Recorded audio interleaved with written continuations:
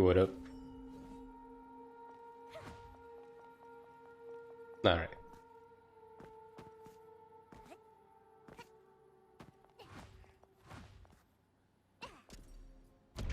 Let us begin. Also, this is about to start, actually.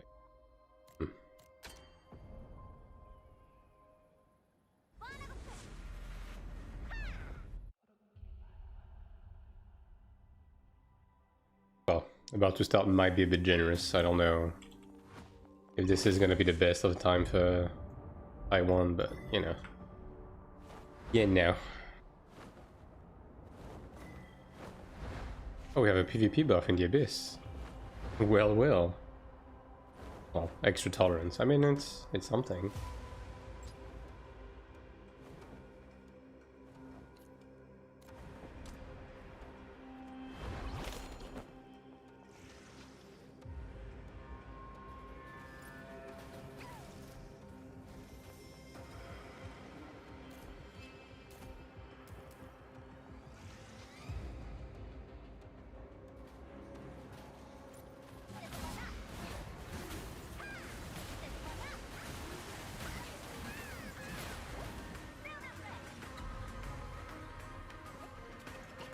That guy was going crazy with the tap targeting, holy.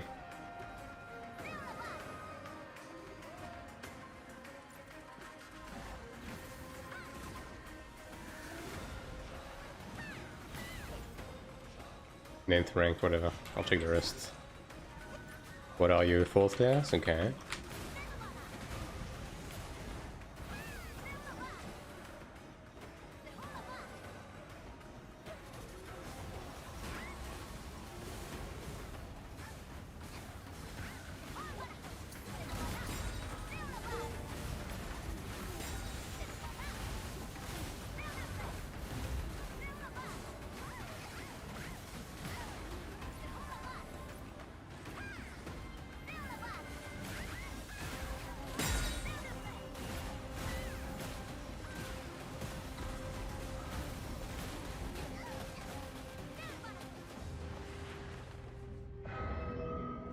I kinda wished my Salvation self-heal would have healed me a little bit more than that, but that's fine.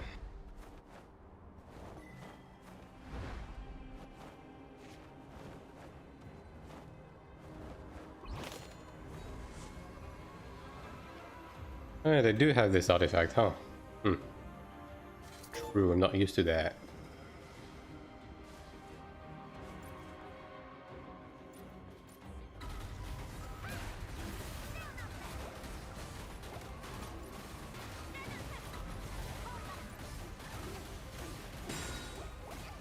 I'm seal covered. Oh. Yeah, I need to attack from above. Man, these guys just farm together, huh? Crazy.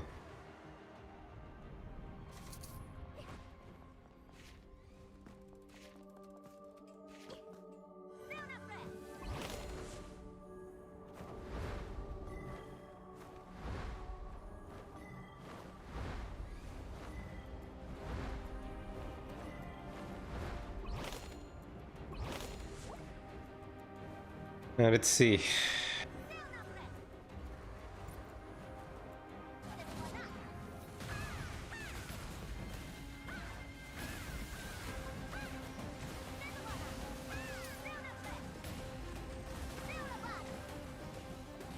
Because involving and raising. Interesting.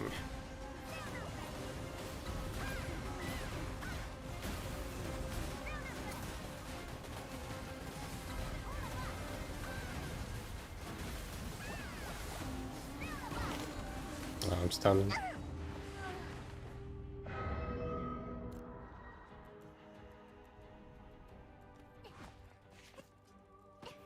Yeah, I mean, I guess they're just all grouped together to farm these. That's a bit weird. Like, what benefit do you even get from farming these? I mean, I guess after the patch it's gonna be decent, but right now, kinda ass. I'll go check the other island meanwhile.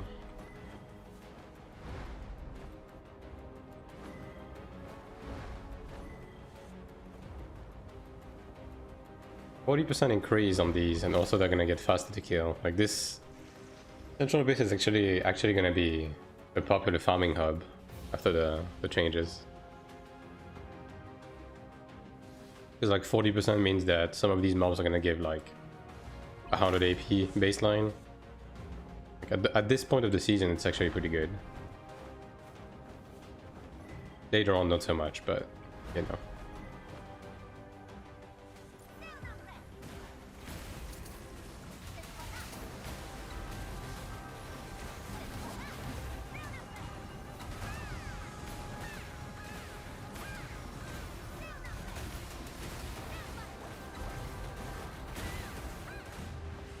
It is another full group, but like... Why are they farming with full groups here? It's so weird. It's like all of them is like Templar, Cleric, Chanta, Ranger. I guess I'll just go to low Abyss if it's just like that, right?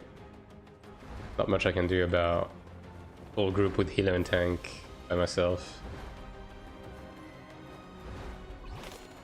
Okay, there's a few more individual players here. There's two guys.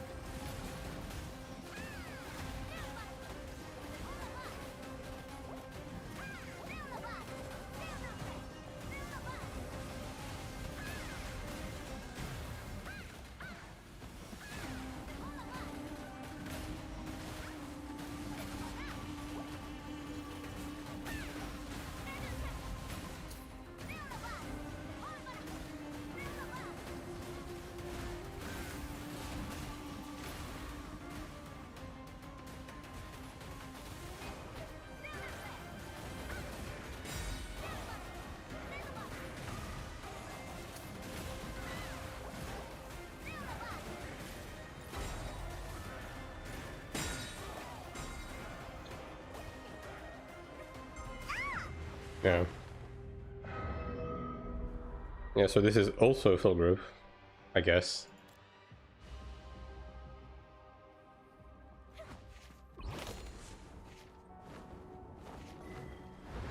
Okay, so all three islands have a full group with like complete with Cleric and stuff. I mean, certainly is interesting. I would need to kill the Cleric first, but Salvation is gonna just do me in. Voice of Doom is about to get a lot better though. Like for those kind of situations. But right now it's a bit short. Manage that. Second class.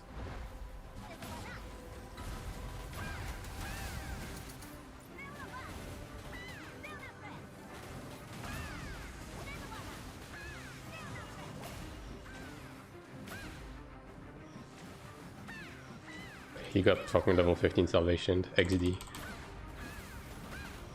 But he's running away from the heal of his own Cleric, so... yeah, you know.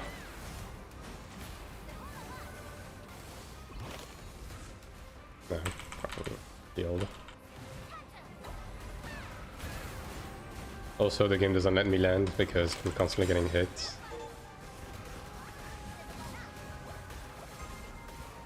Yeah. Well, they were missing a Templar, now they got it.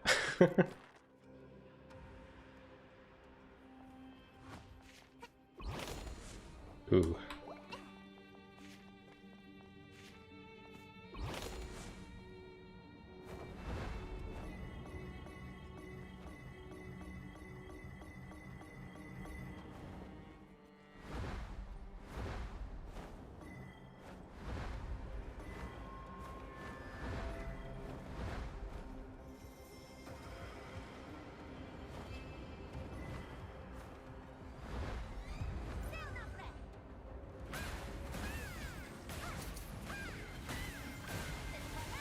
Glad is a bit annoying because of the HP drain. But he cleared all his mobs, so whatever.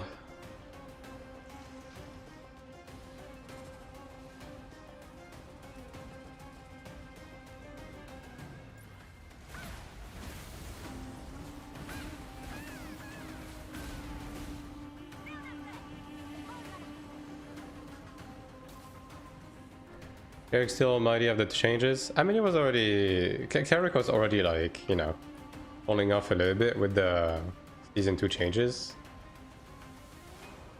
The patch that's coming tomorrow is...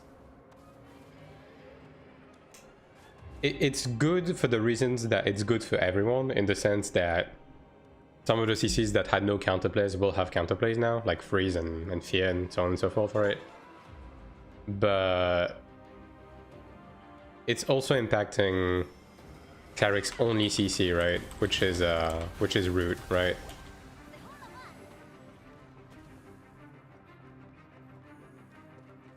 Like, because impact type scrolls are gonna stop Root now, Arena is gonna be really fucking rough on Cleric.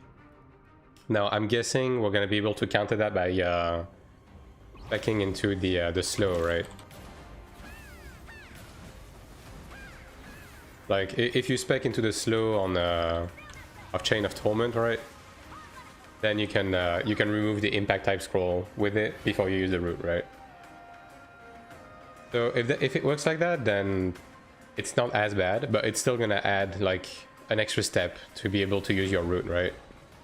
Against people that have impact type scrolls on auto use, which some people do in Arena, 100%. In open world, not so much, but in Arena, yeah, 100%. Also, Assassin just went from mostly free to a fucking menace. So there's that.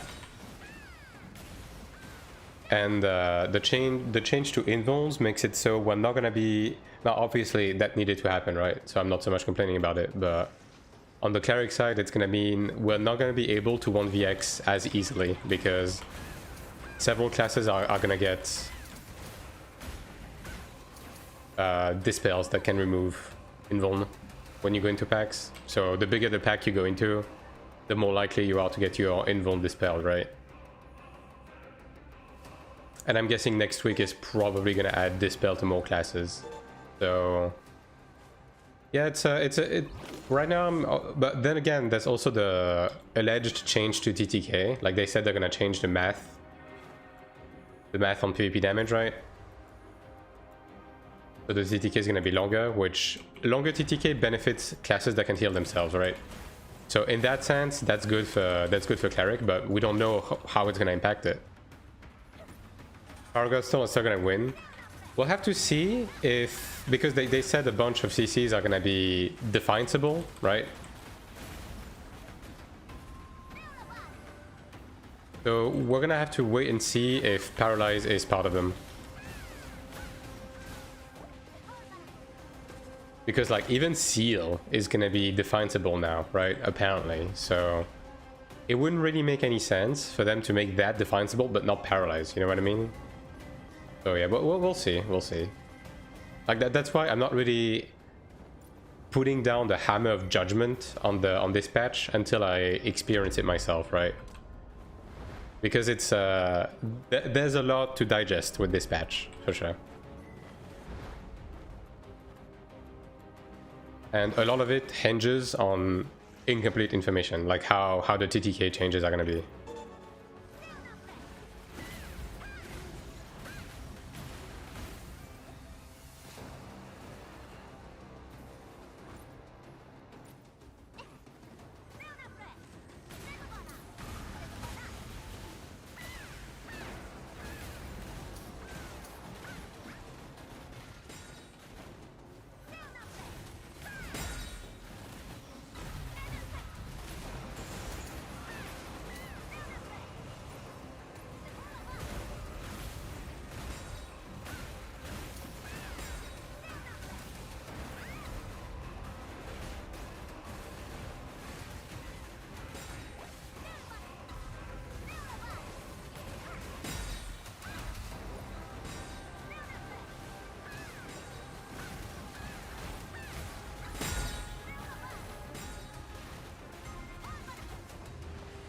Yeah.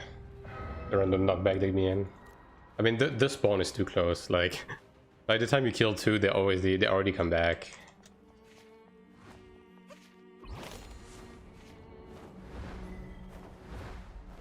But yeah, they also mentioned like another wave of change towards the eye level scaling, so who knows what that means, whether they're gonna revert some of the change to compensate for the TTK changes, right?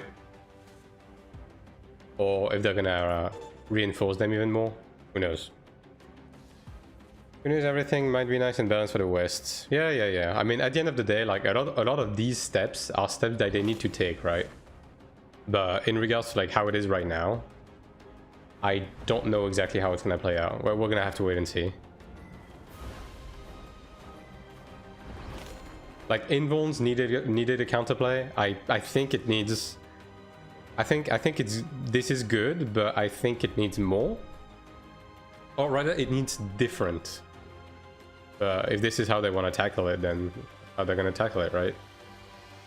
At least they're doing something about it, I guess.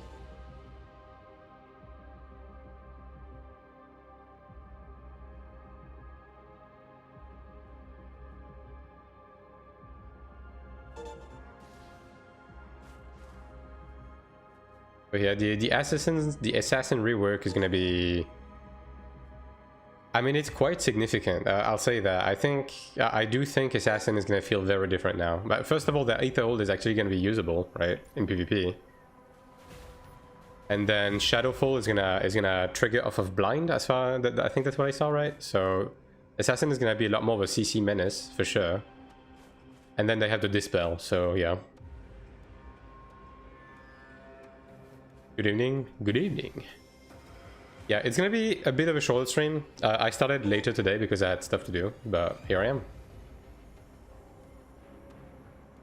Also, I literally cannot do PvE anymore because I already overcapped on my dungeons, so I do have a surprise for tomorrow though. There should be a surprise tomorrow.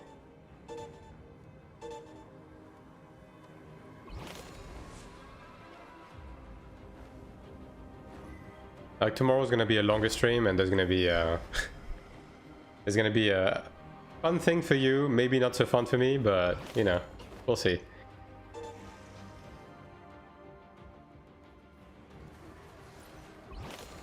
Third class.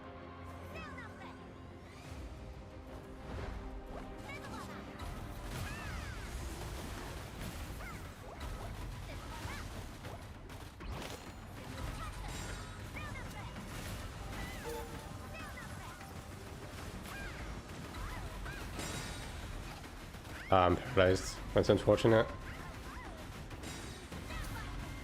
I'm paralyzed again, dude. Yeah, you know what? Let me Defiance on Paralyze, actually. That'd be preferable.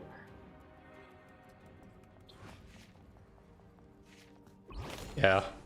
Still not the best, I think, because ultimately you're kind of guaranteed to waste your Defiance on Paralysis, but at least it gives us some kind of option, right? Wait, is there a guy at the ring? Oh, there is. Ninth ring. What are you doing here, little bro? Alright, draw.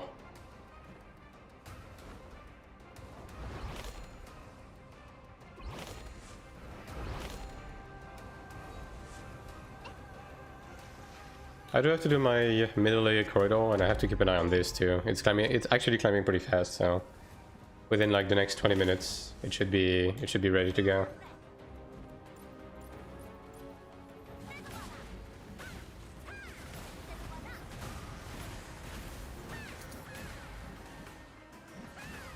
He's Salvation, XDD.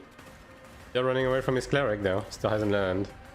But he's out of combat and I'm not, so... yeah. And this guy's running away too. Alright, well.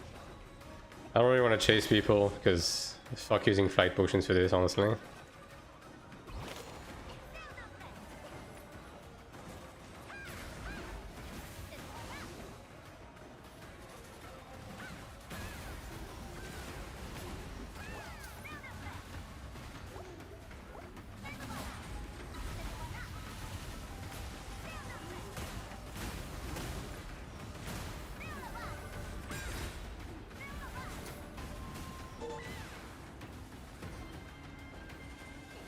Yeah. These guys were 7th class anyway. That's the optimal block or evasion for Glad. It's, as of right now in PvP, evasion is just the best for every class. Like evasion is just unbalanced compared to the rest, right?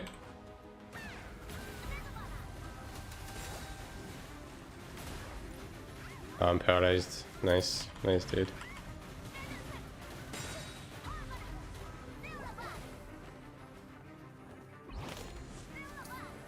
Wasn't there a ranger? Or did he die already? I guess he died already.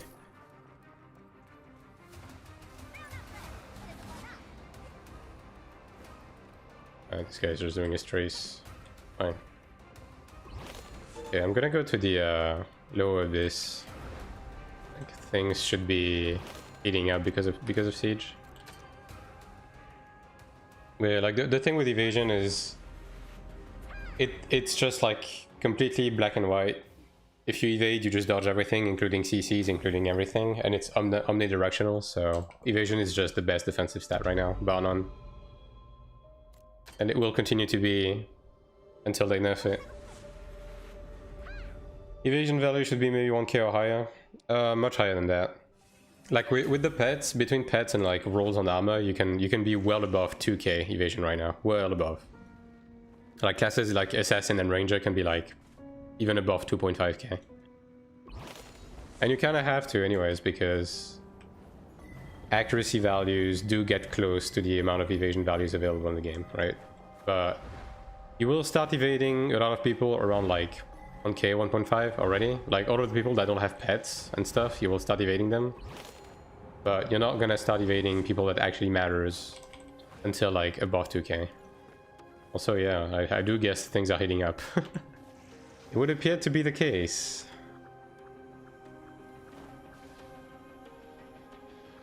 Yeah, look at that.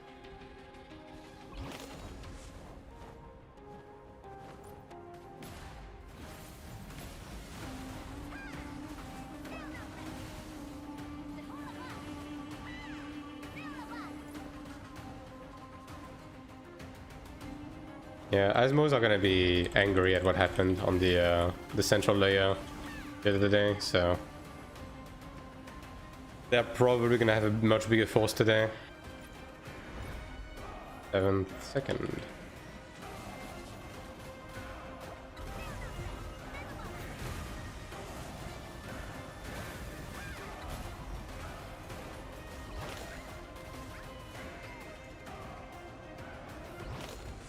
Nice wall, yeah. I do wish it was castle sieges instead, but I mean, you know, I'm paralyzed. Would you look at that?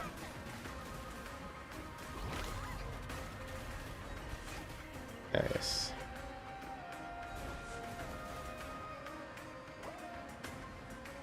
I mean, if this guy follows me, I'll kill him, but I just don't want the ranger on top of it. Okay. Oh, he gone.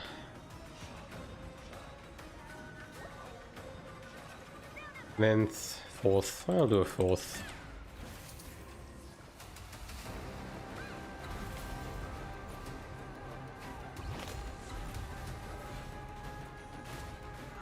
Yeah, Mocking Blade just doesn't work in the air sometimes. I don't know why.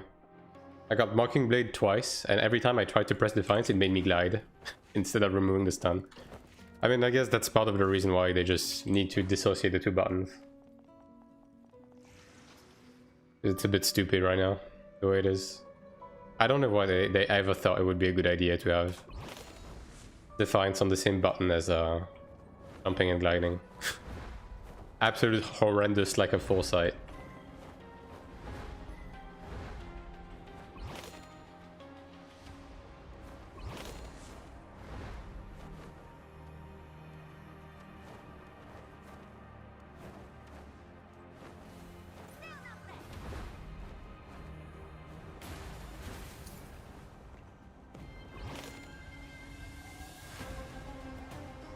Yeah, I mean, I'm not gonna say until the siege start. I'm not gonna target people in the Zerg. I'll try to see if I can snipe people outside of it.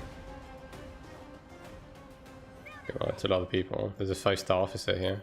Oh, it's the fucking Saitama guy, XD. Yeah, yeah, surely.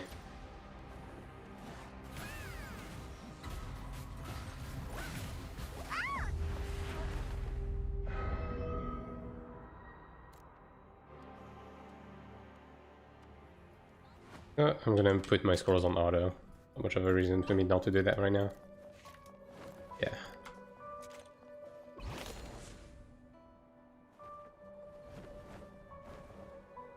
What did you guys think of the dev live today? Like I have a different amount of opinions, I guess. Right? Like I think a lot of it was positive. I am a bit, you know, I am kind of waiting to see how a lot of this is gonna be in practice. Also the fact that the content got pushed back another week is I mean, I understand why they're doing it, but you know.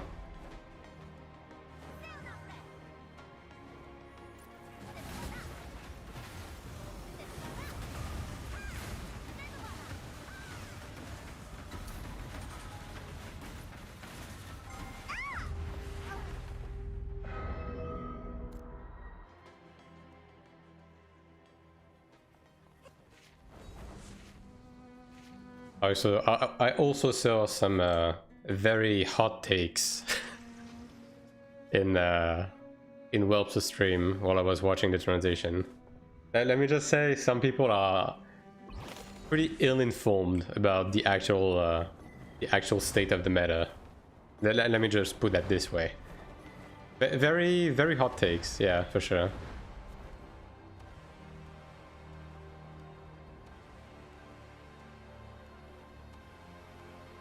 I mean, you know, everyone has different experiences, I guess. But yeah, definitely some interesting ones in there.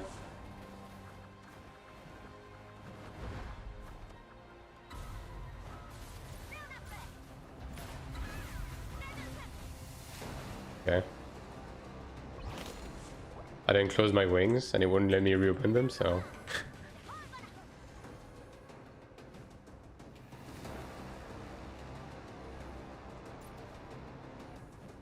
Just the usual flag desync, nothing special.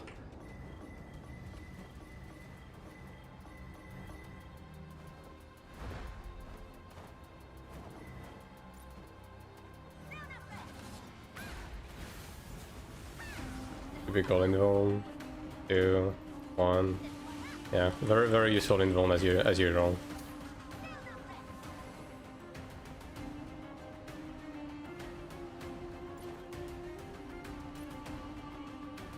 Like the main problem I have with the invuln change is that it basically puts the burden of removing invuln to only specific classes, and then for other classes they still get hard countered by invulns, you know what I mean?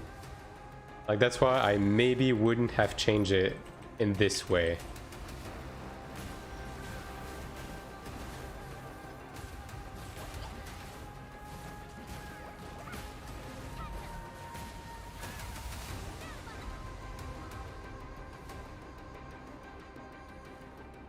But I mean, we'll see, right? Like, if they just end up giving dispels to everyone, then it's pretty much going to be the exact same, but...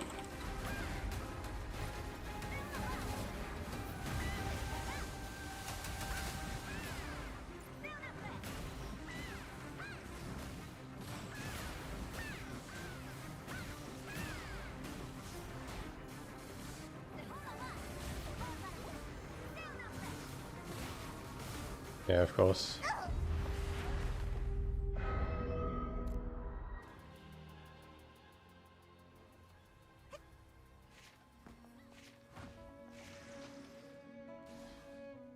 Paralyze can penetrate even though it says immune to status effect. I've heard other Glads say the same thing. I mean, the thing that's weird is that my invuln, like Paralyze definitely doesn't work on my invuln, so I don't know why it would on Glads, but I have heard that from a couple of different people, yeah. I mean, personally, I don't really notice it because when someone invulns, I just don't attack them anymore, right? So I never procced anything on an invuln personally.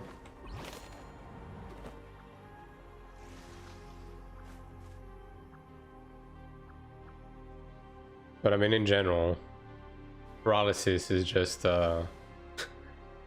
paralysis is just a problem in this game. Regardless of how you put it. It's the paralysis after dispatch. I don't think they mentioned they would, but yeah, we'll see. I think Power Theostone should be dispellable with pots at least. I mean, this guy's already getting fucked.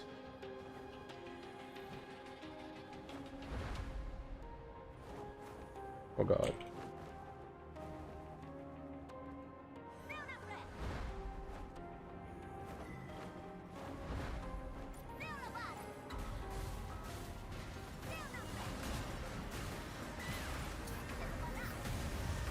Yeah, of course. Involved.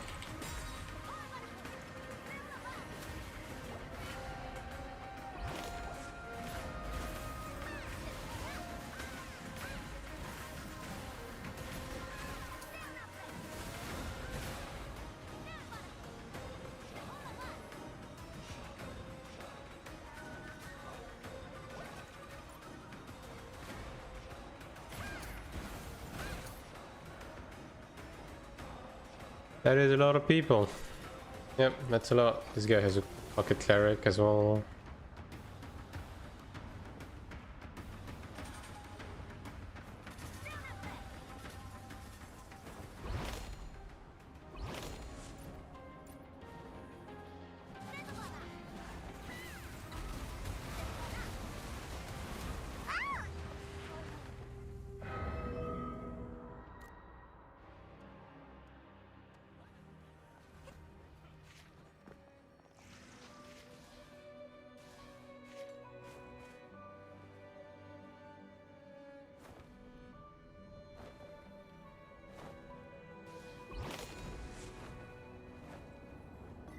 %93%. Yeah, it should be like 15 more minutes or something.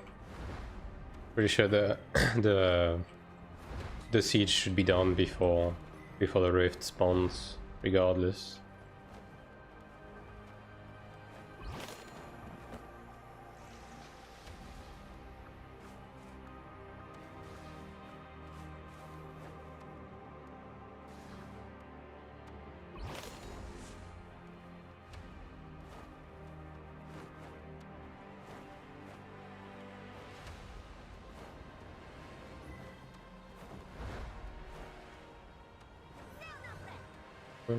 Fourth, ninth, and not really much. There's a third here.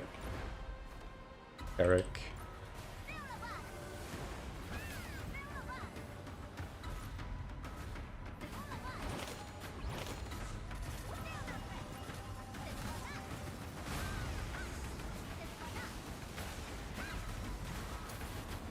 I'm paralyzed.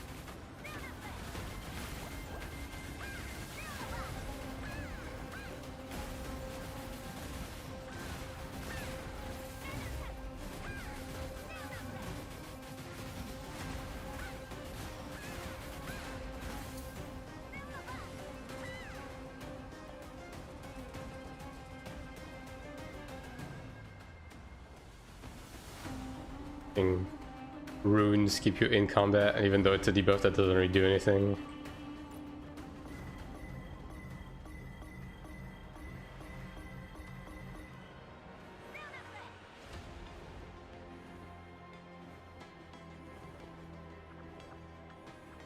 Second class.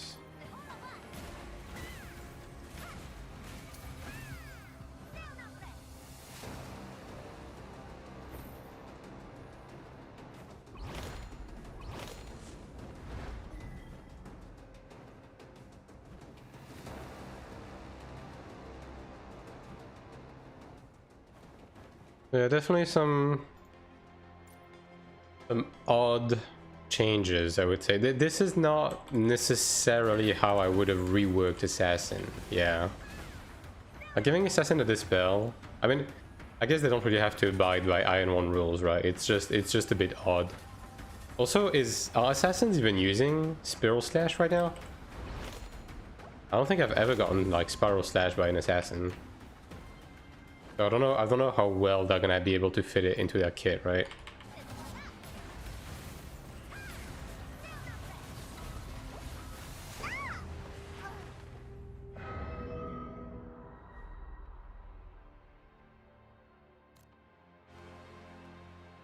And this guy has a squad. I need to involve next time I see him.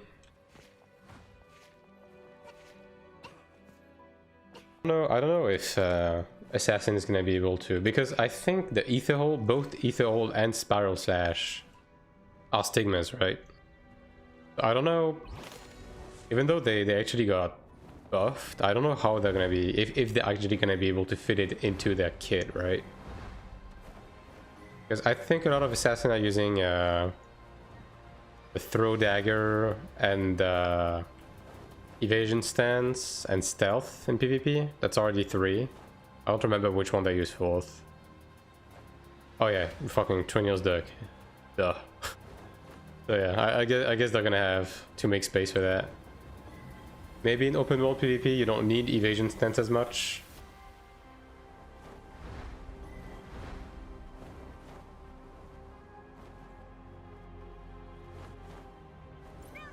First class.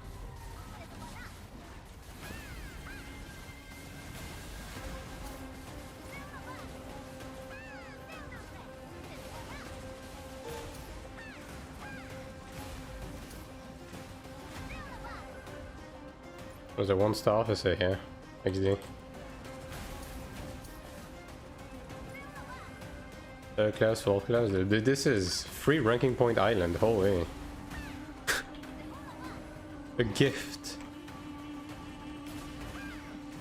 Did you make your emotes yourself? No.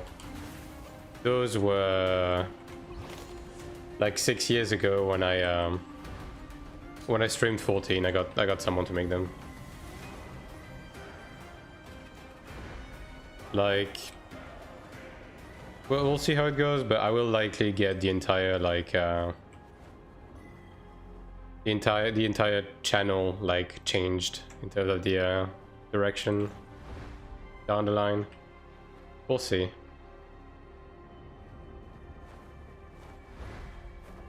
Oh, Scorpios are farming pets. Yeah, I do think some of those SMs are probably bots. Yeah, for sure. Yeah, see again.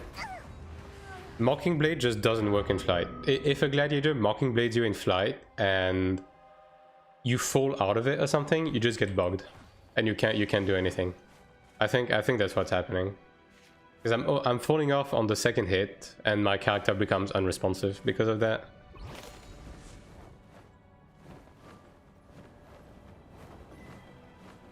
It's weird, but yeah, that's how it is right now.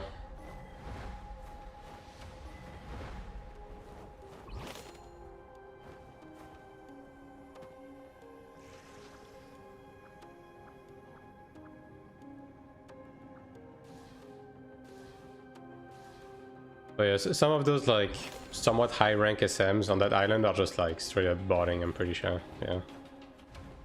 Although one of them, like I think the 1-star was a real player, and I think one of the second class is someone from PvP guild, so maybe not these, but there's definitely a couple. Good lord.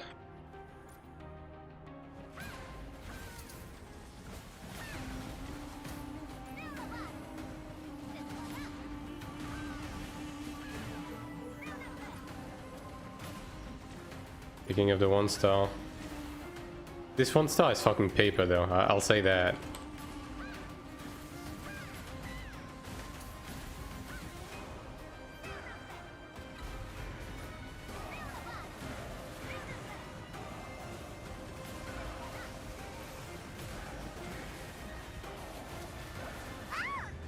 Yeah, I didn't have enough cooldowns to kill him in time.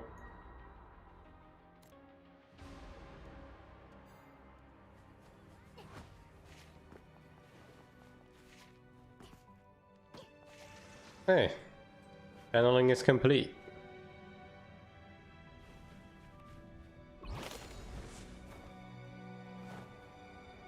Alright, hopefully, we don't get fucked the same way we did on the Central Abyss siege the other day, because that was just unfortunate. Like there was like a pack of Ilios hitting the boss at the same time as us, and we lost on the last hit like twice in a row. So, you know. That is a lot of people.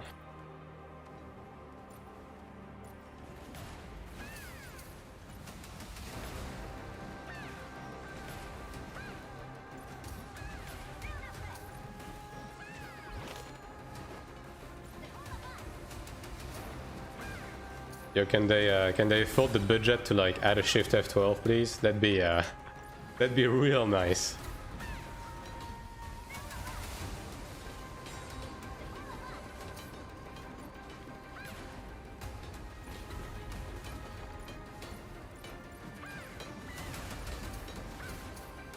God, that's a big pack of people. Let me out! Let me out, dude! Holy shit! Thank you.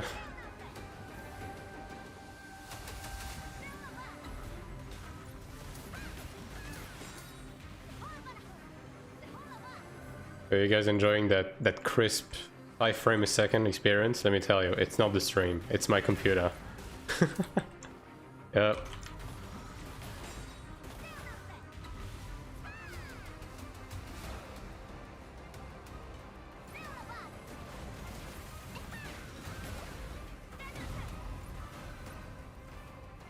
I'm paralyzed in the middle of the fucking pack, dude. I can never escape the paralysis.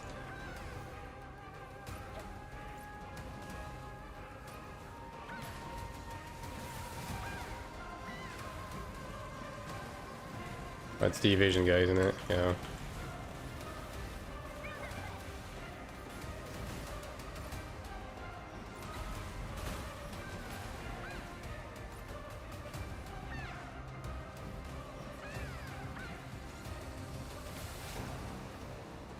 He has his invuln I couldn't even see because he had too many debuffs.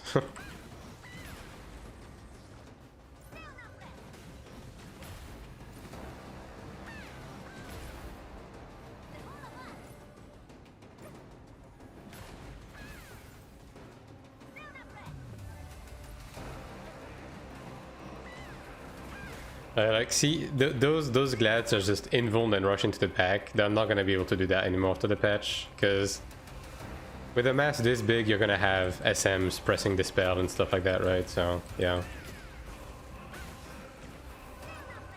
I guess enjoy it while we can.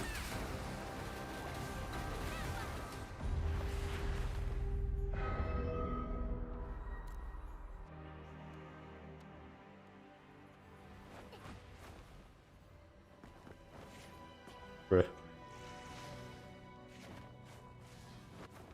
Yeah, I mean, it's Siege. To be expected, I guess, but we should have more options. More like Siege options to like hide character models and stuff like that, honestly.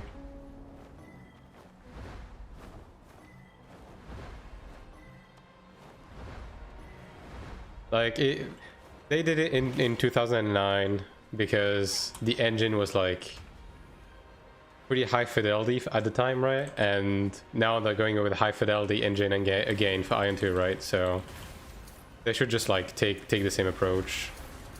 It doesn't even matter that we can see the character models anyways, because there's so many fucking names. You don't even see people. You just see like a fucking wave of red and white names. You don't even see character models anyways, so yeah. Just give us a shortcut to hide the character models.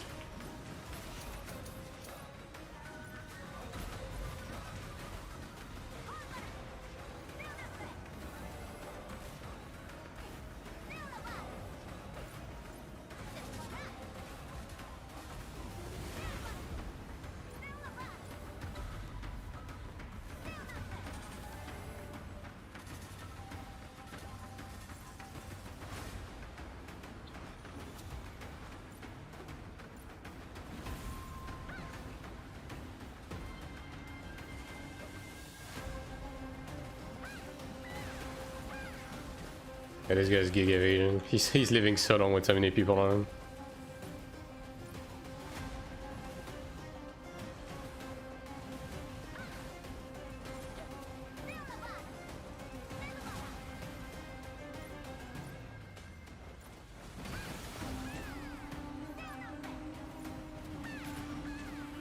I wonder if they have a raid lead telling them to go around and do that shit. I would assume they do, right? I would assume there's probably a Chinese voice chat or something, like raid lead voice chat for these.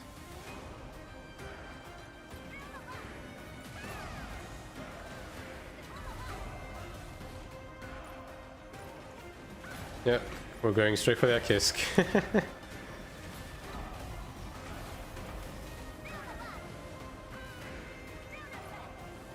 There's people behind us.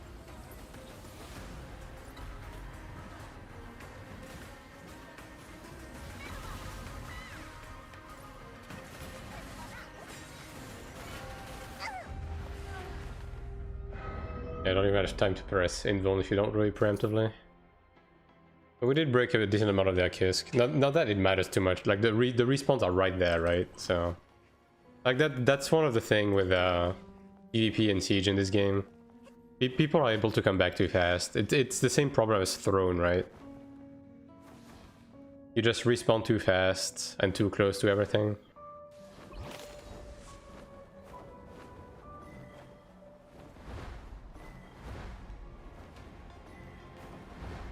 We're just saying to press forward in the world chat. Well, we did. We got sandwiched.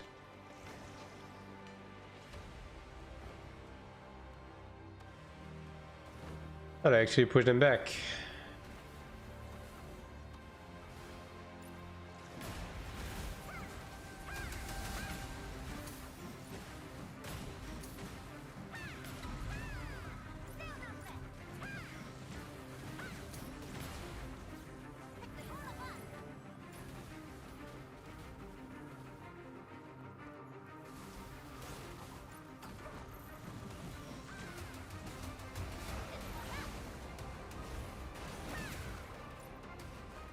Yeah, a lot of them coming back.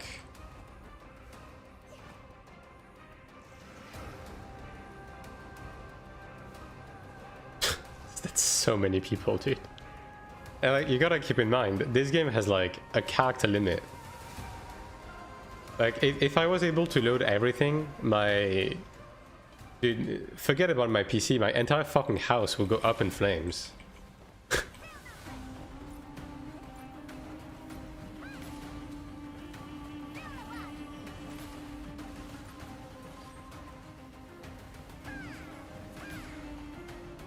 Imagine if I could like have the entire Asmo and Ilios faction show up on my screen right now. Like, this is just a portion.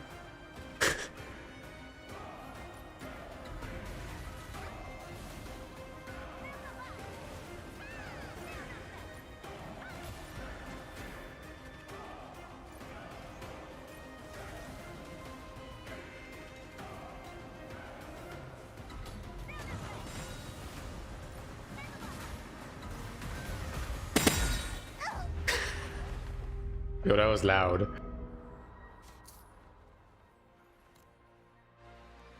That was a lot of perfect dodge.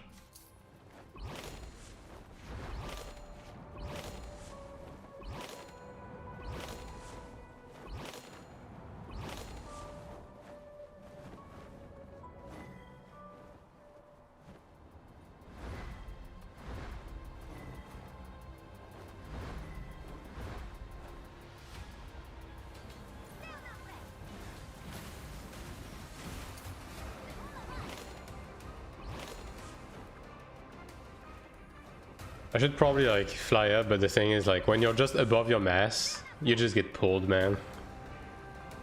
My god, dude, Jesus fucking Christ almighty.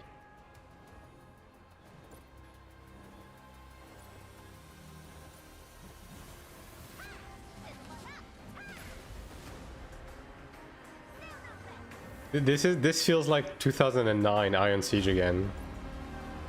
Oh my god. Target them. Okay. It doesn't even let me use my fucking skills, dude.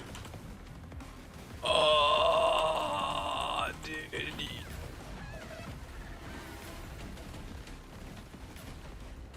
Oh, the Ilios got it, brother. Okay, where are the Asmos going? It's an even split. I'm going to the left. This is looking like a repeat of the Central Abyss siege. The Helios are just gonna last hit everything.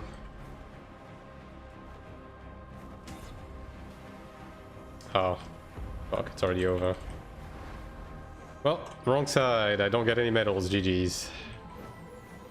Yeah, the Helios got 2, again. Well, the Asmos are officially losing on Nemon.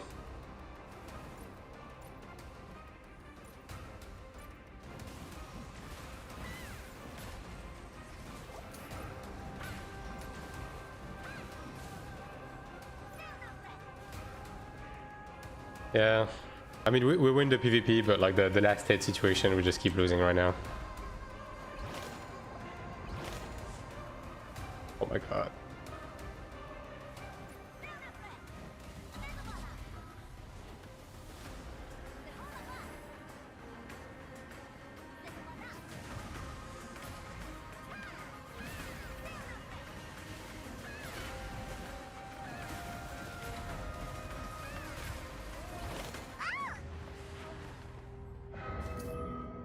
I got that officer though. And still like 10 more minutes until rifting, so I guess we'll do some siege PvP a bit more.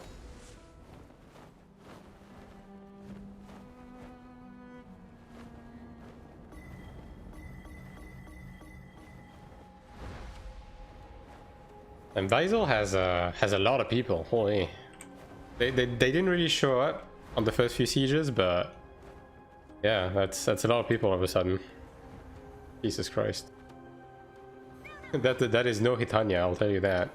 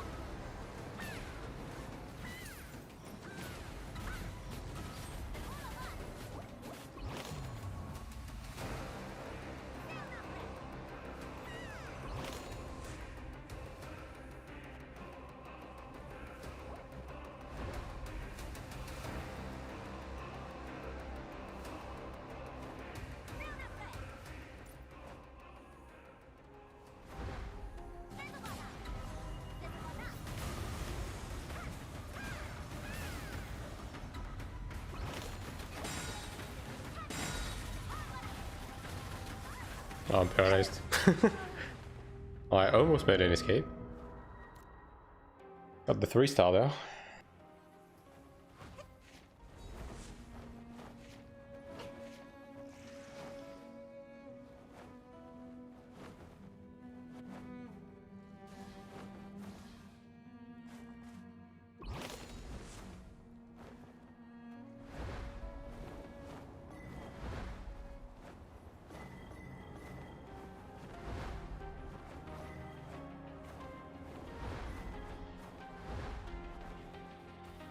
Oh, okay.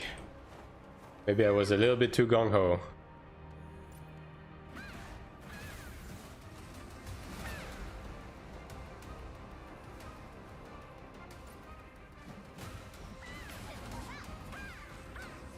Meh.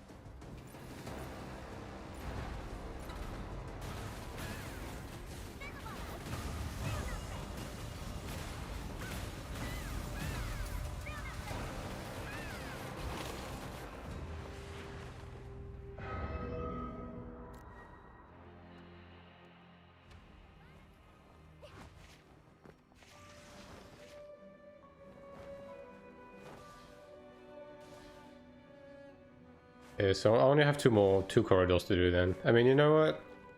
I'll take the break of not having to do like 6 a day. Even though it's nice for the AP, it's a bit, you know.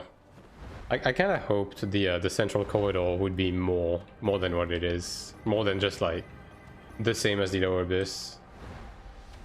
Like at least give us like a different tint, like a different hue in the instance, you know. Well, that was fast.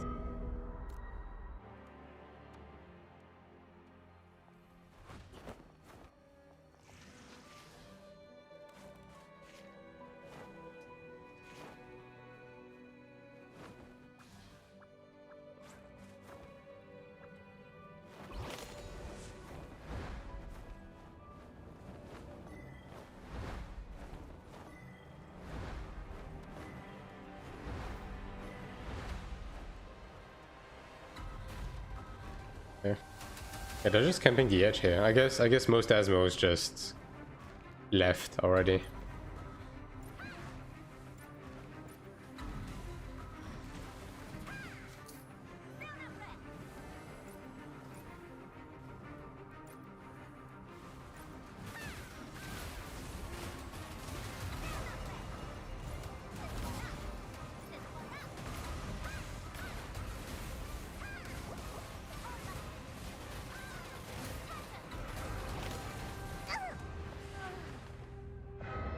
And Southern Rangers on the branch, but they're not like that high rank.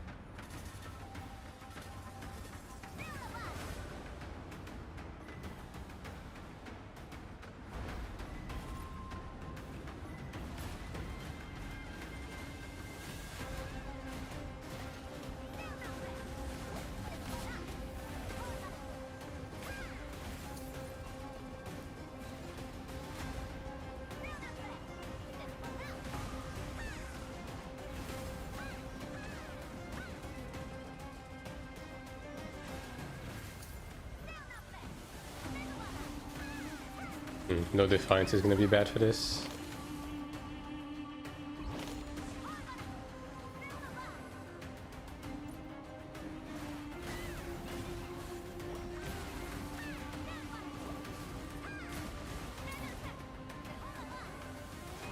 Yeah, well, because the Templar didn't follow.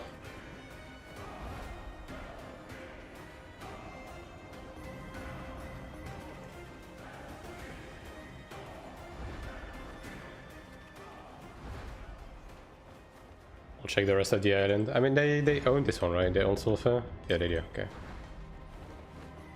There should be a couple. Oh, well, speaking of a couple, holy, that's more than a couple. 10th class, 6th class... 3rd class? Evade. XD.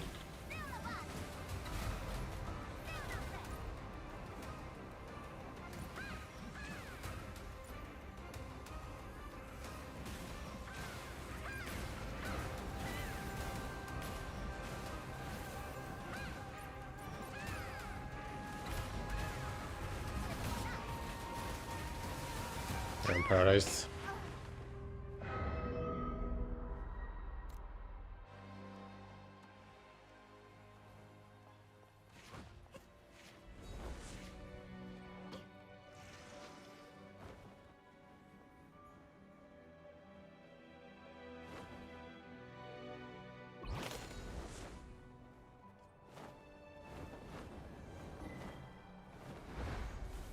Oh my god, dude, really? Oh, that's unexpected. I guess everyone did fuck off.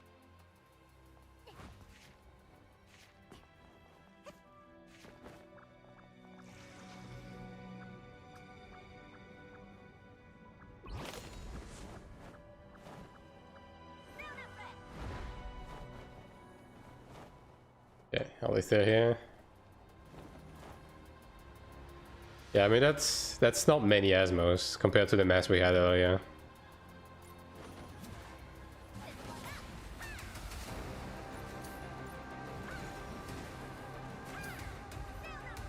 They're just fighting inside of the NPCs. That's pretty funny actually.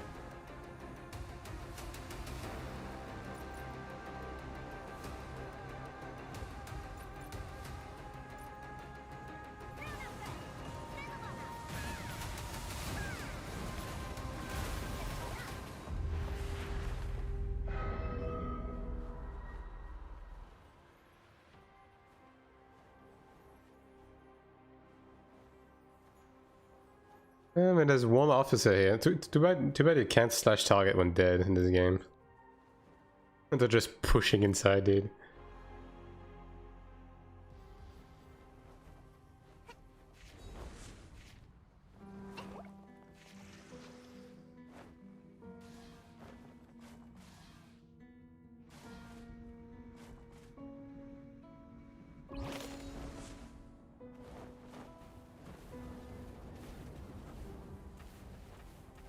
Yeah, I want nothing to do with that. I'm gonna be honest.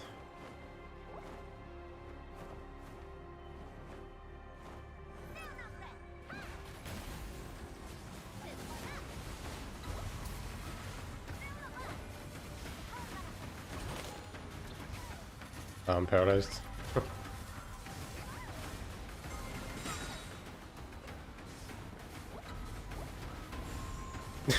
Just let me go, dude.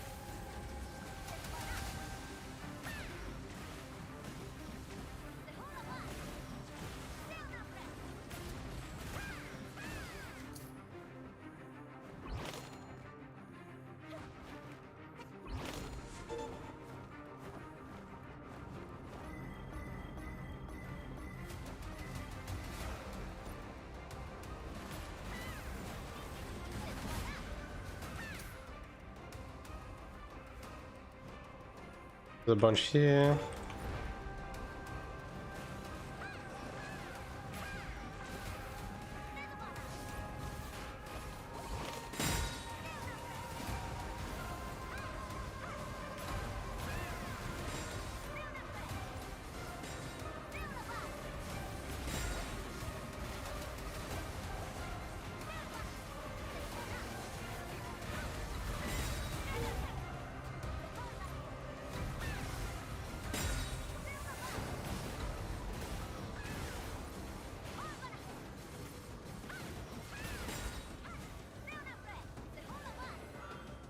Fucking 50 Templars in a dream, dude. Holy shit.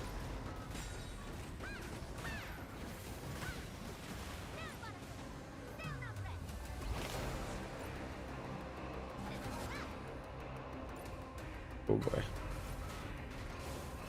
Paralyzed immediately, by the way. The fated paralyze on pull.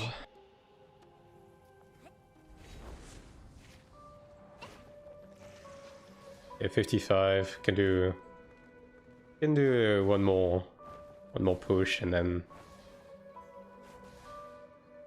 I'll just take the rift. Surely with this many people around, there's gonna be people rifting, right? Surely these guys are not just like doing Zerg PvP for the Zerg PvP, right? 9th class, 3rd.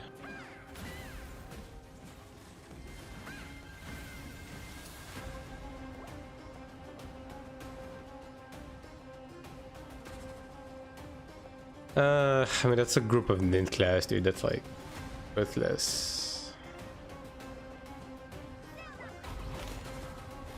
I genuinely do not give a shit about this.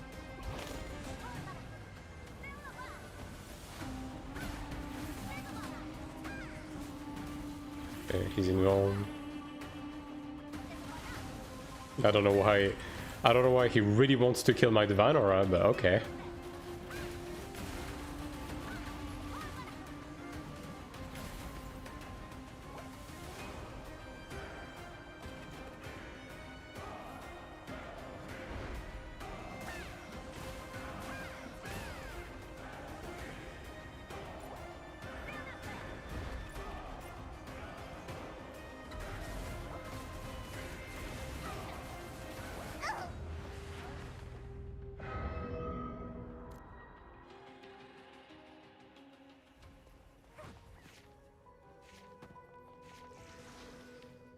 Yeah, 57. I'm gonna go out.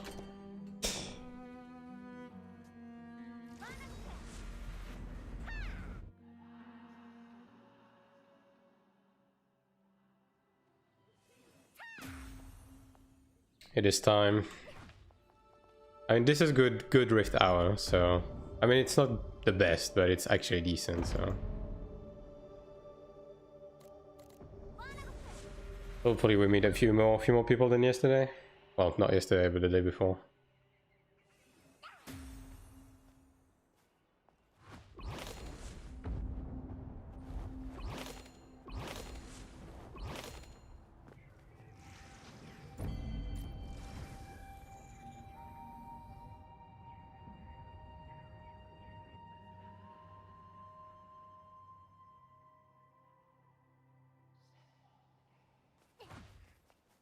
Question is, do I even fucking buy a Kisk?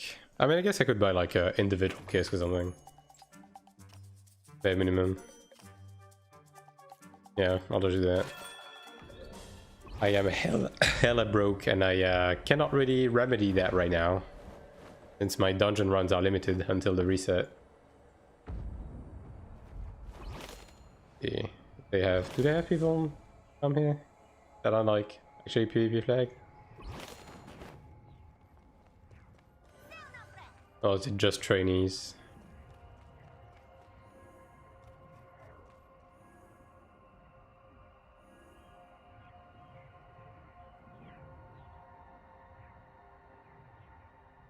Like that might be the player, right? You just camp their rift and you wait until someone who's PvP flag enters, and then you chase them by taking the rift as well, and you kill them on the other side for your defense quest.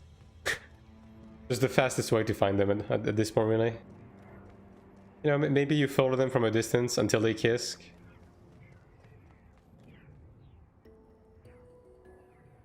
Yeah, I mean, this is literally just like alts crossing for the seal dungeons. There's no players actually looking to PvP with Rift.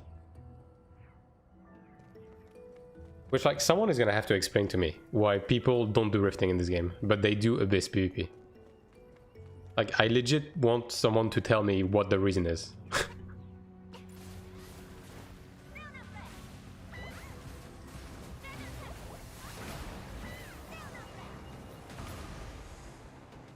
Oh, I don't really want to attack him, but I guess.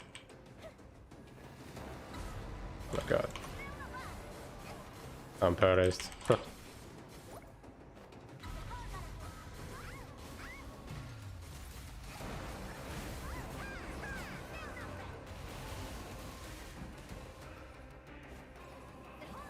I mean, can you guys just like... It doesn't matter. Death doesn't matter, okay? Just... PvP until you die, you know? It actually doesn't matter.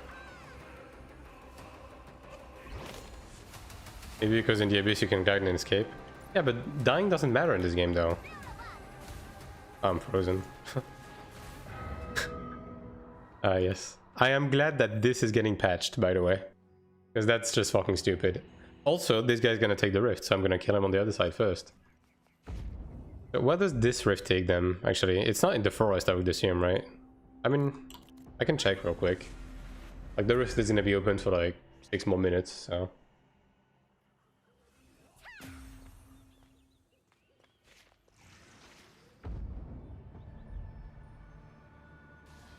Not all people accept dying all the time. I mean,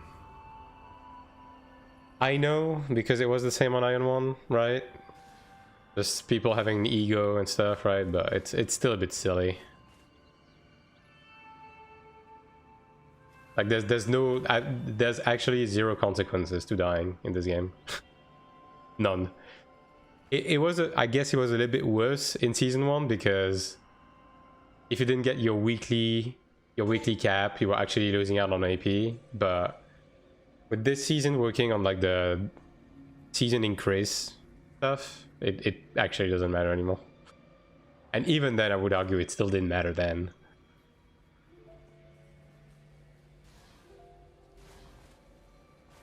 It might have been over there. I should take their rift just to see exactly what their landing locations are. Just like educate myself, to be honest.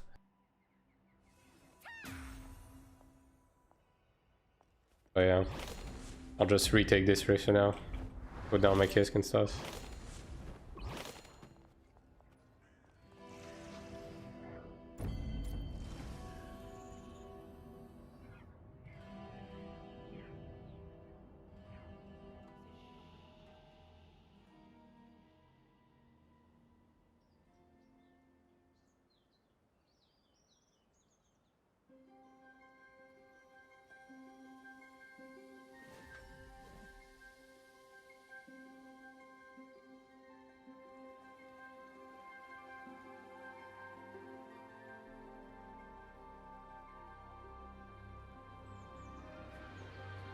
Okay, give me 1 second.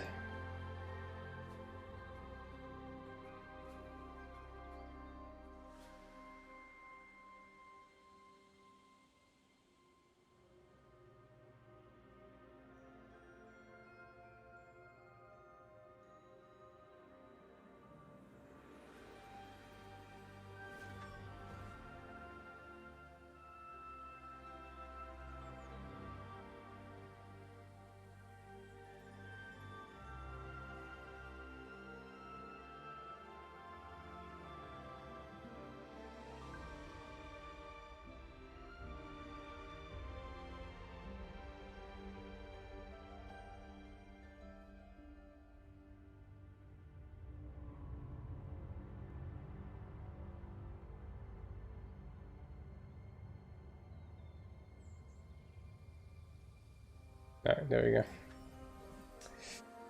Okay, we ball.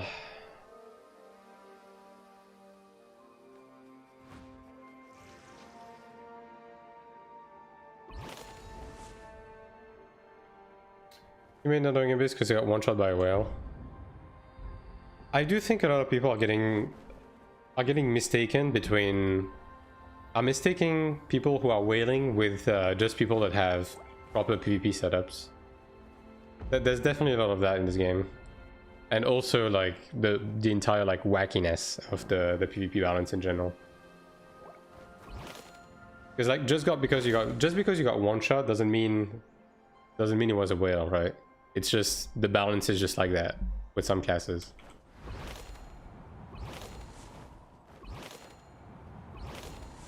Like there's not really much you can whale for in the end of PvP. Like the only thing you can whale for in PvP is breakthrough and PvE weapon, since the PvE weapon actually does matter.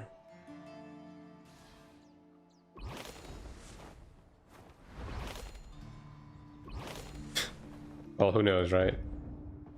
Who knows? Like, I've gotten one shot from people who had, like, similar gear to me, just because that's how that class functioned, right? And hopefully that is one of the things that's gonna get better with the upcoming patch. Allegedly. Who knows? Alright. I don't have that many wind serums, but we'll see how much I need them. Also, apparently the big wind serums are actually better now. They actually changed them to make sense. So yeah. What does PvP weapon matters for PvP? There's multiple reasons. Number one, the scaling on the weapon damage range actually scales quite well with eye level. So eye level does matter on the weapon because of that, which is the main perk of the PvE gear, right? It's the eye level. And because we are limited on the amount of medals we can get, it's not really efficient to buy a weapon because it's the most expensive one, right? When we can eventually get the high commander weapon, obviously it's going to be better, but for the time being, getting like an Ebony or like Dark Dragon or something like that, or even Horn Dragon weapon is good because the eye level is so much higher, so the base damage is so much higher, right? And then on top of that, the soul binds you can get on weapons are so fucking good that being able to get one extra stat line from the crafted weapons actually matters a lot in terms of the amount of stats it gives you. So yeah. I extend with my gladiator for PvP. I mean, I think most melee are, right? Melee is a bit different in that sense, although I would still argue that non-extend, like high-level PvE crafted weapons are probably also good on melee, but it's probably not as realistic with like high ping like we have right now, right?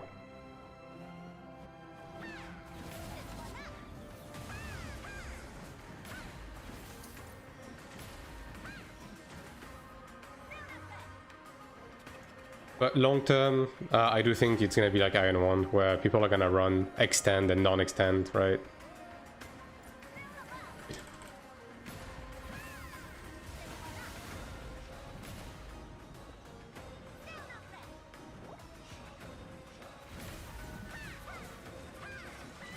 Especially if they make the TTK longer.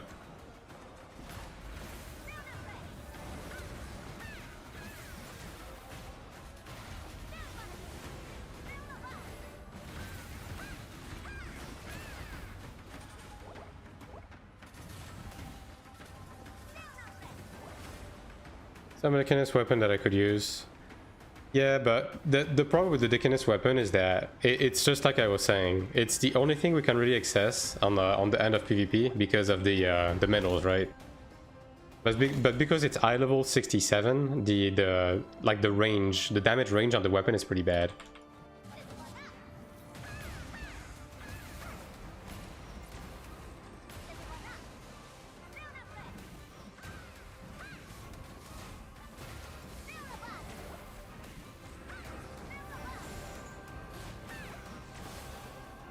Jesus Christ. Yeah, this guy's doing a lot of damage, huh? Maybe I should have used my cooldowns on him and not the fucking ranger. PBH. Does Chromate still have a value if extend?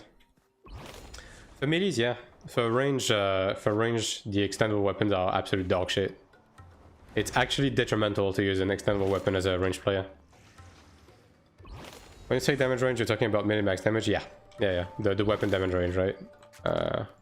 This is like the only stat across all pieces of gear where the scaling is actually somewhat important as the eye level gets higher, right? Because if you look at like a ring, the difference between like your shitty level 67 gold ring with the Deaconess and I don't know, a Horn Dragon like eye level 108 ring is gonna be like 20 attack, maybe less than that, right? Which isn't as big. Like the damage range difference on the weapon on the same level differential is gonna be like 200 plus attack, right? And since you have stats that also scale based on your weapon damage range, that's especially important, right?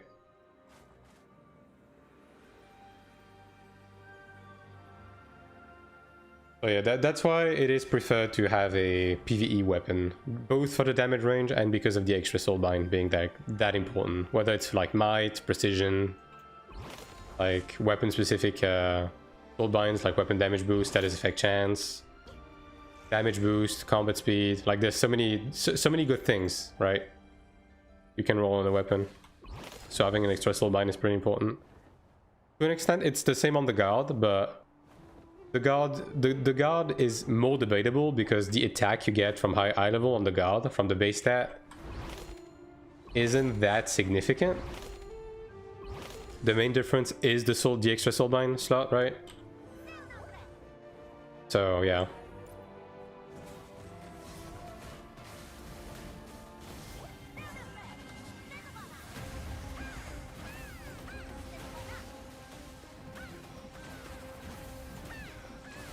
Yeah, this guy is giga dodging everything. Yeah, okay. And this guy is too much gear for me, I think. Also too many pets. I can't really hit him.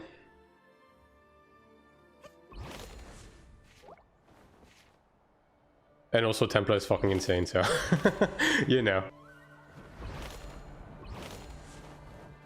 That's a lot of different things. Maybe I can do it if I stagger both my root and my invuln, but I don't think so. It takes too long to kill a Templar. I'll check the other town for now.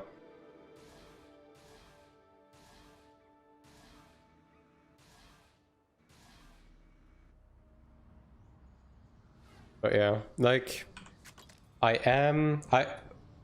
will probably get a proper PvE guard soon, right? Like that's probably gonna be one of the next thing I do. And once I get it, I will test the differential in damage in PvE and PvP with the difference between the 10% PvP damage boost and just having like one more stat line, right? I'll test it out. I'm pretty sure, I'm almost positive that it's gonna do less damage, but we'll see.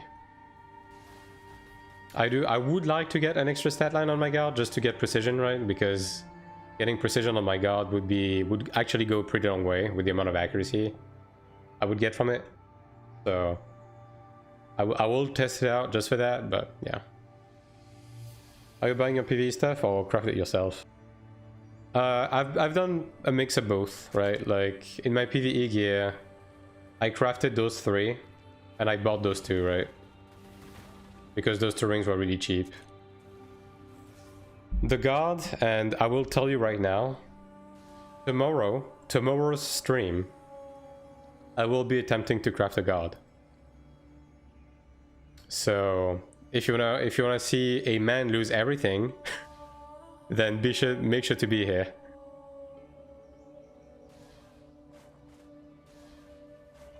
I will be attempting to craft a guard during tomorrow's stream.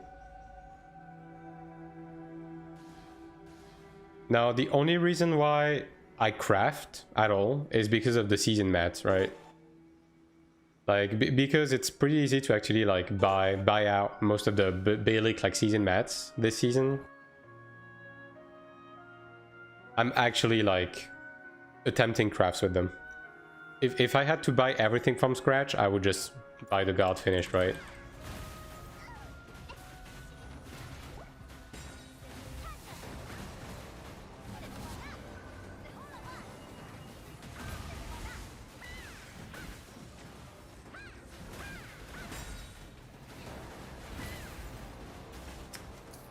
Okay. And he's probably gonna come back though. Like, doesn't he respawn literally here? Yeah.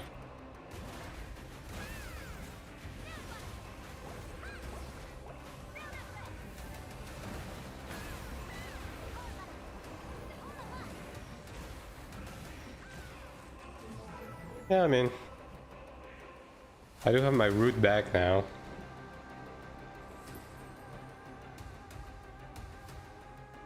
I don't think this guy has invuln yet though. Like, it's weird. He's not invulning. I'm paralyzed, but he fell off, so yeah, didn't matter.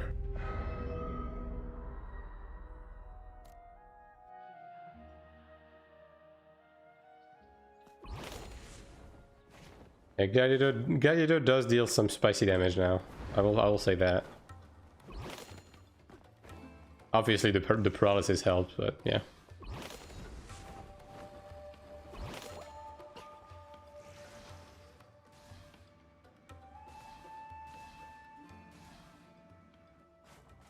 I don't have a Kisk anymore.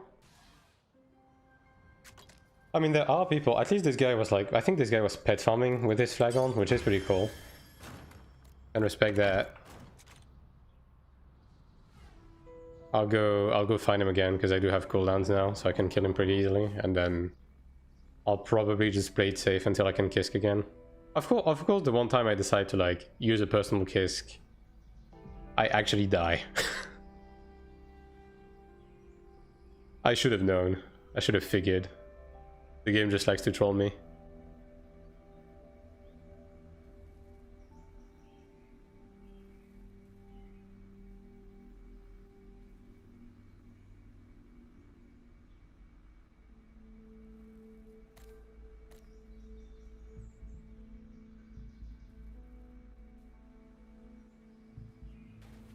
And these guards expand way too fucking far, dude. There's no need for guards here anymore.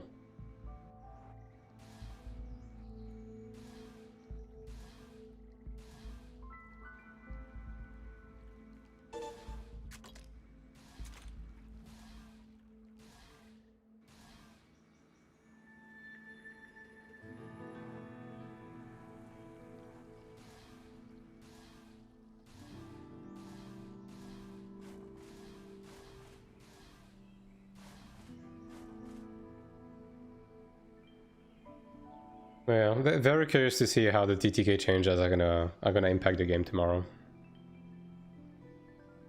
Like, I don't know what they meant. I don't know what they meant by this, by the adjusting PvP calculation and also like making changes to the eye level scaling again. It's so ominous. It's so vague. Like, yeah, their description made it sound like they want to like increase TTK, but I don't know.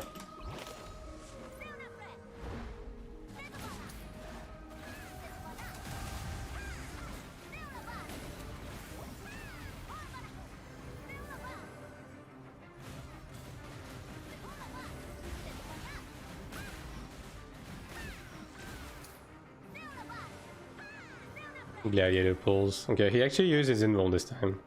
Probably gonna come back.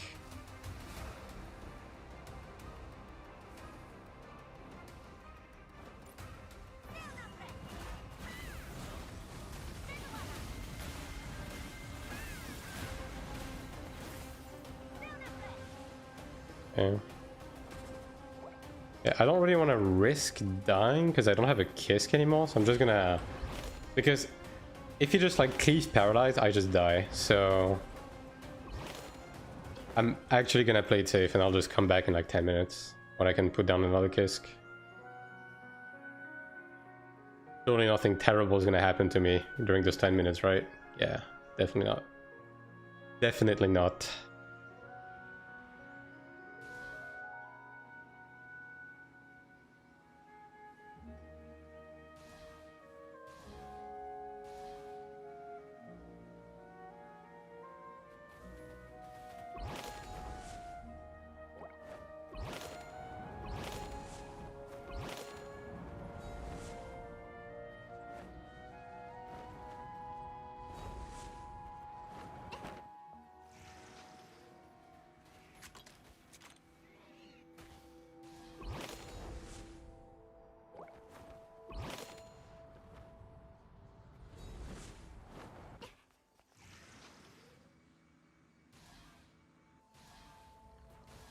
There was a few people here lagged the other day.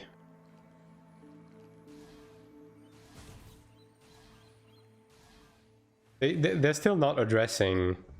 I don't know, it's a bit concerning to me that ever since the addition of the silver medal weeklies with rifting, they haven't been addressing rifting at all.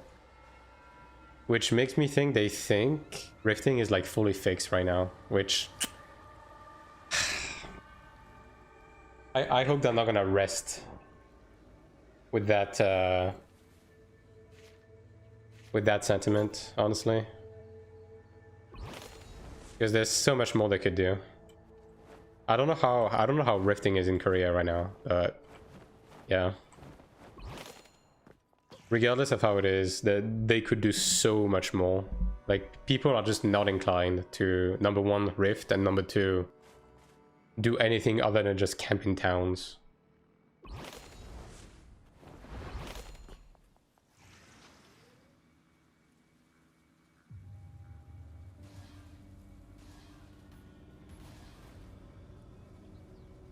Second class.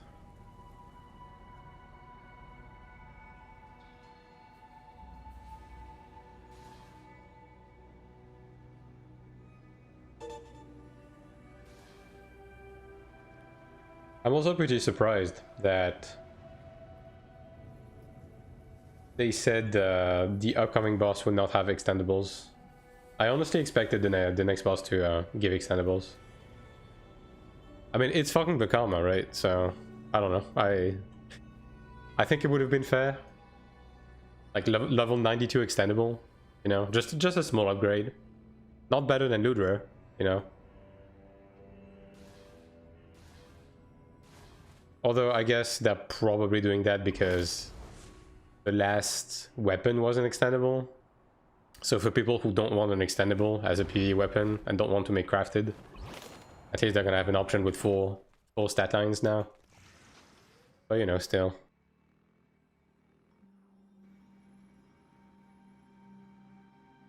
Also, still no mention of the whole ass fucking unannounced dungeon we have in the client right now.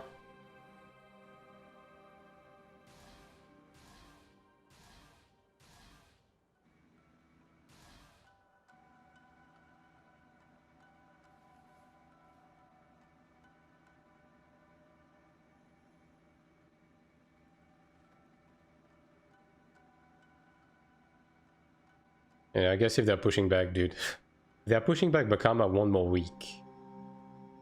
That literally means fucking Transcendence is like almost a month away. That's so much time. Also, it means that... Oh, it's this guy, actually. I can't remove Shock Back, otherwise I...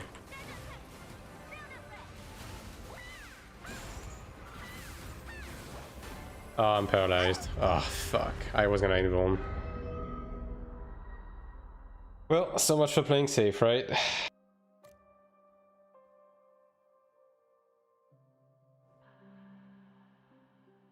that's what I was saying, by one bad paralysis and I'm out of here. Well, I guess I will defend now.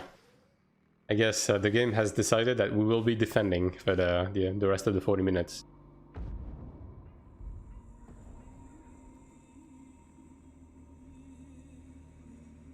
Although I would not really expect Ilios to be rifting. Like, see, this is so weird, because like these guys are PvP flagged, right? And these guys, you never see them rift. I can tell you 100%, all of these people, they're not crossing to the other side to do their weeklies, because you never fucking see them. And trust me. Off stream, I try to do these fucking defense quests like every rift, right? So these guys are flagged and are just like waiting. They're just waiting on their own turf.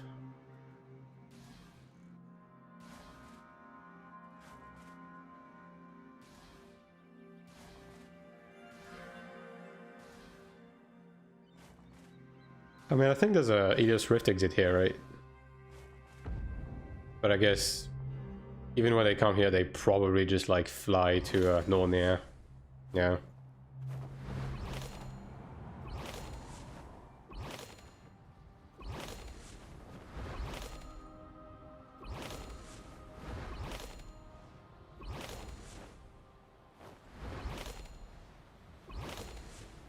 I wonder if they kisk down here. What the? You not? There's an invisible wall here. Okay.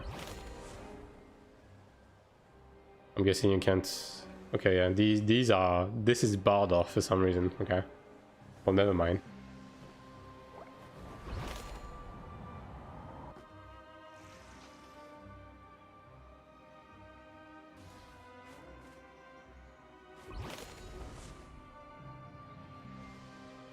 Yeah, I know. I mean, I'm Asmo, right? I'm wondering where the Ilios spawn, right? And where they roam, because when we were still paired with Hitania, like the Hitania Ilios, the only thing they would do is just patrol back and forth between Nornir and Dredgen Crash site, right? They would just like this path here, they would just patrol between these two, right? Ever since we got paired with Visel, I just haven't seen fucking anyone on these parts. Like, The places where I've met Visal Ideals were like in random fucking areas, to be honest. And I've seen like 5. So yeah, I don't know.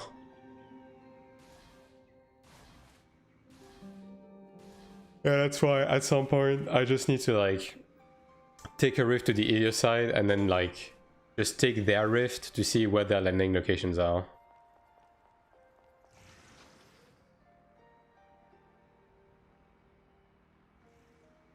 Because I know they have like 2 rifts that bring them like in this location, but I'm assuming they have a rift that brings them here, right? But I've never seen any in this location either.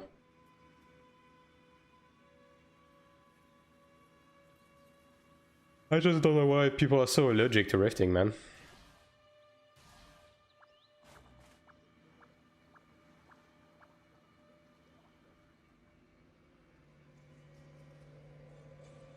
Right, also I did complete a few officer quests, so I guess we have a few silver medal gamba to do. See. Oh, 5 medals. 3 medals. Oh, wait.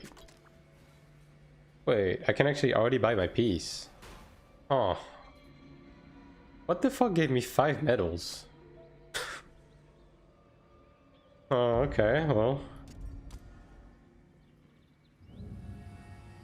I mean, I'll move these, first and foremost.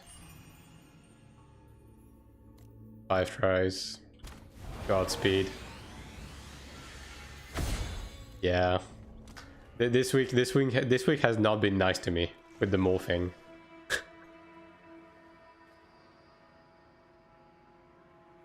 Dual set? Yeah, I mean you have to now. You have to.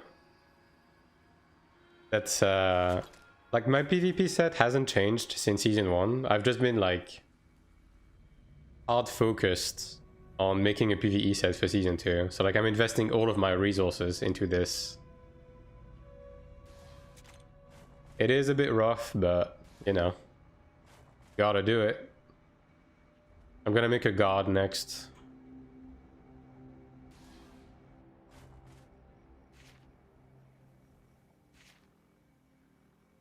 How many medals is, let's see, gear. Okay, it's 35 for the chest. Because I've been thinking, right? Because the set effect now is the same across armor and accessories, I'm low-key thinking about just buying straight up the most expensive piece in Centurion, so that it leaves me with like less expensive stuff to buy in Tribunus. So I've been thinking of like just pushing medals until a chest piece. I'm running with 3 ults. Can only amplify PvE set. I mean, amplification up to like Diamond 2 or plus 17 isn't that expensive, right? It's not that bad. Like going from scratch up until amplification Diamond 2 is like around 15 mil. So it's not terrible. Crafting the accessories though, like, has been absolutely fucking my wallet, I will tell you that.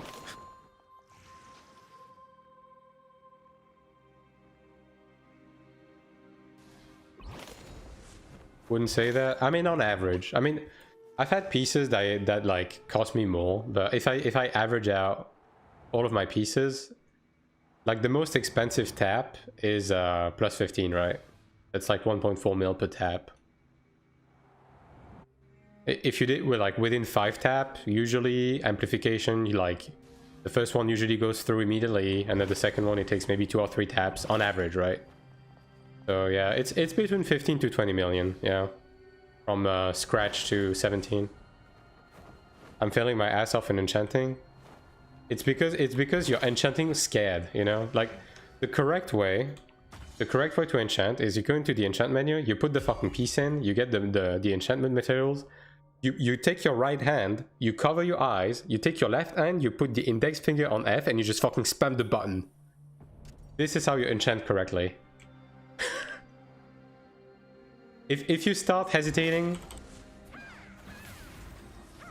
Like, if you start hesitating and showing fear, I'm paralyzed. Man, why? Okay, well, at least there's people. Why do I keep getting paralyzed on the first hit, man? Like, this isn't even funny anymore.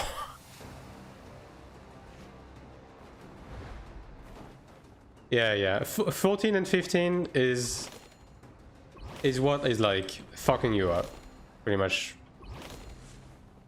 Yeah, well, now I have to find them again, which God knows if I will. But this was such an easy kill. I literally got paralyzed on the fucking gap closer instantly.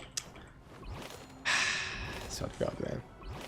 And surely they went towards safe haven, right? Like that's what makes sense.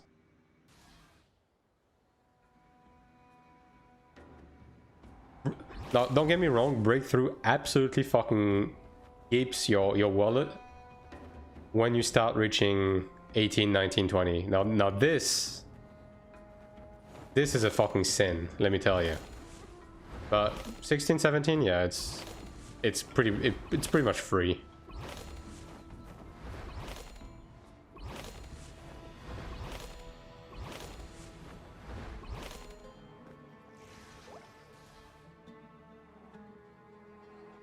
And that's why I'm stopping at 17 for the most part. Like, I've been pushing 18 very slowly on my Centurion gear, but...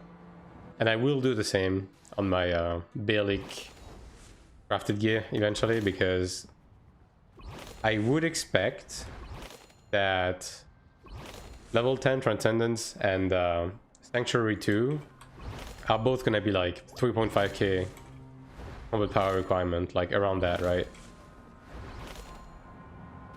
Why the fuck are there people here? Why is there a whole ass group of people here all of a sudden?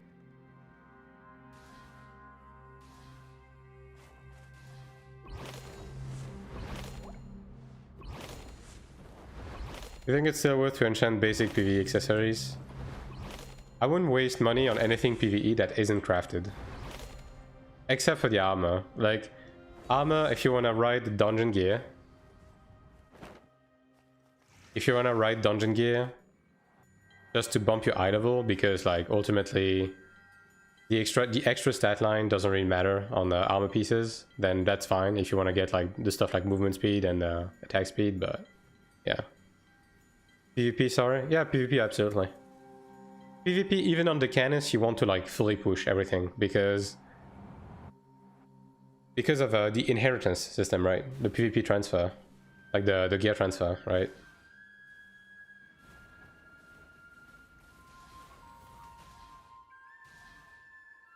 Because it's a 100% chance to transfer everything on the same piece up to 2 times, and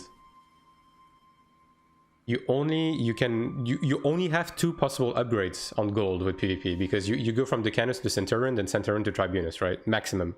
Because after that it's orange, and you're gonna have to start from scratch anyways. So yeah, you always full send your PvP gear. Yeah.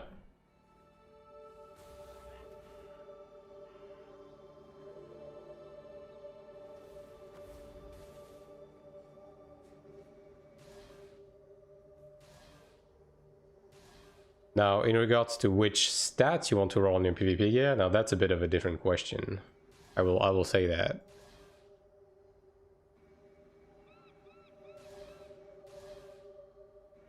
As of right now, it was the typical like main stat, status effect chance, status effect resist, sorry, and then evasion accuracy, dexterity, those kind of stats. But I'm holding thoughts on my opinion with the new soulbinds. I don't know if anything is better in PvP now. I would assume it's still gonna be the same, but you never know. Maybe someone is gonna come up with something clever. But I'm upset. I finally find people and I just paralyzed on the first fucking hit, dude. Every time. You know what? In those situations, I should just straight up just engage with invuln. Just fucking secure the kill or whatever. It doesn't matter. Don't even risk it.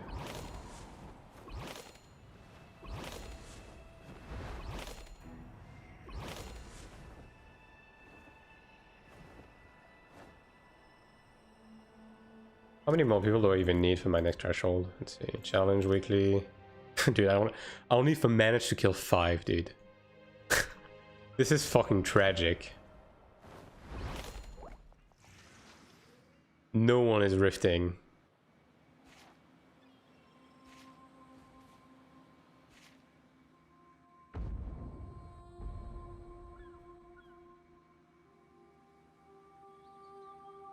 Same for the Canyon set. Yeah, it doesn't matter. Any PvP gear, I would say not the weapon, because at the end of the day, like, you don't want to just buy a PvP weapon until at least minimum tribunus, I would say. Anything less is not really worth to buy. But yeah, everything else, you just full send the enchant and soul binds 100%. Don't even worry about it.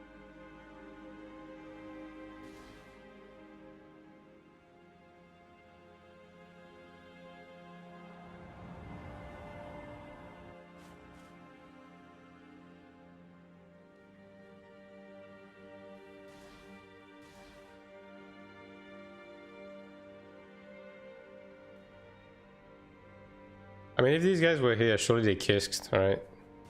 Surely I'll meet them again. Oh, you have the Canis weapon? What, my starter? I'm gonna be honest. Now, I don't know how far you brought your Canis weapon, right? So just take this with a grain of salt, depending on how much you invested into it. But if you have a Canis weapon right now, I would just fucking disenchant it and just get a PvE crafted weapon.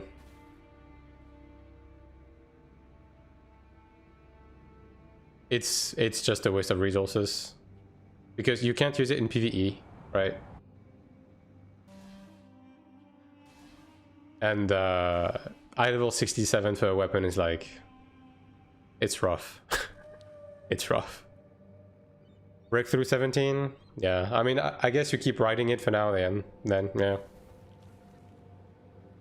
Like if the deed is done, it is what it is, right? It's not complete fucking utter dog shit. It's just not very convenient, right? Especially depending on the class, right?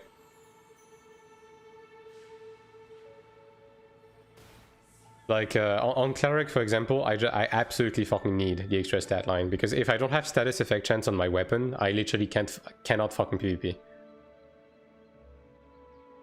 So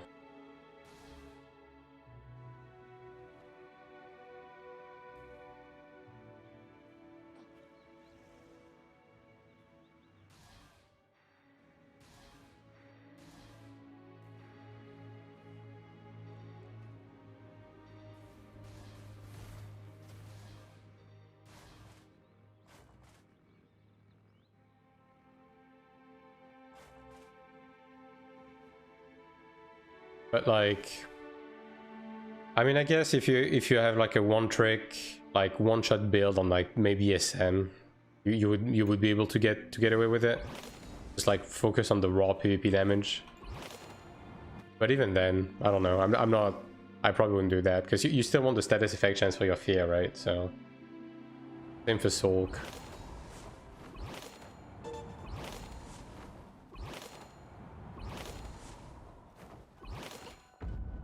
I'll just go back to the forest and roam around the Dredge and Crash site again. Maybe I meet those guys again.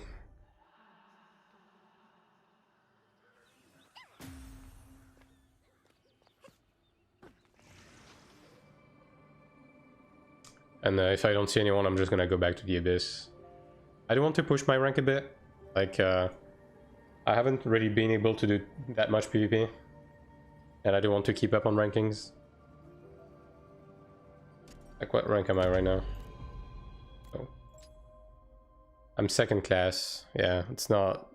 Yeah, I'm pretty behind right now on the ranking situation.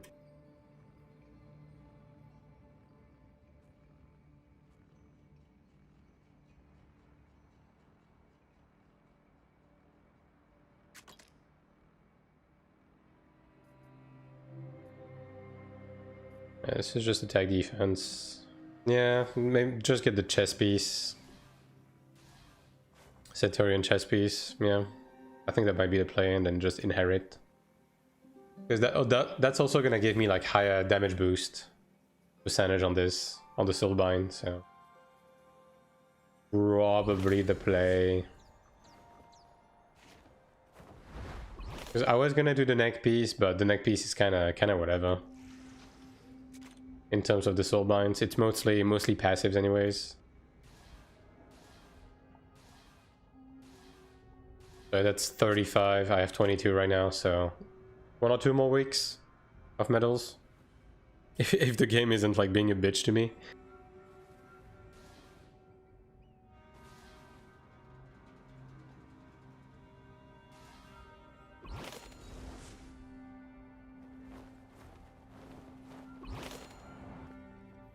There's a 12 piece now, right? Yeah. But that's only for the for these. It stops at 5. Yeah. So my next piece would be my last piece of Centurion.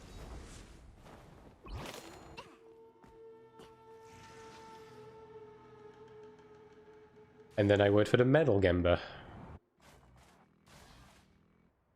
Because surely that's gonna come, and surely that's not gonna be a fucking scam, right? Yeah, for sure, for sure.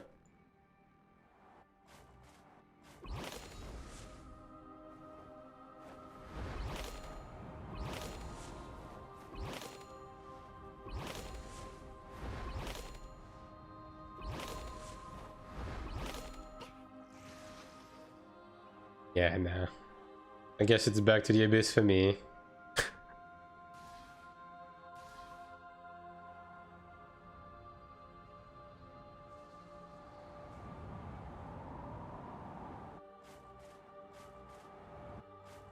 Yeah, alright.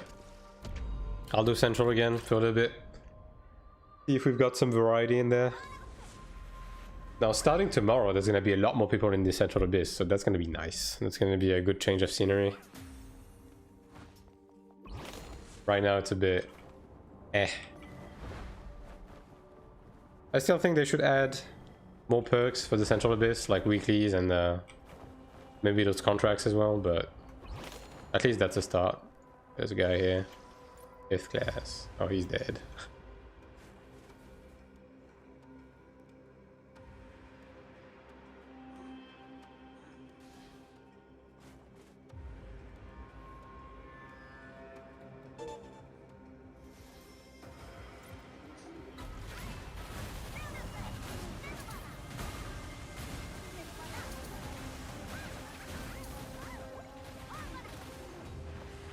Yeah, well, I got the 1st class.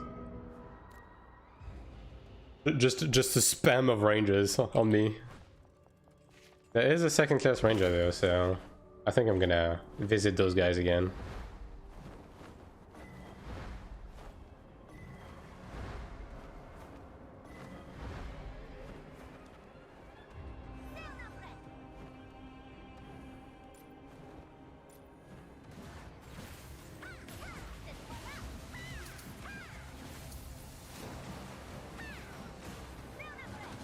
This guy's in 1, 2, 1.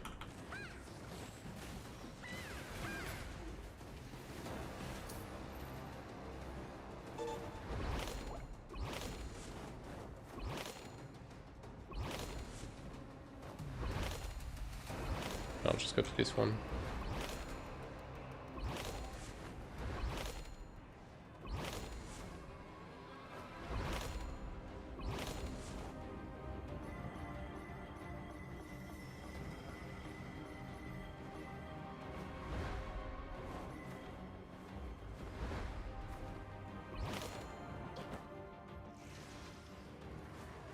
Yeah, it's pretty empty. Like, I don't even understand, because there's a lot of Ilios groups that do this. I don't even understand why there's like Ilios forces farming these mobs together. Like groups of between 4 to 8 people. Just like going around and grinding these mobs together. Like this has to be not worth your time, right? Like the AP is pretty bad and there's no weeklies or anything, so yeah.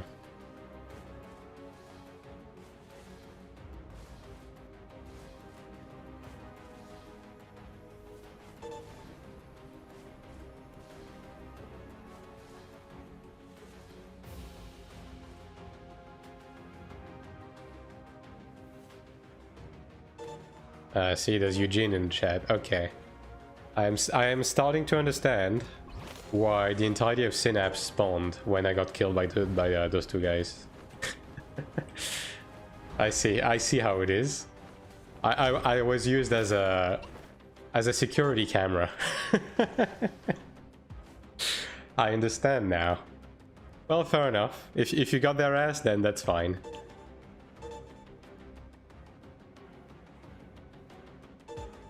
Still sad that I got paralyzed, but at least someone got them.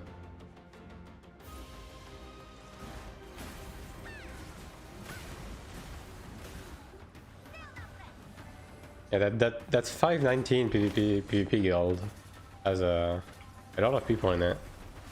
Have they already raised the cap on the member list? 128 is the cap now. Okay, well, I guess they did.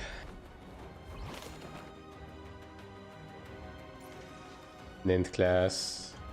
I swear to God, I've seen this guy farm this exact location the other day, and he was still like rank 9.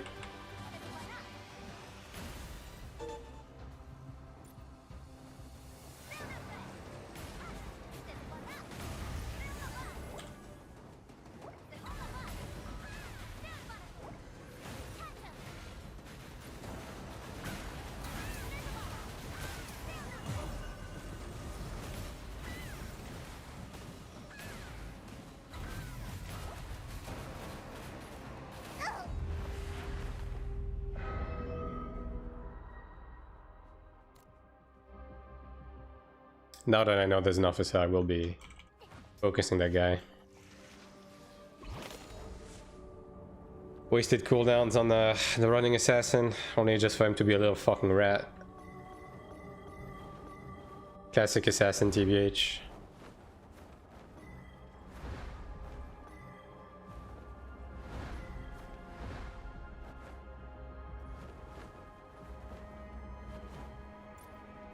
Third class.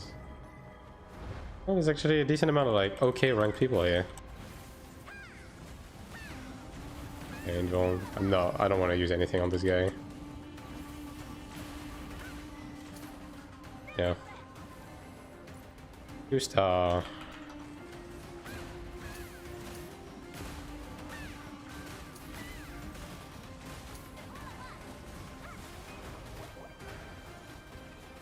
Oh, I'm paralyzed. What do you know? Oh, he died, so it's fine.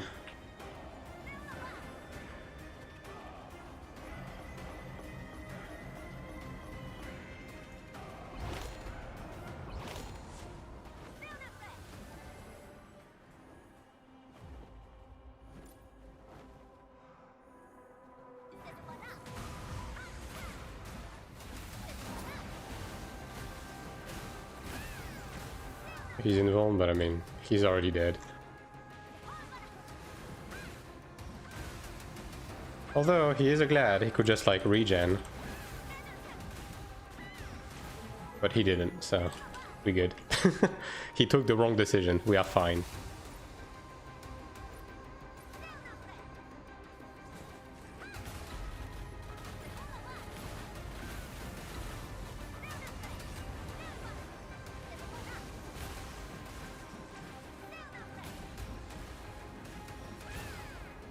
Fucking rat.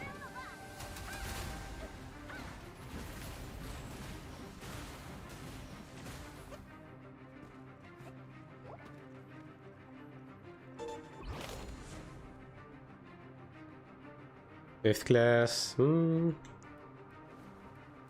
Fourth. That's a bit better. It's a bit more my speed. Invuln.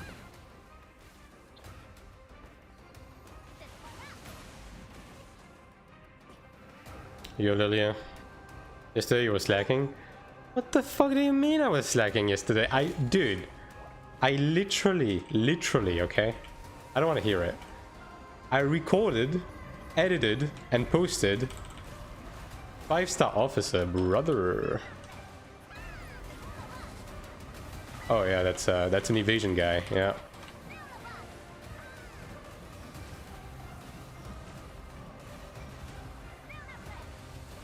Invuln. Yeah, I don't have my Invuln, so. Oh, is he dead though? Yeah, he is. I'm joking with all videos, yeah. Dude, yesterday was supposed to be my break day. And I uploaded like fucking 3 videos. Plus, I did some extra work for other stuff. Like, dude. so much for being a rest day, dude.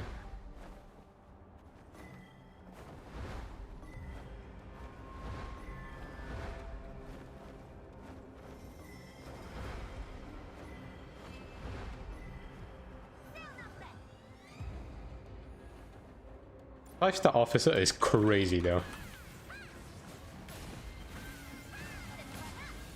Okay. Well, that guy died pretty fast, huh? Oh, I'm paralyzed. XD.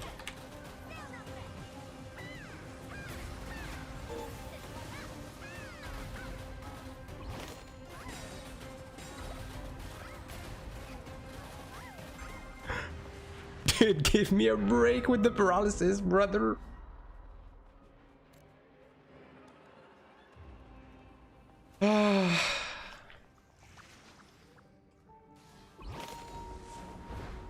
I trust in a session. Yeah. Honestly, I should probably like storing cards as well, but at the end of the day, I'm gonna have to. We already know we're not gonna be able to like transmute the new card, and we pretty much for sure know that we're gonna have to refarm an entire set of cards, right? So I'm just gonna play it by ear, and I'll just farm when the time comes, right? Like that's kind of the way I'm doing it. I'll just farm the new dungeon and the new stuff when the new transcendence come. Cause like, dude, because they pushed the content back again, transcendence is not gonna be for like another like month. Like dead ass.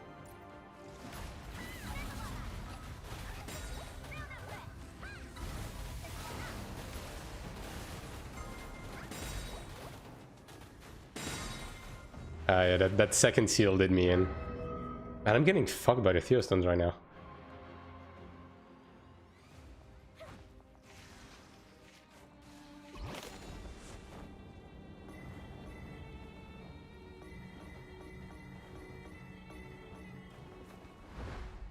We couldn't shop all content comes to. I mean, that doesn't even matter though, because like when it comes to transcendence, all of that has to be farmed. So there's no interaction with Kuna.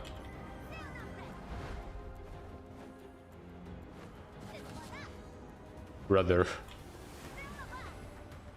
Okay, well. Doug didn't have full golds, my Sam. Yeah, I mean that's fair. That's fair then. Like if you don't already have good cards, then yeah, absolutely it is worth it for sure.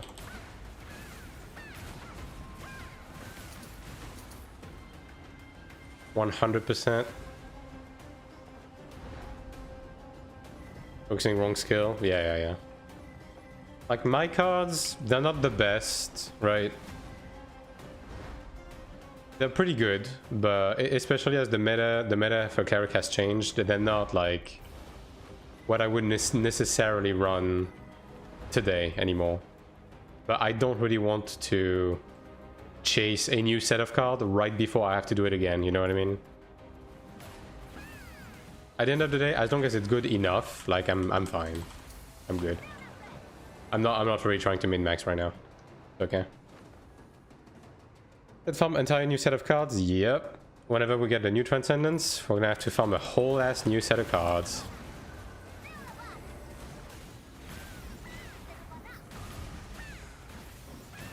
Because not only do we have a new card, we're gonna have 5 new set types. We have a utility set, a health set, a PvP set. Yeah. So we are likely gonna have to refarm everything.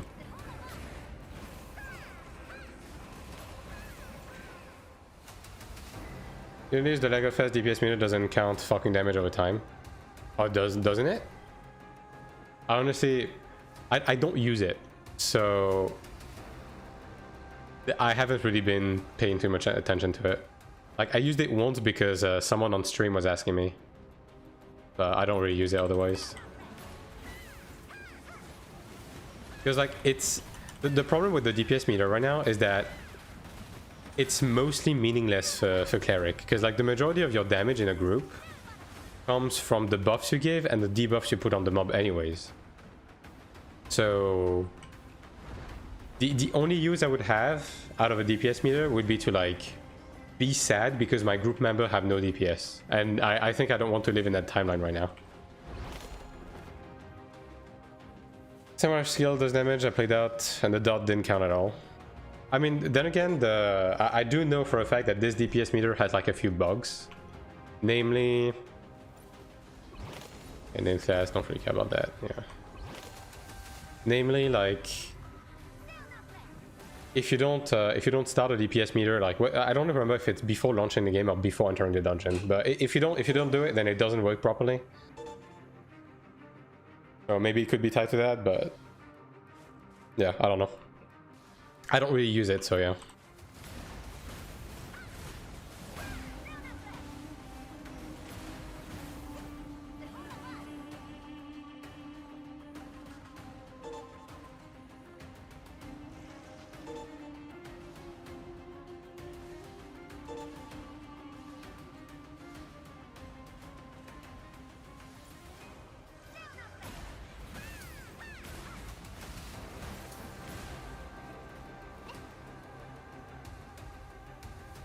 Pretty sure that's just a trainee.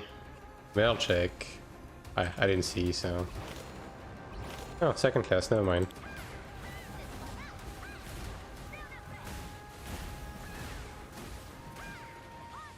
Good thing I checked.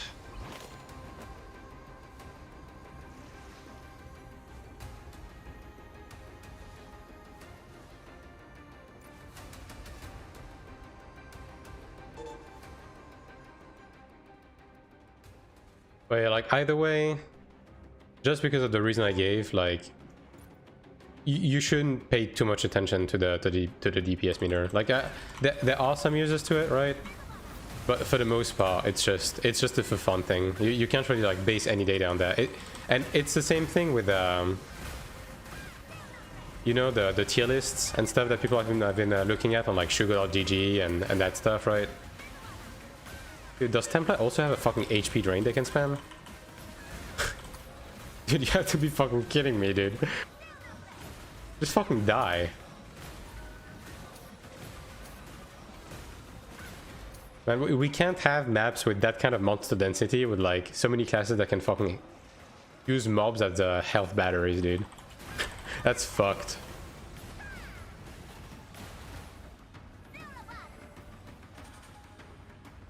But yeah, like all of that data at the end of the day isn't really based on anything that has any foundations, because all of those tier lists are mostly based on like the rate of use of like a certain class instead of like the actual performance. Okay, he's involved. Oh my god, dude. Hey, look, he pressed 3 buttons and he's full health now.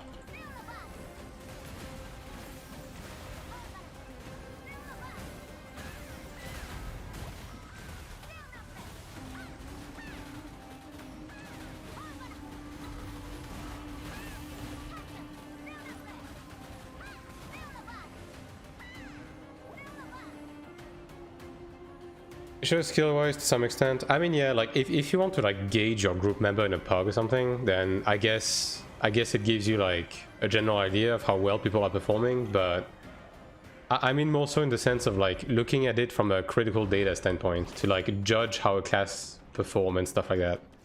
There's too many things we can't really assess properly. Yeah, I see. I mean, again, I don't know if there's any specific bugs regarding dots on that DPS meter, but yeah.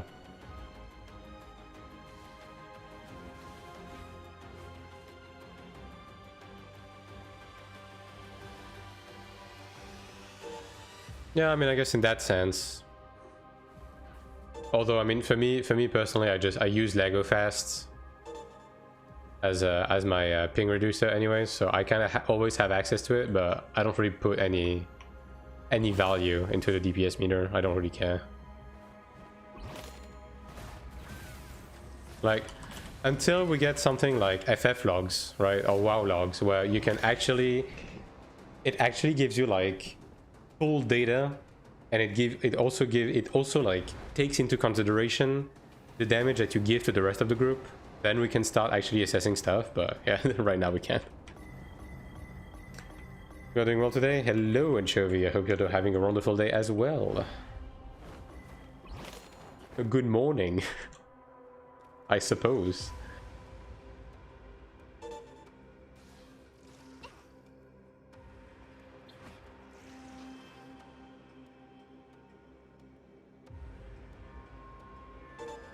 Been meetings all morning, feels bad. Well, you made it through. You get your... you now get your reward of being able to watch the stream. Yeah, I mean, that's completely fair. But I'm not saying you, right? I'm just saying, like, broadly speaking, people are putting way too much fucking importance on those, like, website tier list and the DPS meters. Because right now, this is not complete data. And we are already seeing the rippling effect, right? Because people are so like classist against Cleric in the new dungeon, even though, yes, Cleric has like pretty low personal DPS, but Cleric puts fucking minus 46% damage tolerance on the boss and gives 20% damage boost to the group. And 3% attack, right? So you can't, you know, and none of this is getting held, taken into account in the calculations. So yeah. And many classes are like this, so... Like, I know SM also has a bunch of, like, group buffs and stuff.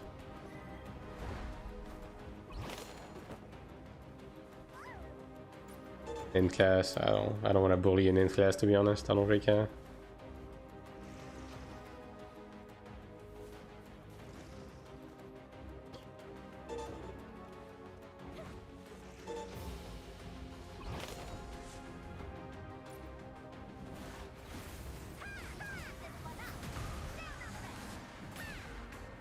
Well, this guy got rooted.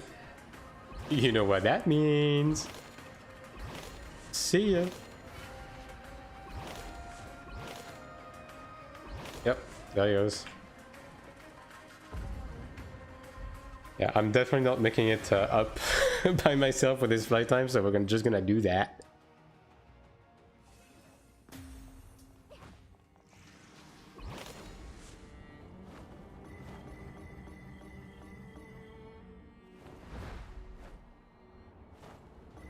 But yeah, quick reminder that today is, you know, short and sweet PVP stream, you know, just Bing chilling. And tomorrow we're gonna have a big stream with a big surprise at the end. Hopefully it goes well.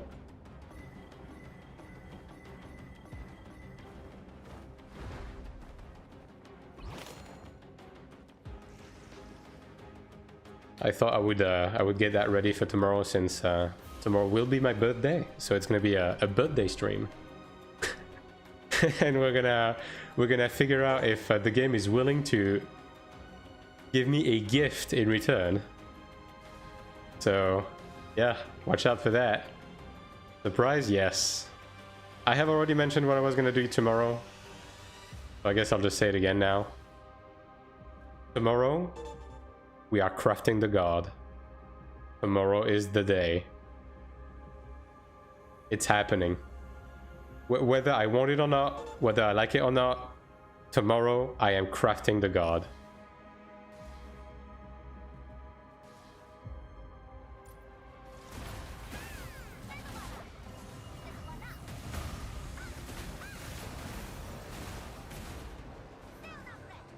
It's happening. I've been prepping it slowly, and I'm getting really close to having the ingredients. Now, after the reset tomorrow, I'll be able to run dungeons again and get enough money to finish buying the few ingredients that I'm missing. So yeah, it's happening.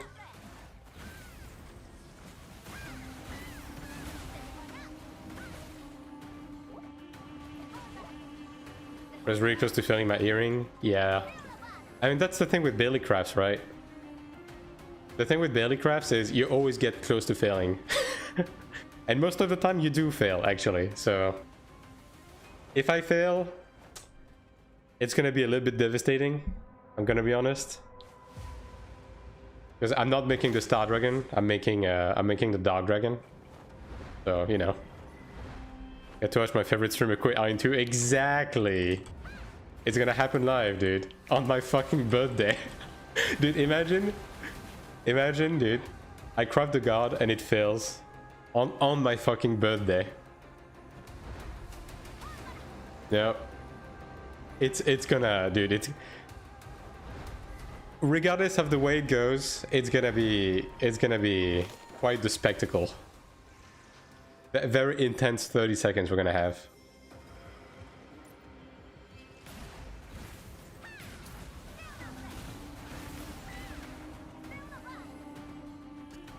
But yeah, it's like right now, this is where I'm at on the ingredients. I'm able to buy 2 more of these from the shop, on the season shop. And Kina wise, I'll be able to spam dungeons again tomorrow. I have a bunch of dungeons.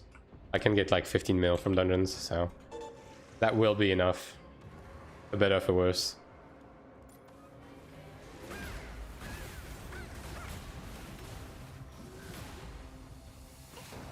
I'll make it extra special if you wear a heartbeat monitor. Well, I don't have the tech, so unfortunately nothing of the sort. You're gonna have to do with my my gasps.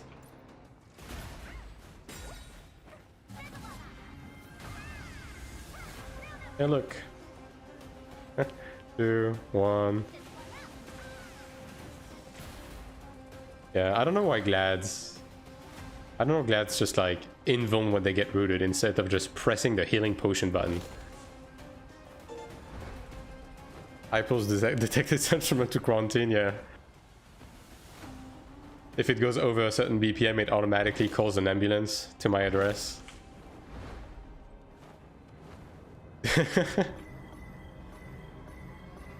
Yeah, like crafting stream, and then it's you have a BPM monitor on stream, and if your BPM exceeds like 120, it automatically posts a picture of you naked on stream. So like you have to control your emotions, otherwise you get banned on Twitch. Like, yeah, that would be an interesting concept.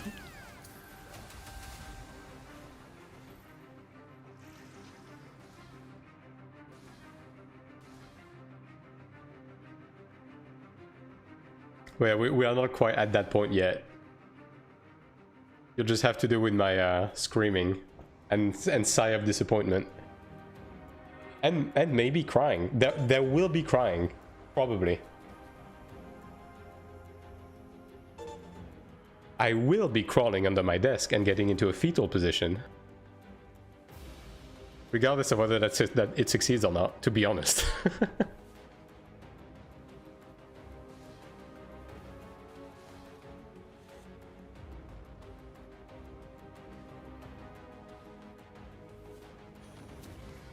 Our own version of the Little Zim accident, yeah. But like, my BPM has to exceed a certain amount. You know, it's just like the meme of the, okay. If you don't know the meme, it's gonna sound really fucking weird. It's like the meme of the magician that has the whole fucking setup where he has to be successful at his trick. Otherwise, there's a machine that's gonna like pull down his pants in front of a crowd of like kids on live television. Yeah, it's that, you know. I don't know if you guys know that meme.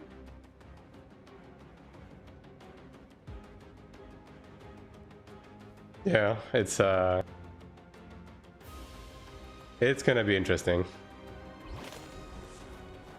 And you know what's the best part? Yeah, you don't know the one? I need to find it.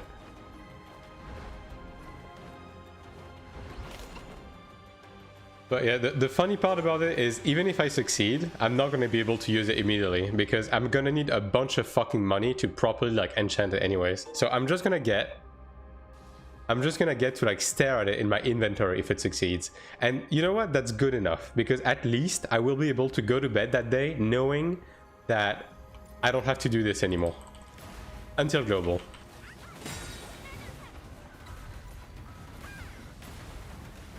And that's good enough for me. I am uninitiated. Yeah, let me see if I can find it.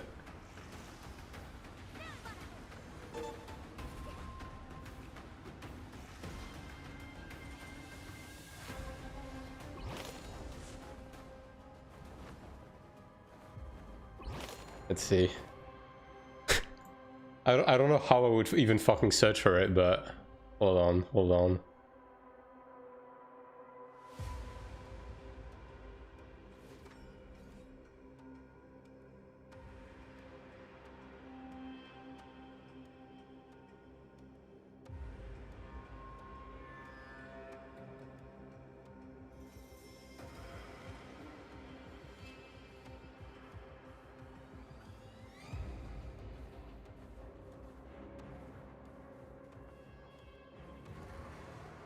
That the one? I think that's the one. Oh yeah, that's the one.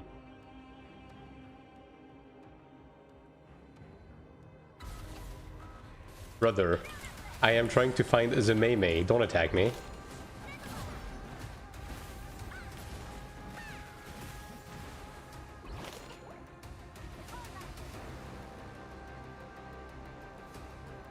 I just like how his pet fucked my life after he was dead. Yeah, let me just TP back to town until I found the proper clip. Because I found a long one.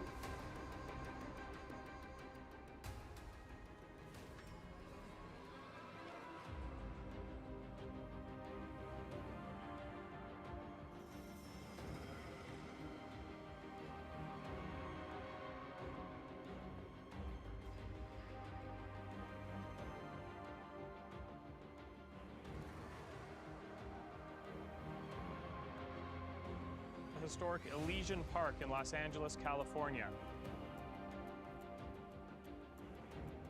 All right, let me mute in game so you can properly hear it.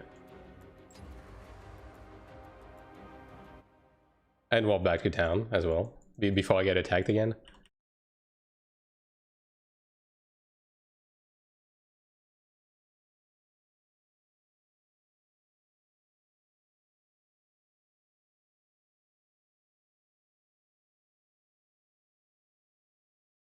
There you go. See? Now imagine this, but if I fail my craft, that's what happens. There you go. That's what I was referencing.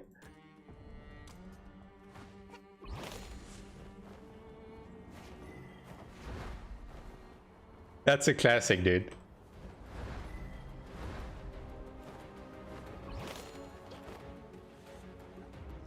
But yeah, unfortunately, I don't quite have the technology for that right now, so...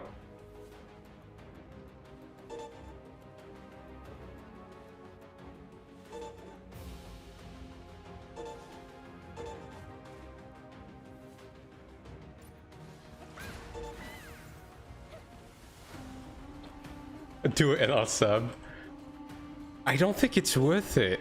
Dude, do you know how much money I get from a sub with my current contract? Like...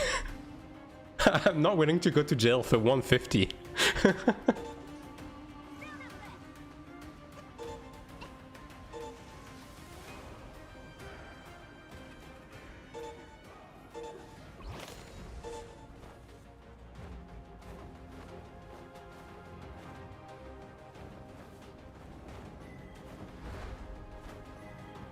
Oh, there was a guy here. Fourth glass. Miss. Ah, yes. That is what you really love to see against a ranger.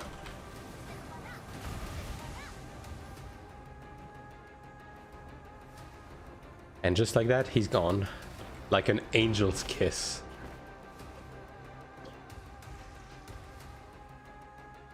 Yeah, I think the officers left. This might be a go-to go to lower Rashanta angle. I'll check the other island. One last time.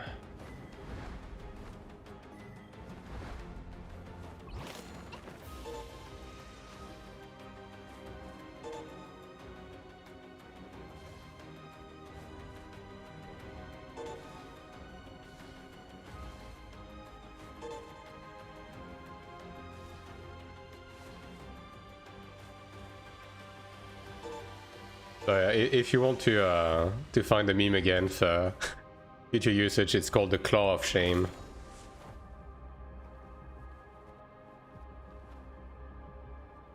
It's a classic. Any offices? Fourth glass.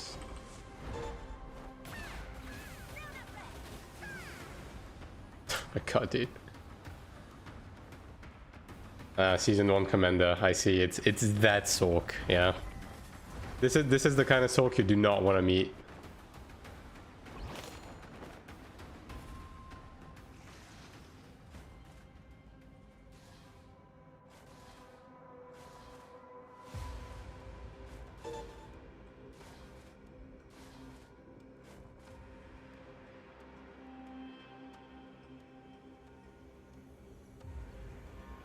Yeah. Everyone left. Alright, well. To the lower abyss we go. Oh, there's first. No, there was a first class. Well.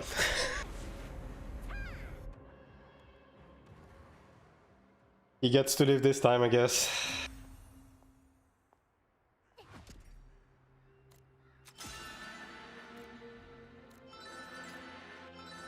A 100 shards, alright.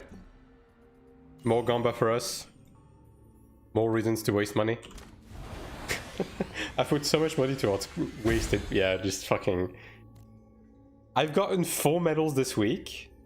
Out of like. How many crafts have I done? Like fucking 70 crafts at this point? That's like 7 million. Like 7 million, yeah. And I got 4 medals. That ratio is so bad.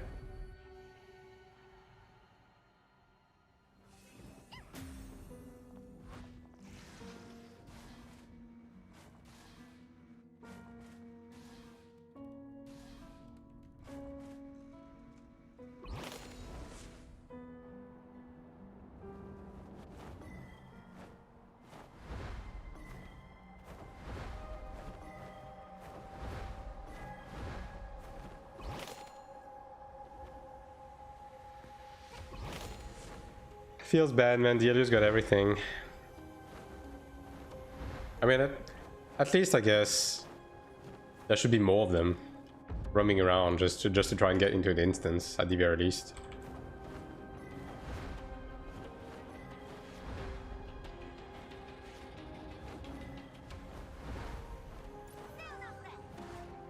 Against class, not really care.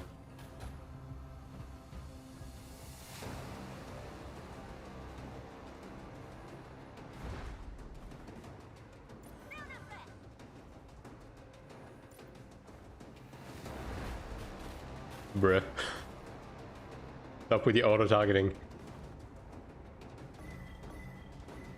But yeah, like, dude, like... I don't have the budget to do this kind of thing, man. I don't even have a webcam, alright? Like, okay. You know what? You know what? Fair enough. If I fail the craft, I will unzip my pants on stream. No problem.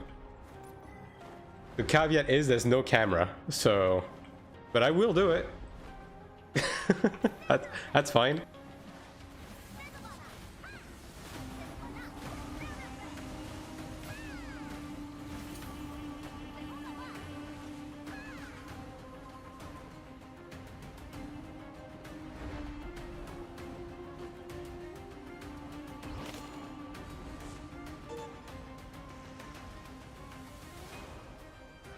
It's unverifiable. I'll just grab a fucking zipper like right next to the mic and just like quickly open it as proof.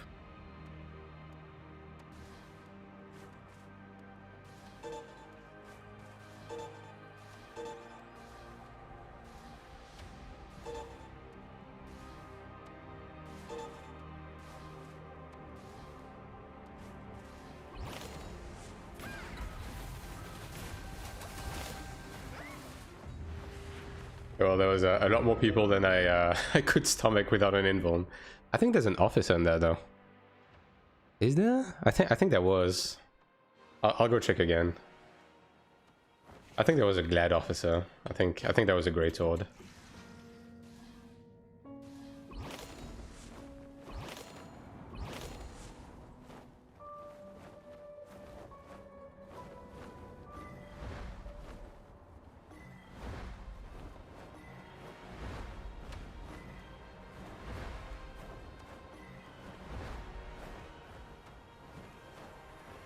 It feels bad we're not gonna be able to like dive Zergs with invulns anymore.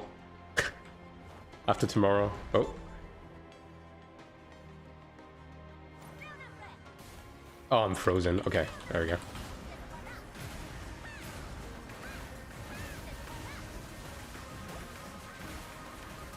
No, I got paralyzed. Why? Huge nerf to Cleric PvP.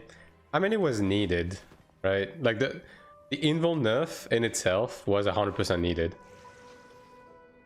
The only thing that is a bit questionable is the change to impact type scrolls. Like in day-to-day open world PvP, it's not gonna make that big of a difference. In arena, it's gonna be very, very bothersome. Because I just hope we're gonna be able to like bait it with the slow on Chain of Torment. Because otherwise it means we're not gonna be able to root people in arena anymore as a cleric. So yeah, I mean, we'll see. Again, maybe the TTK changes they have promised are gonna be relevant enough for cleric to stay competitive, because at the end of the day, longer TTK means that support classes that can heal themselves are a lot harder to kill, right? So yeah, we'll have to see. We'll have to see.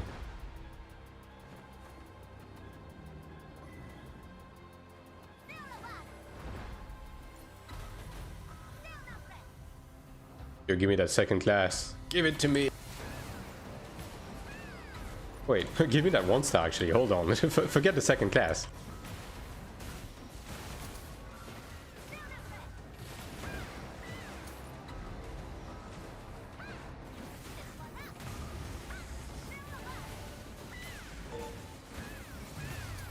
Fucking world boss Templars, dude. I swear to God.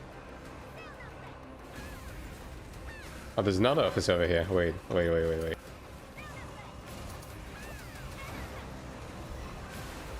Oh, that's a cleric down. Hmm.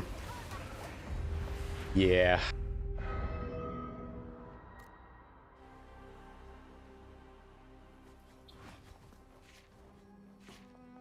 But I have very mixed feelings about what they announced today in regards to the changes. Like, it's very hard to know whether it's gonna be good or bad. Like, we're just gonna have to wake up tomorrow, play the game, and see for ourselves. You know what? Tomorrow could set up to be a pretty bad day. You know, like I wake up, I go do PvP, cleric is unplayable, and then I warp up to the crafting benches, I craft my god, I fail. Like, happy fucking birthday, you know what I'm saying? Cleric confirmed OP, yeah, for real, for real.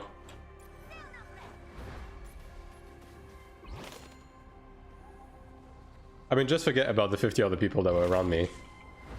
But, yeah. Cleric definitely wins the cleric versus cleric matchup, 100%. You know, I'm not confident about everything I say, but this one, yeah.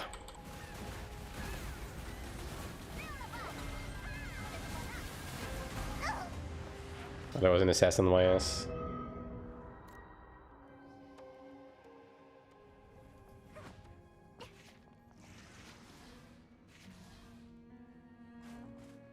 Dude, assassin is gonna be a menace. after tomorrow's changes, though. Yo, where's Grom? Where is he? Like those assassin changes like look mental. I'm gonna be honest. It's gonna be, dude. It's gonna be more bursty. It's gonna have more CCs, and it's gonna be able to remove invulns. Like, holy shit, dude. That's a complete 180. At least Sin is still squishy. I mean, Assassin is still a menace with evasion, right?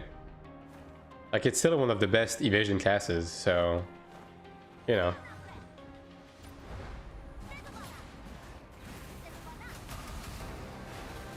Oh, I'm paralyzed. Fuck. Dude, I need to just invuln before I engage, man. Like, I swear to God. If I just let them touch me once, I'm just not allowed to play the game anymore. Ranger will always be better because they have more accuracy. I mean, on that sense, I guess, yeah, because you don't have a guaranteed hit on Dirk, right? But like the Sin changes are still like pretty fucking good, though. Like I don't know, we'll have to see it in practice. Now, for me, obviously, Assassin is just gonna be a lot more threatening because I don't have evasion, right? But I guess for evasion users, maybe it's not gonna change as much. So I have an accuracy passive that we don't. Yeah. I think most DPS classes do at this point, to be honest. Yeah, it still revolves around Dirk. I mean, I guess. Now, I guess the question that I have is like, how are you going to fit in Spiral Slash into your kit? Like, can you find a way to fit it in?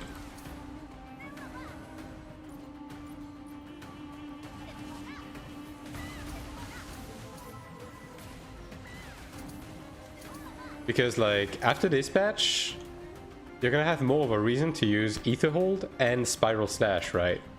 And I don't think assassins are using either right now. But like, what are you gonna remove to use it?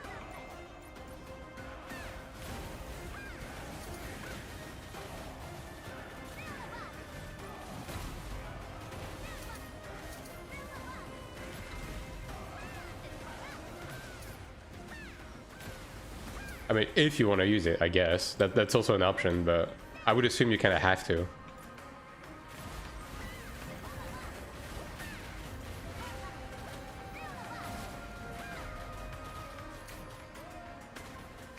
Hey, look, I'm paralyzed.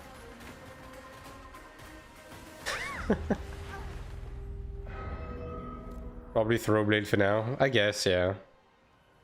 Yeah. I mean, it does function as a gap. I mean, Spiral Slash works as a gap closer, right? It's just a bit slow.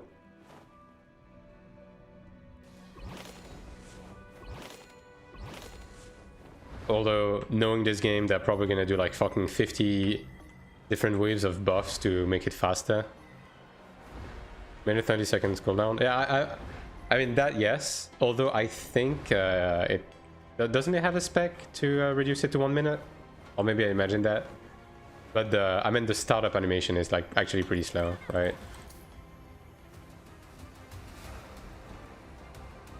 Like for gap closer, it's one of the slower ones.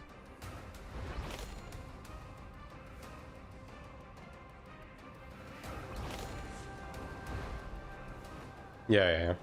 I mean, they're probably gonna speed it up, knowing them, right, at this point. They're just like completely allergic to animation locks in this game, I swear to God. Like casting and animation locks, if your class has one of these, they're gonna eventually remove it. Like, that's just what they do. Hey, look, I'm paralyzed. That's a new feeling. Completely unheard of.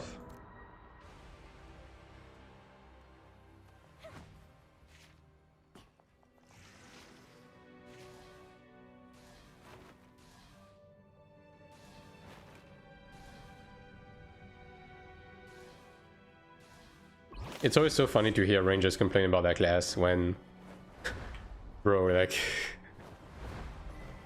you hit the target once and your Paratheos Stone always works, right? So it's not even random, it's just how the class is built. No one has level 20 Shadow Strike. Yeah. Yeah, I mean, yeah. Yeah, Shadow Strike is your ambush in this game, right? Your gap closer. Yeah, it's pretty crazy that they're also adding root to that. Like, that's so overkill. I don't know. But yeah, like that's gonna require for people to change their entire fucking Arcana sets.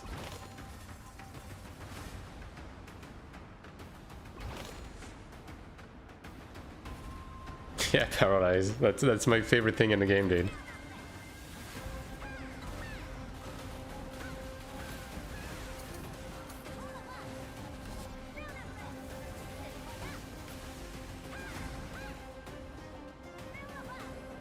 Paralysis is my favorite status in the game. Again, apparently Defiance is going to be able to remove a bunch of different shit tomorrow, right? So, who knows, right? What the?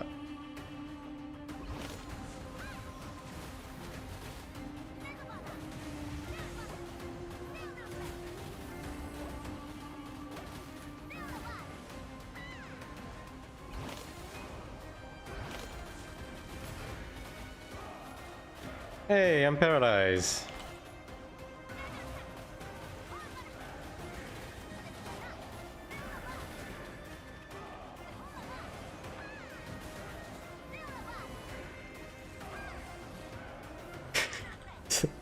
actual fucking battle of like autistic screeching childs, man. That's like I still don't think we're gonna get enough status chance to make it viable against scale player. Yeah, I mean it's gonna be a gamble, right? It's more so here to like just secure a kill when it procs, and also pretty much helps you I guess it's gonna help you save cooldowns against low gear players, you know what I mean? So this way you can just like Shadow Strike and then just right click left click them to death, because it's always gonna land, right? So in that sense I guess it's decent, but it's a pretty steep investment for that, for sure, yeah. Bruh.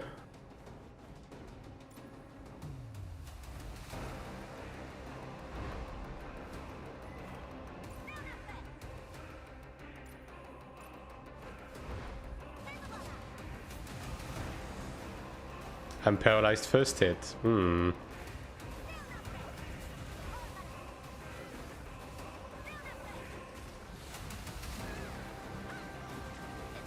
Yeah.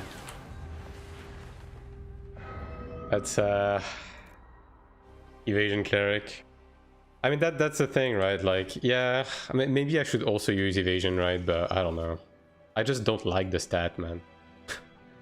I'm still living on the hope that they're gonna nerf it eventually.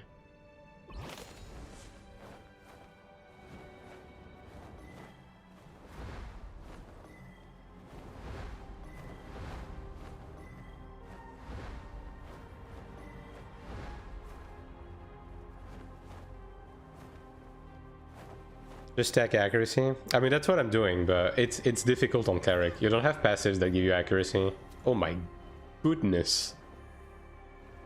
I've been slacking on pets. My pets are like decent right now. I'm just not very lucky on whatchamacallit. On Genius Insights reroll. Yeah, I didn't have my my invul.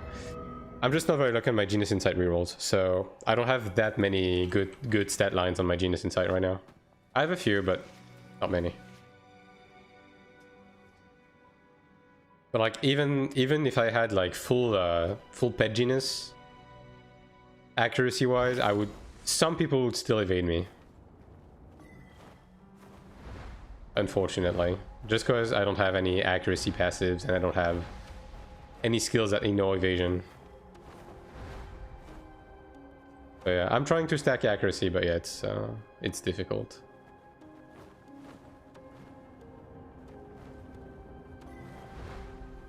Oh, here they are.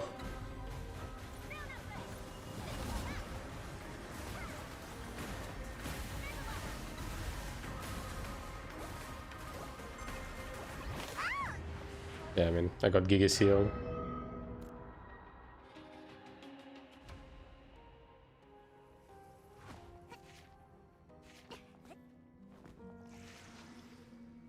Like that's one of the reason why when I get my PvE guard, well, if I fucking craft it, but if I get it, like, I'll try to stack more accuracy stats on it and see if I can use it in PvP as well.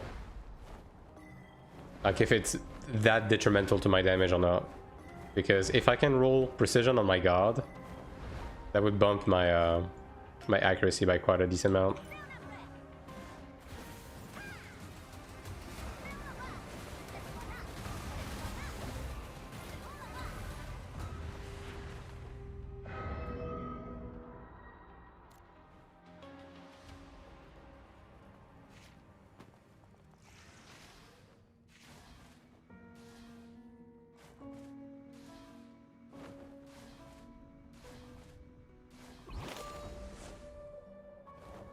But yeah, even then, we'll have to see how the TTK change and the Cleric changes fare tomorrow. Like, it definitely feels like a lot of the Cleric changes they're doing tomorrow are like tailored towards group PvP.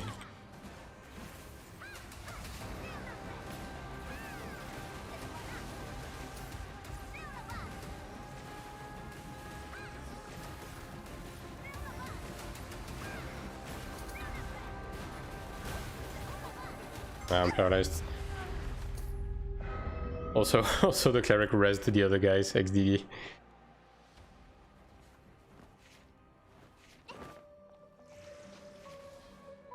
But yeah, they're definitely weird to... I mean, I guess, yeah, in a way it makes sense, but... tailoring buffs for group PvP when the game has no group PvP content is, I don't know.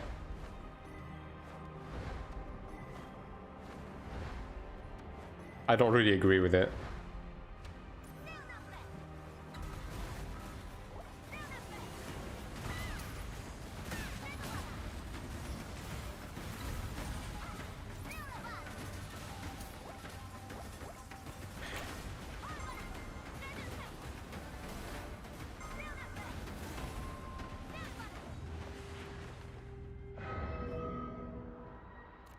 Simplification is a choice. How much accuracy do you have? In PvP it's like 1900 or something. Okay. Yeah, okay. With food. So 18, 20, and then PvP accuracy I have 200. So yeah. Almost above 2k basically. Like I've been thinking of dropping my arena title to get the treading on White Wings one again for the extra 110. I've been thinking about it.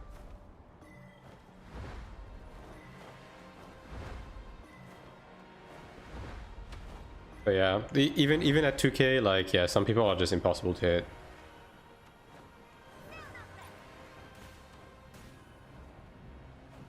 This guy hit me from very far away. Is he using a stun wall? That's so weird. I'm paralyzed. XD.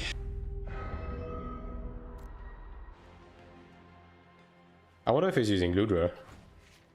That'd be a funny thought.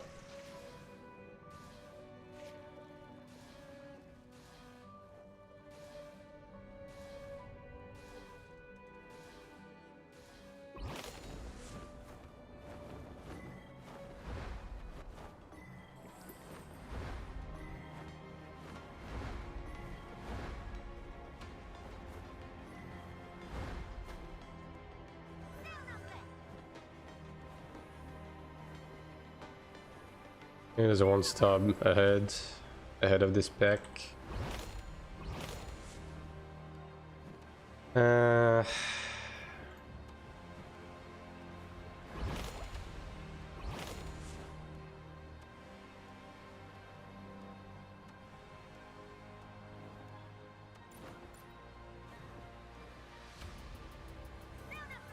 guess these guys are just camping out on turns. They're probably in a force, which doesn't really help.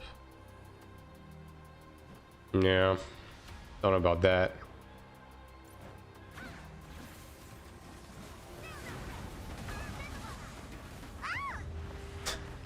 Yeah, I got seal covered immediately. Can't even fucking push a button, dude. This guy, I wonder what this guy's gear is, because he definitely has an extendable, but he hits like a truck, so...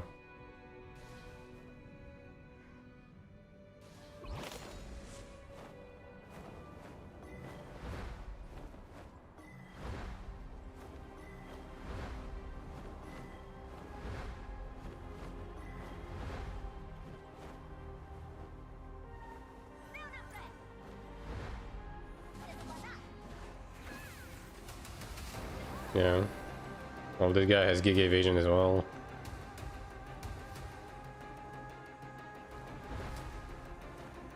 So much evasion on this fucking server, dude.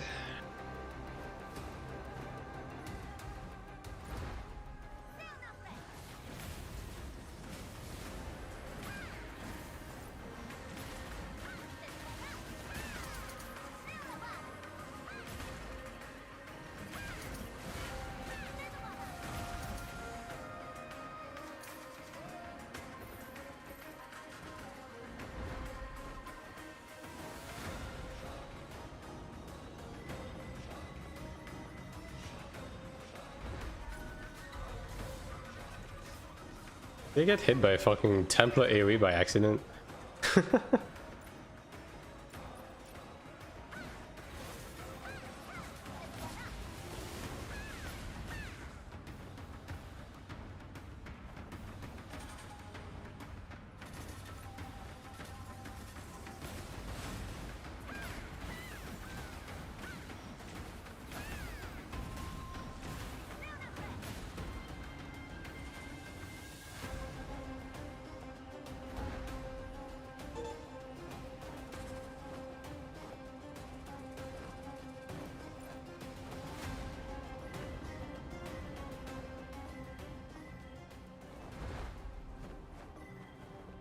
What's popping on this island? Holy, that's a lot of people.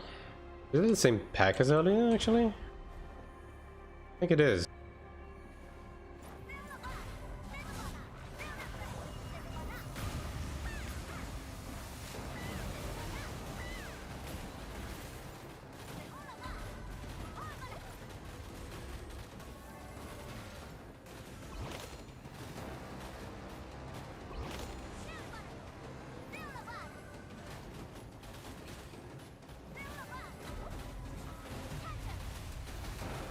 I'm paralyzed.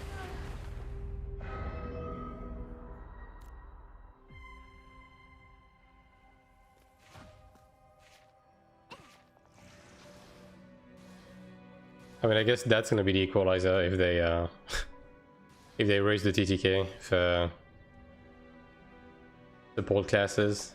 We're still gonna get paralyzed to death.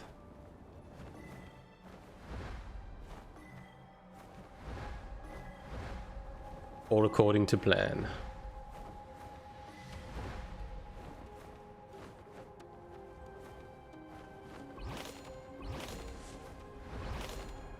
There's a guy behind.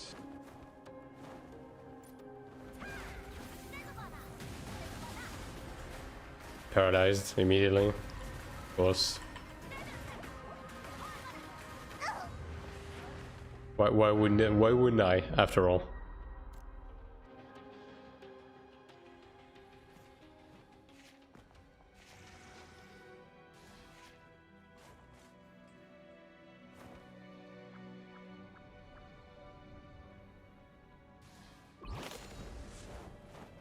If I ever make merch for this stream, I'm just gonna make a fucking shirt that's gonna just have the text "I'm paralyzed" on it. That's it. That's gonna be the merch. You know what? Maybe I put in some effort. There's gonna be a tiny lightning bolt under it. Yeah. Yeah.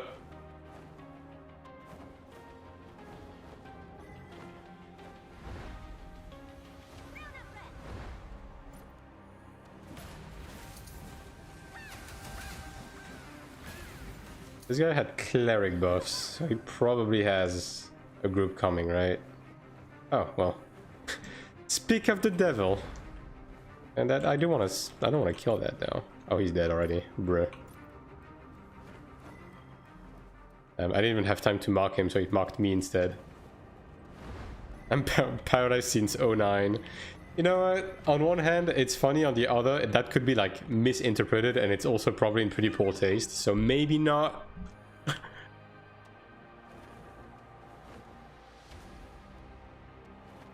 But it's the thought that counts, right?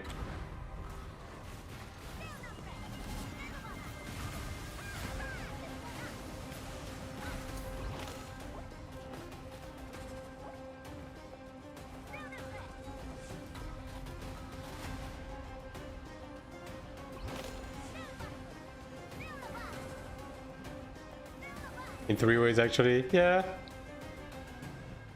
Maybe not the merch idea of the of the day. I always get caught off guard when I fight a gear cleric. Yeah. I mean, yeah, cleric fucks. Cleric fucks, but it takes a bunch of work to get there.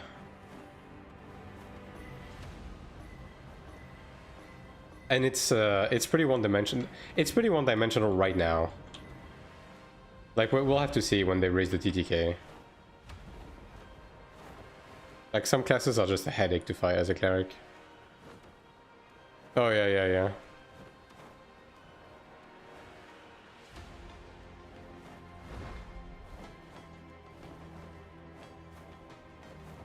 Yeah, cleric's attacks are so inoffensive looking, for sure.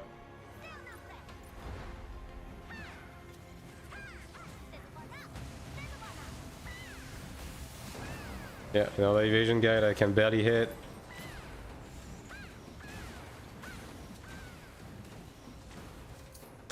Well, that barely anybody can hit at all, because this guy took fucking forever to die, actually.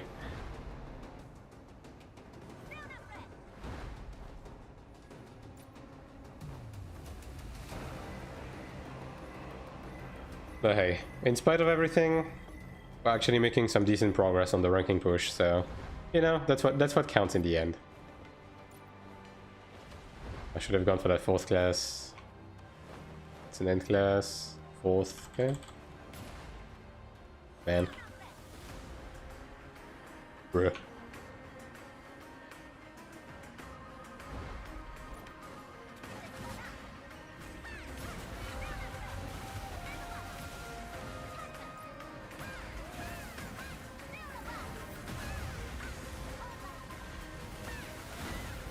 I'm paralyzed.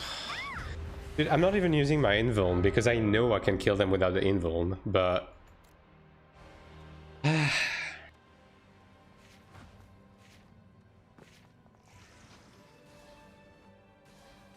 the game just decides otherwise.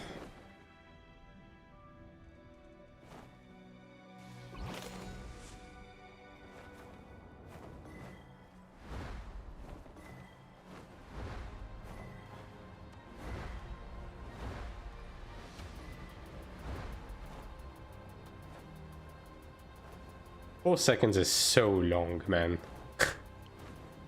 That shit should not be more than 2 seconds. For like, the rate at which it's proccing and how easy it is to acquire, like that shit should not be more than 2 seconds.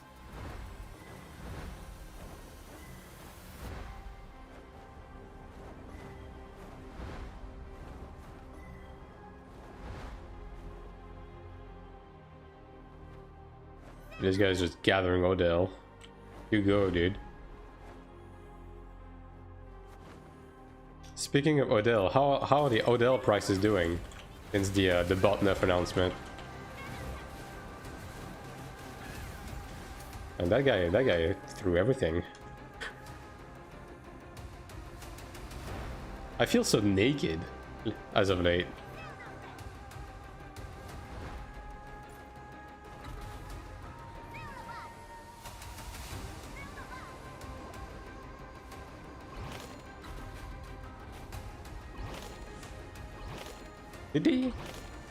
Did he just let himself fall? Man.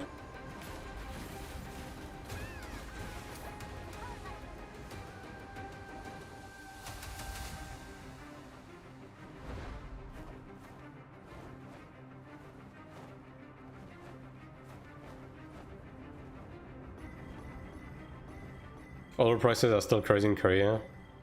700k? You mean the gold ones?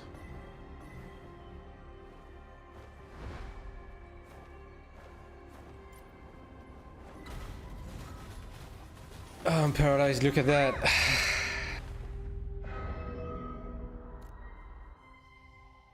That is insane. Dude, the economy is totally different in Korea. That's kind of crazy. Because the kuna boxes are like much more expensive in Korea, and like everything is inflated as fuck.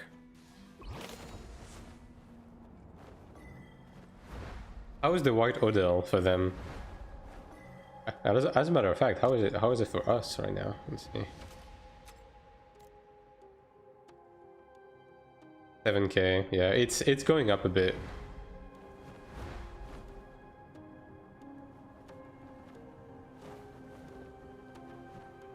It is definitely going up.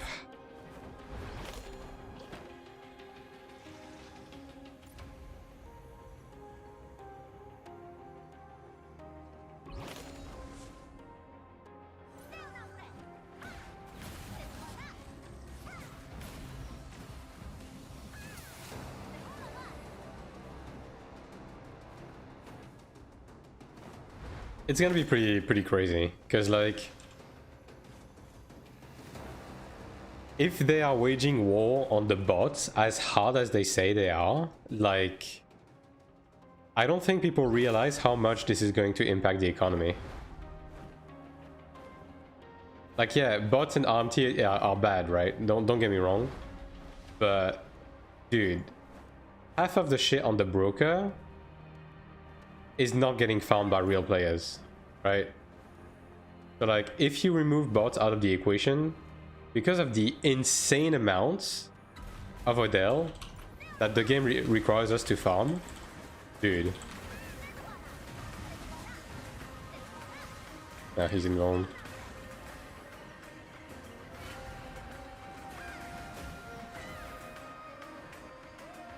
Like, you can already say goodbye to transmuting the Odell energy on your ults right now. It's not gonna be profitable anymore. Drop it his ass. Yeah, I mean, it's just the quantity. It's just gathering in this game, right? Because of the sheer amount, the sheer fucking volume of ingredients that everything asks you to use, gathering should give us like 5 times the amounts that we are getting, right? Like that's the thing, right? Gonna have to farm yourself or pay out the ass. I think most people are just gonna give up. Like, because dude, gathering Odell, okay, gathering Odell by yourself when you need thousands per week is not possible. Like, the reason why we farmed Ether by ourselves in Iron 1 is because of the number one, the breakdown mechanic, where you could break down like 1 green into 3 whites.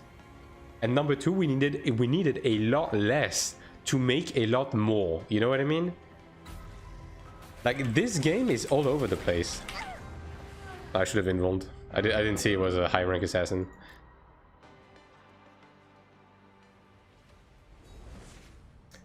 Bring back reduction of fine regular. Yeah, I mean, I've been saying this. And I would even go further. They need to bring back the times 3 Odell in dungeons. And I would even go even further. When you open the fucking cube in the dungeon, it should give you the Odell. Why do we have to gather the Odell before opening the cube in dungeons? just give us the fucking Odell.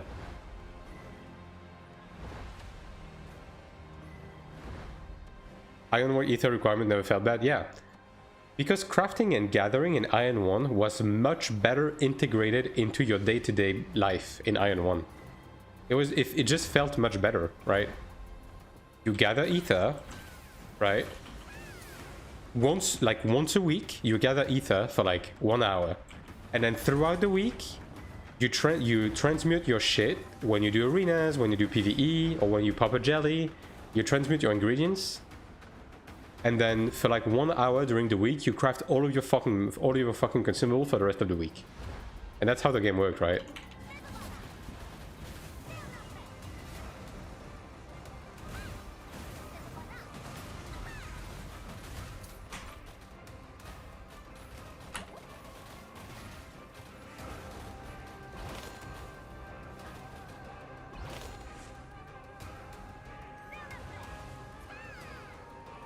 Like, it's... They have it completely wrong. The amount consumed to pay, compared to the amount earned is like completely off right now.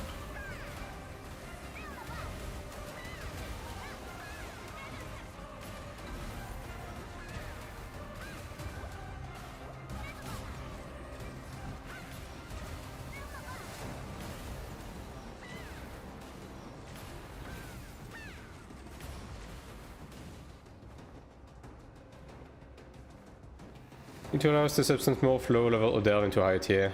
Yeah, I mean they need to bring back breaking down, and then morphing up. Like that's all there is to it.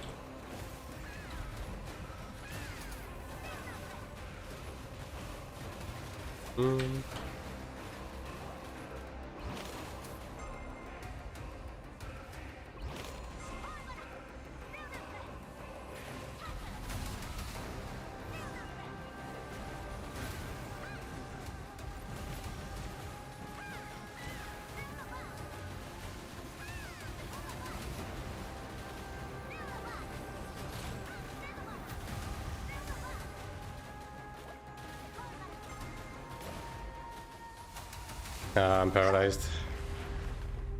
And forge.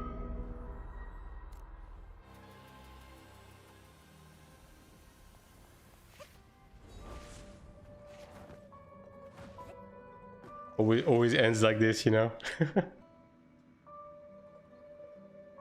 But yeah, like they either need to like drastically reduce the amounts that we need fucking left and right to do everything into the game, or greatly increase the amounts that we get. Like, my personal opinion is that more content should give us Odell by default. Gathering should give you significantly more Odell. And anything crafted should yield more with a lot more at once. Because right now, like, if you were to do the entire fucking crafting process by yourself from scratch,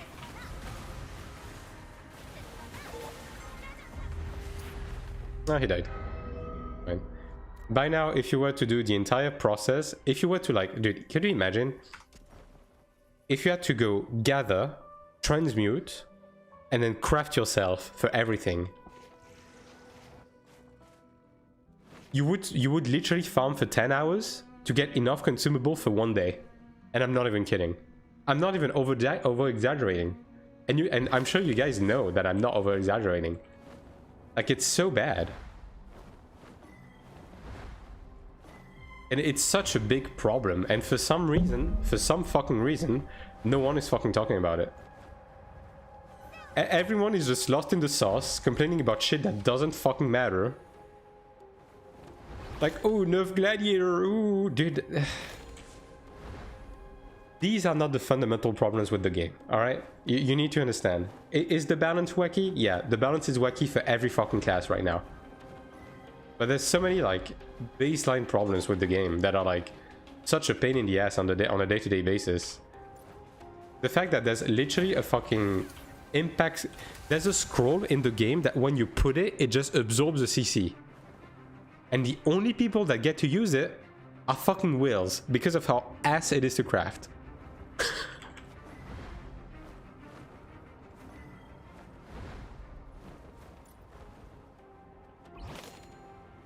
Are they serious? Bro.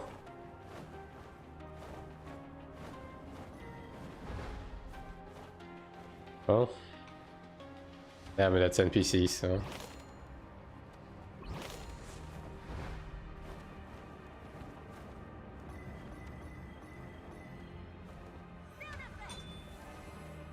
Brother, I need to remove this keybind.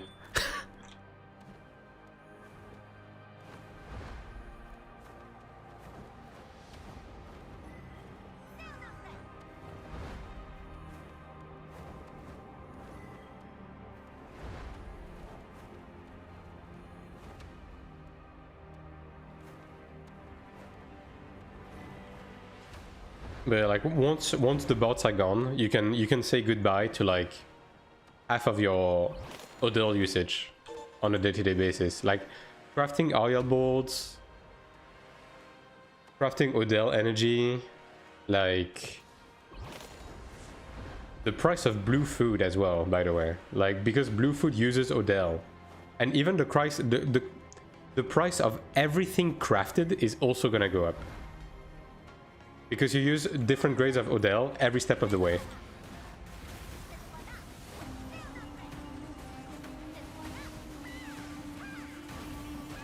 XD. Also, it's my Paralyzed Godstone that works. Let's see, not even this fucking guy is safe. 5-star Officer Cleric, full evasion. I power proc, I win. It's so stupid.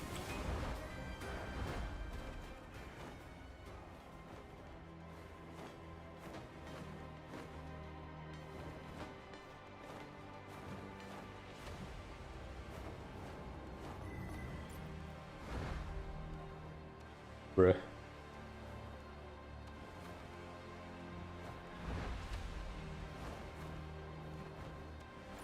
Oh, there is. Oh, that's a 5-star assassin.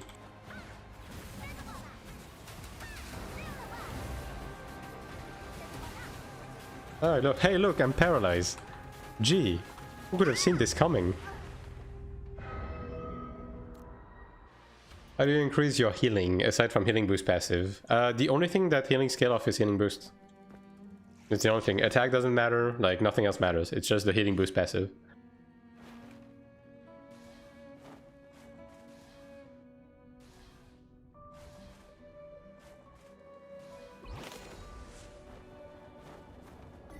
But on the flip side, the healing boost passive works on like any of your healing kit, right? So even stuff that is like, that says that it heals 10% more health, the healing boost multiplies that.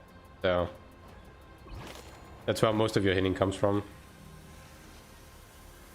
Also, as of right now, and who God knows if it's a fucking bug, but CDR works on like your regen ticks and stuff like that as well. But you know, that might be one of those wacky interactions that is not intended. Who knows?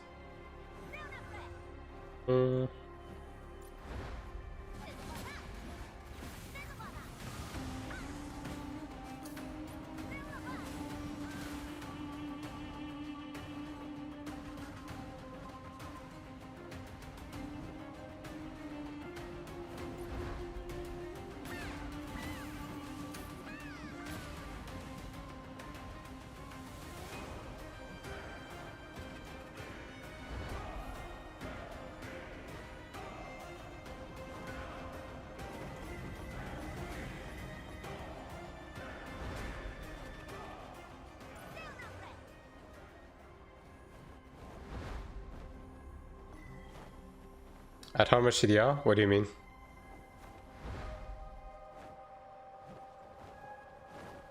Like how much CDR do I have?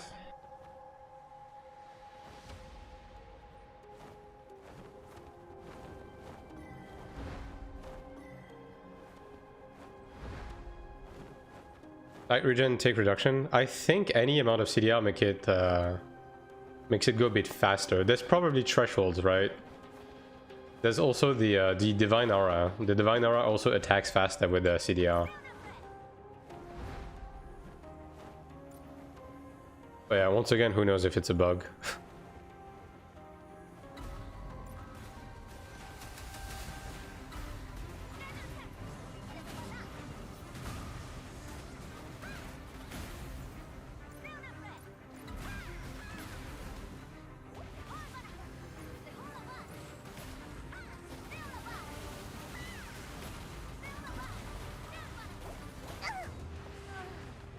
Yeah. Can you reroll stats on blue gear? I can't say I have tried, but I would assume you can. I honestly don't know.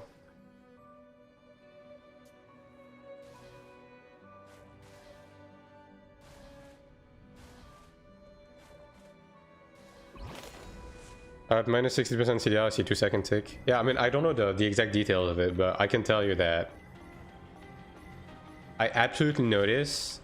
Well, first of all, I have noticed when I got my two bracelets And again, I got more guard stats for CDR. Illusion, I think it is. That both my Divine Aura started attacking a bit faster, and my ticks got faster as well. So I wouldn't be able to tell you like the exact specifics, but yeah. And also like when you do stuff like Ascension Trial and you get the CDR buff, same thing with raids, right?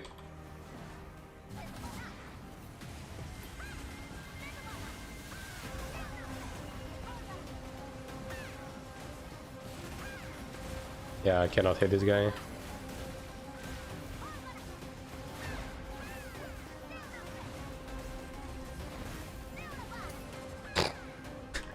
Well, thanks to that guy that just decided to just end his fucking life, I guess. They're removing that for Divine Aura next patch. Okay, question. Are they removing the interaction with CDR, or are they changing the fact that really high CDR made it fucking machine gun? Like, are they adding a cap, or are they just removing the interaction at all? Because it was a bit ridiculous at like really high CDRs that the Divine Aura was literally a fucking machine gun.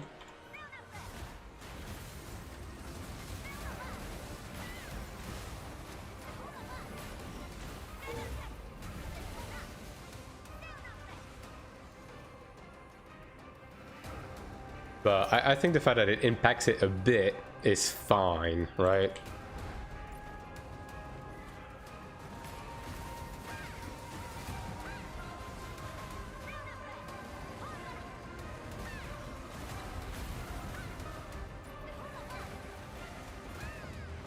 Thanks. I would assume CDR application. I guess we'll see. Yeah. They probably didn't anticipate the interaction of like the CDR also working on the pet's skills, right?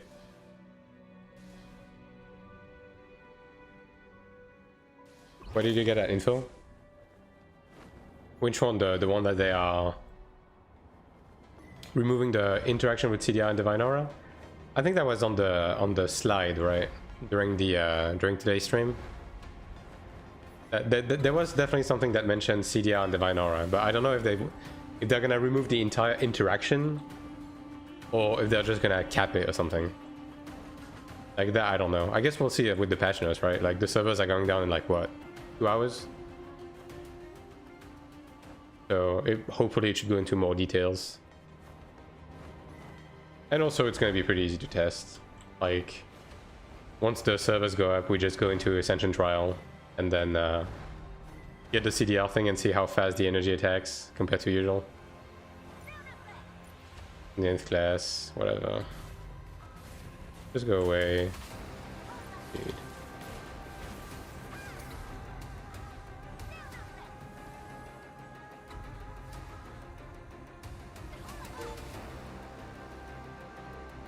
But yeah, that was one of the reasons why CDR was so good on Cleric, right? So obviously that's gonna make Cleric a bit weaker if they completely remove the interaction, but we'll see. I don't know. I think it was funny because in a way it made building for CDR on Cleric like be very good specifically for Divine Aura, which I think is a fun niche, right? And also like having a chanter that uses the CDR ability in your group as a cleric was fucking amazing. I don't know. I think that was a fun interaction. So I hope they just cap it. I hope they just cap it instead of completely remove it.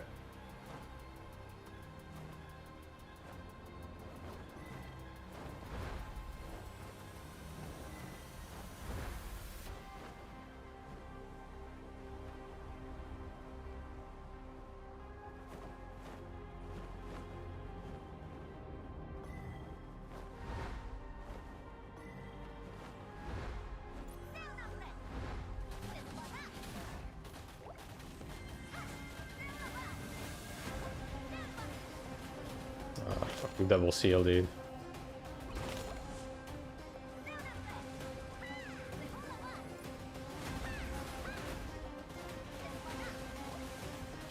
And I'm paralyzed. Well, at least he died of my dots. Yeah. See, that's always good to have anyways. Yeah, I mean, it's always going to be valuable on Cleric, because if anything, it's shorter cooldown on your invuln, on your salvation, on your res, on your root. Like, it's always going to be good to have, but the interaction was pretty fun, I think. Like, I like niche interactions like that. Something like 0.09 something. Whelps for Divine Aura. Yeah, I mean, we'll see, we'll see.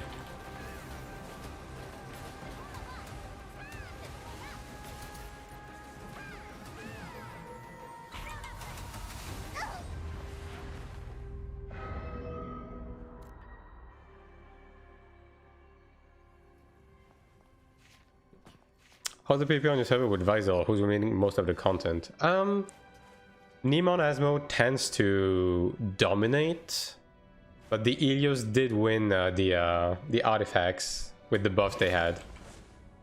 It's back and forth, I would say, right now. Like, Visor definitely has a lot of people. So we'll have to see how it goes, because it's only been a week, right? So Neemon won the first two artifact sieges, like 3-0, and now the Helios took two of them, both in Central and Lower.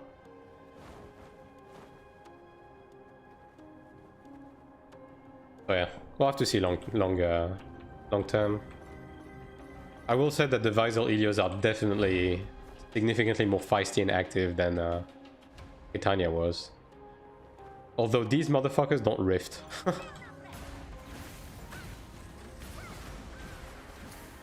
That's the one thing I would have to say. These guys just... Rifting does not exist for these people. Which is a bit of a shame. I'm gonna need to get more consumables. Which is a problem because I'm broke as fuck. Very problematic. I'm just gonna ride the cheap pots for now. I do think I have like bound life crystals, don't I? Yeah, I do. Alright. Saved. I wish we could use AP pots, man. They need to let us buy AP pots with ranking points instead of AP. To be honest.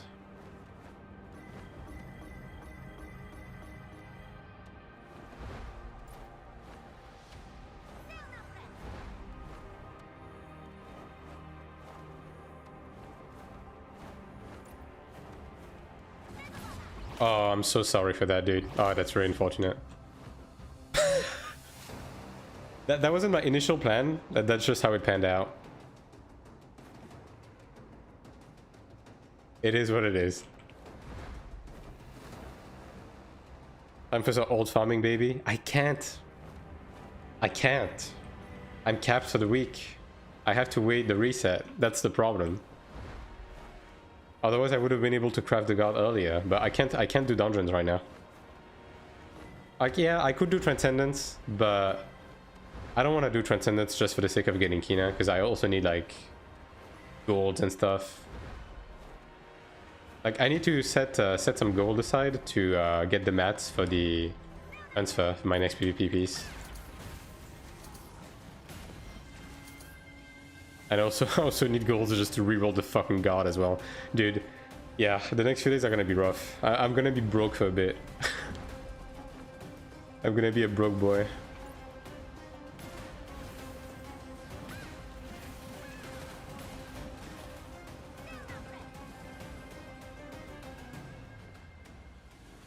So I need to bot to some model, yeah, maybe I do. Maybe I do.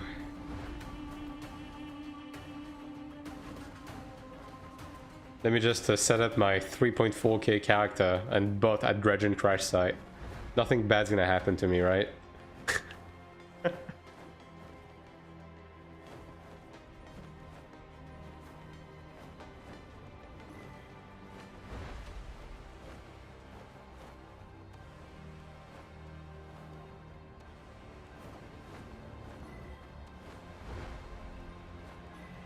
But yeah, you know what? I'm actually surprised. Like, I don't know if the algorithm worked this well for other servers, but I will say that this season matching matched us against a server that is pretty close in terms of like power and population. So they actually did a fairly decent job with our server.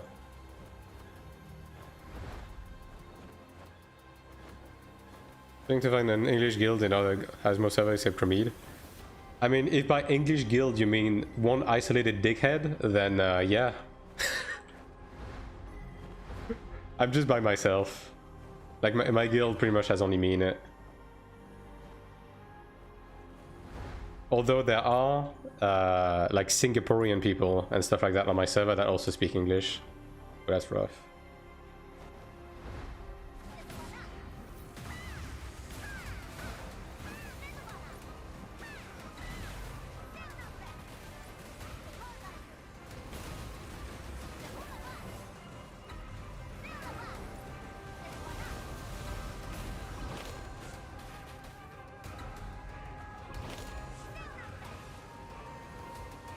No one?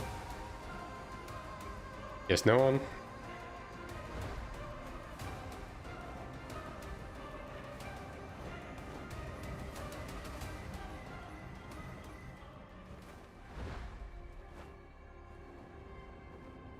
I mean, then again, there is a decent amount of people with like English names, quote unquote, on my server, but some of them do seem to be Chinese still, so yeah, I couldn't tell you what there is in terms of like active community on my server.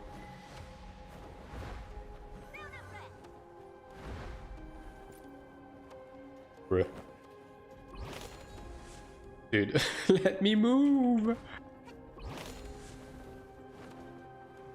Also, where the fuck did my flight time go?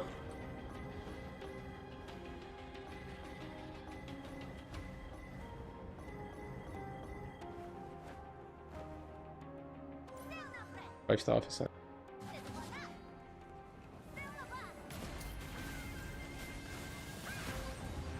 Okay, well, I did want to use my invuln, but that Twinils Dug did more damage than I thought it would. I'm gonna be dead ass. That was 28k. That's a lot.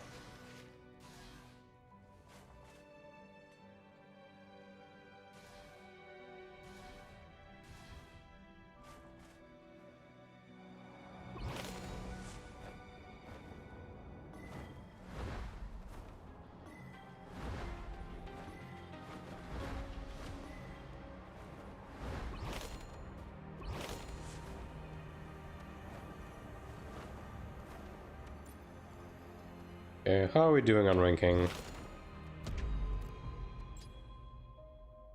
Okay, the reset just happened. Okay, first class. Alright. Making some progress. Making some progress. Yes, give me these season tokens. Bro. Bruh.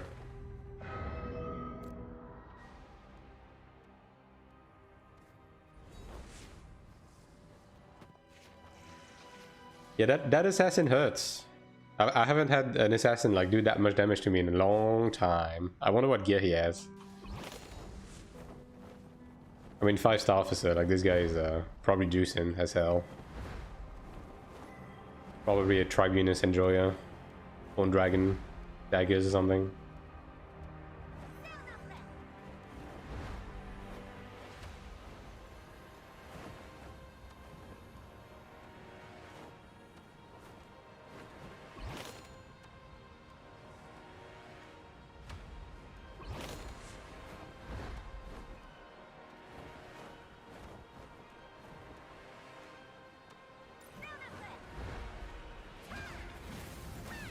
Sorry, dude. I need officer kills.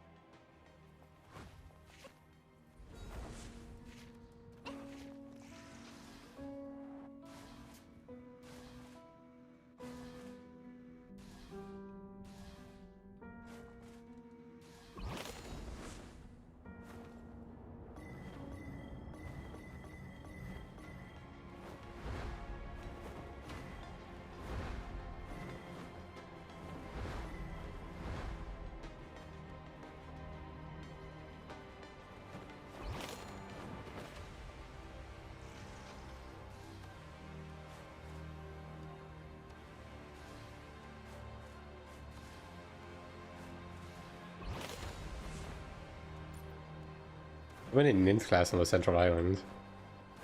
Like all of the juicy stuff is like right in front of their fucking spawn, which kind of sucks.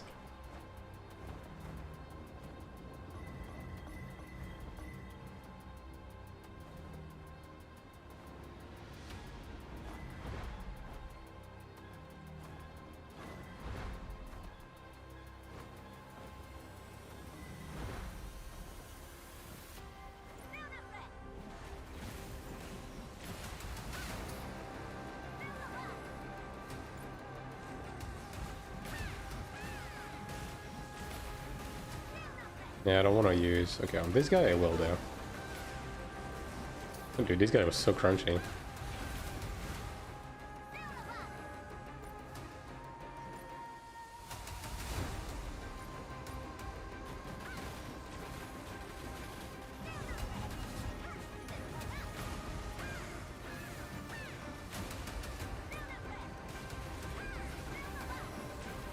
Okay, he's involved.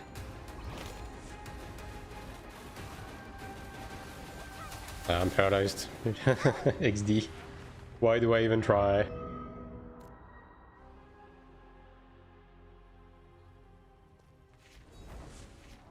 I kind of want to try the 8v8 battlefield as well. I haven't tried it at all. Maybe can I queue any of this? No. That sucks.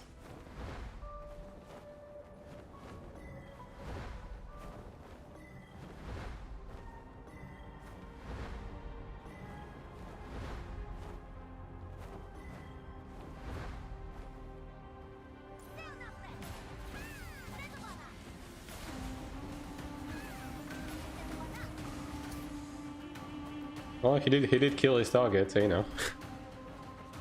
Good for him, good for him.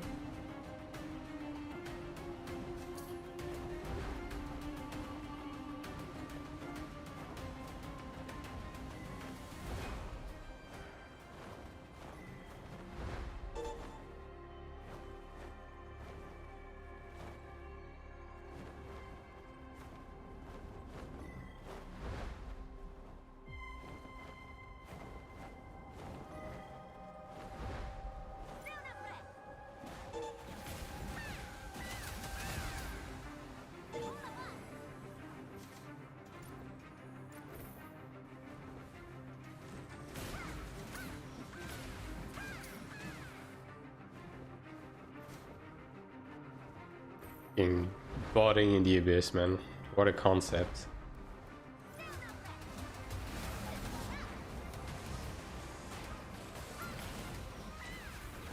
And even with food, I cannot hit this guy. Dude, how much fucking evasion does this guy have? That's insane. He's 3.6k. Probably Tribunus Enjoyer, yeah. Bro, this guy is out of here.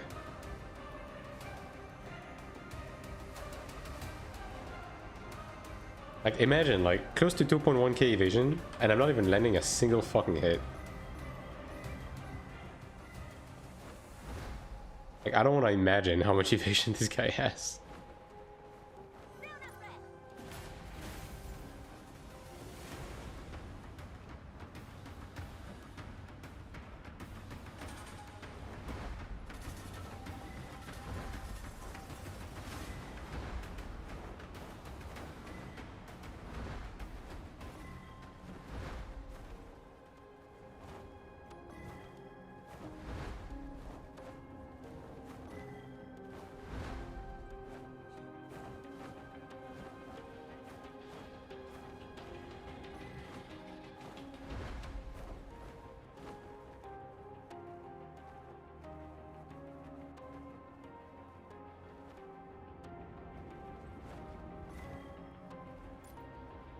In class.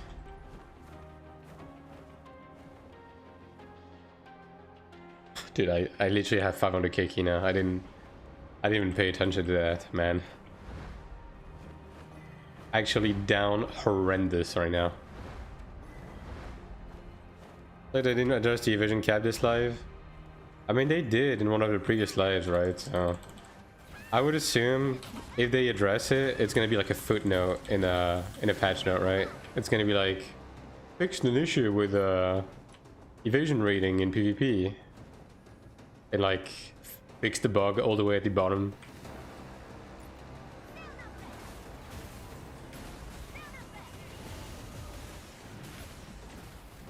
This guy has multiple clerics.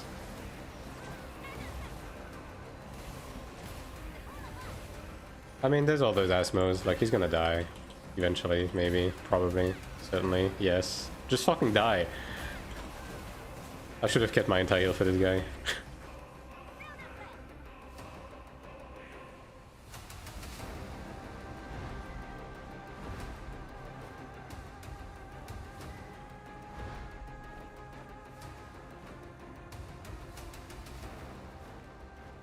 I'll go do another quick check to Central Abyss just for a change of scenery after this this loop. 5th, 4th.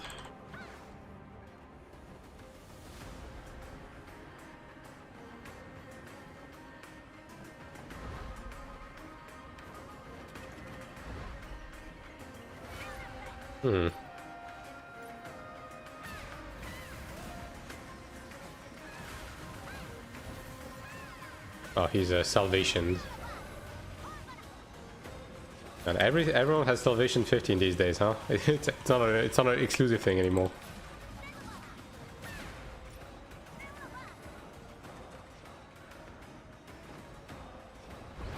Oh, I did my flight pods. There's no way I'm gonna be able to rift, actually. Dude, next rift I'm just gonna be on the ground. Nothing's gonna happen. I should probably exit and craft potions right now if I want to rift, actually. Okay, would you guys be upset if we craft potions for a little bit? Would you be mad at me?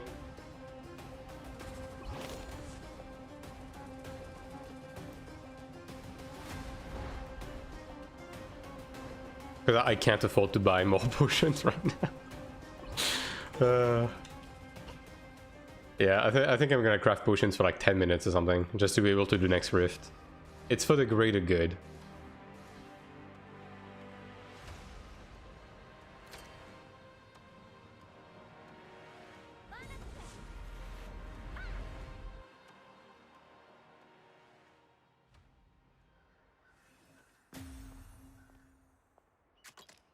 Alright, well hopefully I actually have Asphalt left. I don't even know if I do. Guess we're about to find out. Bathroom water break, yeah. Guys, I'm taking a piss, but I'm also able to still talk on stream, you know?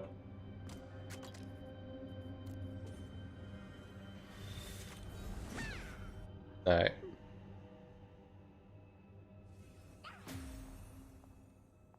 So let me check my season shop situation. I can buy 2. Woo! Yippee! Yay! Yeah, tomorrow we craft. Definitely. Nothing is gonna stop me from crafting tomorrow. Yeah,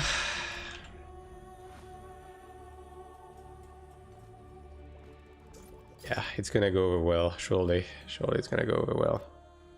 I don't have Asphalt anymore. This is not good. This is not good. Okay, how much is it now? 745.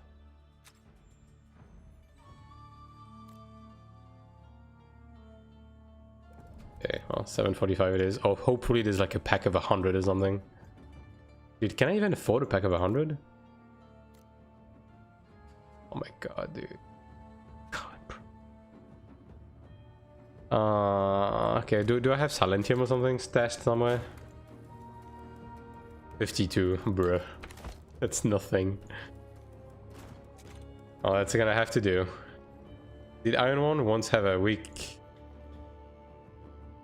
Once a week, 5-6 hour maintenance as well. Yes. Iron One had weekly maintenances as well. Pretty much the same, actually, yeah. Now, Iron One maintenance, though, usually was just... It was actual maintenance as opposed to like updates.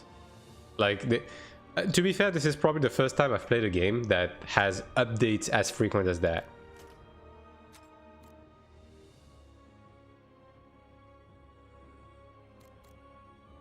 Are there like smaller packs? Not even, huh? Okay. I might actually have to do like one Transcendence run or something on the Note to be able to just survive. Wait, am I on the... Did the price go up? Or did I mistake it too? Oh, I did, okay. Usually the global market is the cheap one. Oh, fucking 700 asphalt once. Brother.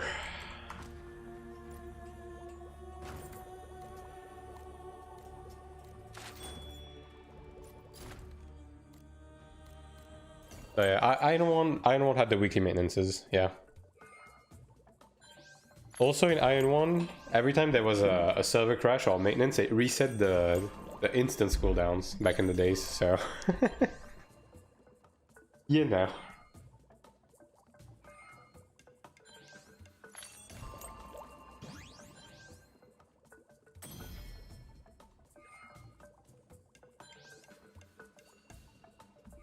I guess we could maybe look at stuff doing this or something.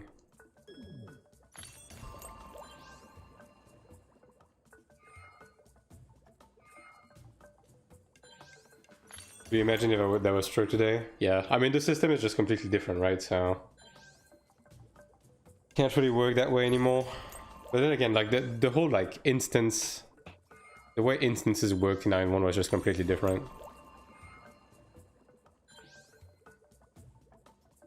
Like this whole energy stuff is a bit wacky in my opinion. I don't know.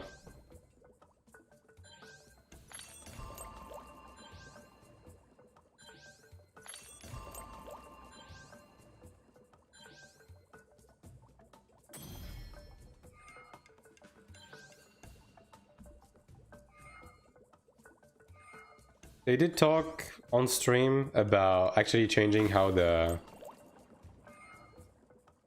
like dungeon energy and ticketing would work in the future to like make alts not as good, in the sense that they would make the Odil that you purchase and that you craft, they would give you more, but it would be server based, and then same for the tickets, right? So who knows, maybe by the time the game reaches the west, like alts are gonna be useless. Miss Dungeon Design Dark Poeta. Yeah, you mean like the point structure, right? I mean that the whole point structure thing is like the main thing Iron One did dungeons, to be honest.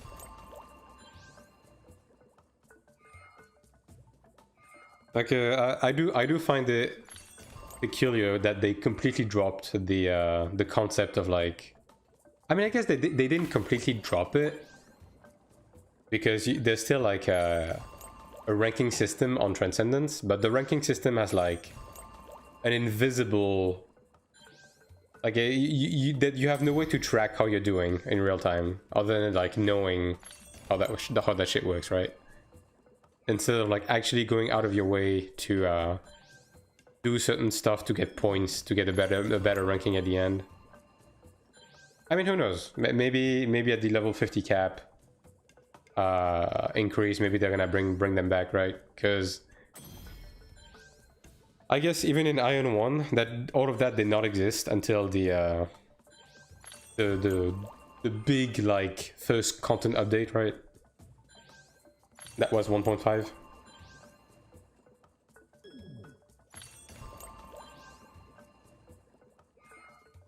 I do hope we get a point-based battlegrounds like Dredgen and it was called Jormungand Bridge in EU. I don't know how it was called in NA actually. I think it's Ophidian Bridge it was called on NA.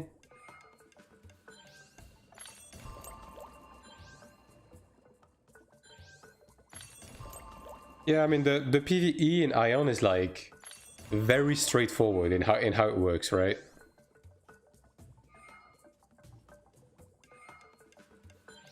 Very straightforward.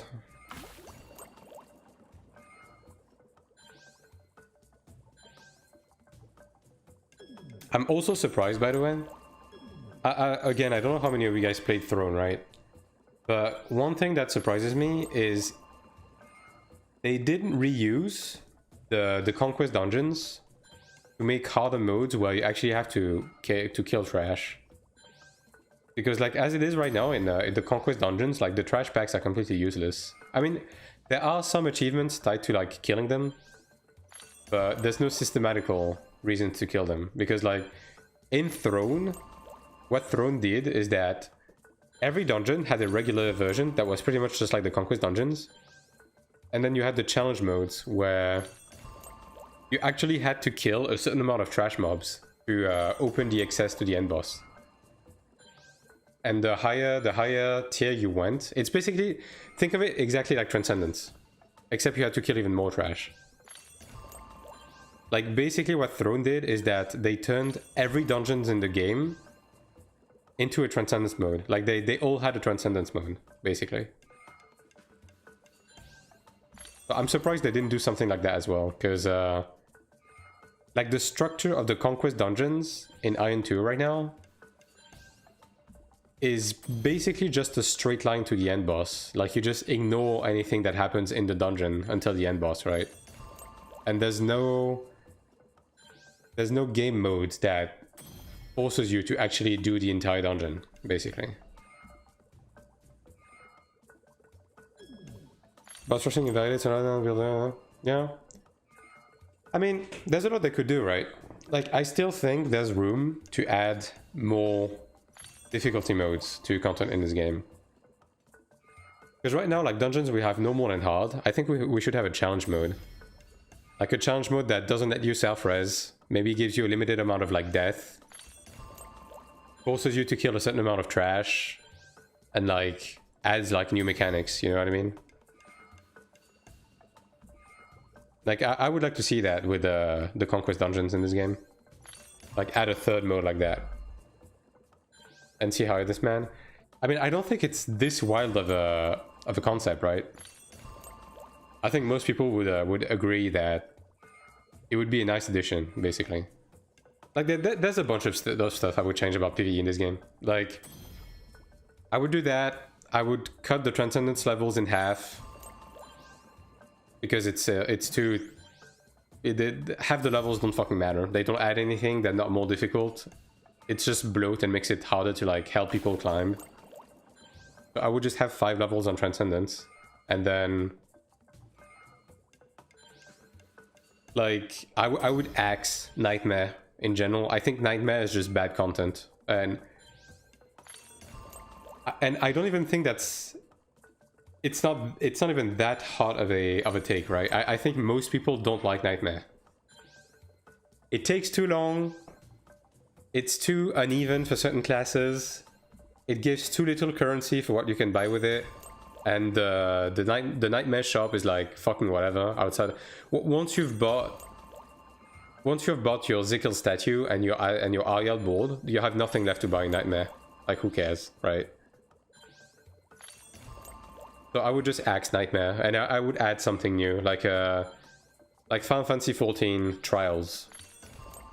Like some mid-range difficulty content where it's just a boss that it's just a boss that lasts longer and has like more mechanics to do. I feel like we missed that in PvE. It being mandatory is bad. Yeah. I mean, personally, I stopped fucking doing it. Because I genuinely cannot be bothered to be running this shit for like basically no reason. It takes too long, it doesn't give enough, and the content is not engaging enough to justify it. Like, the only point in time I was engaged when I was doing Nightmare was my first time doing Zickel. When I had no gear. And because of hyping, I actually had to lock in to do it, right? That's the only time I was engaged with Nightmare. And even then, like, it wasn't anything particular, right?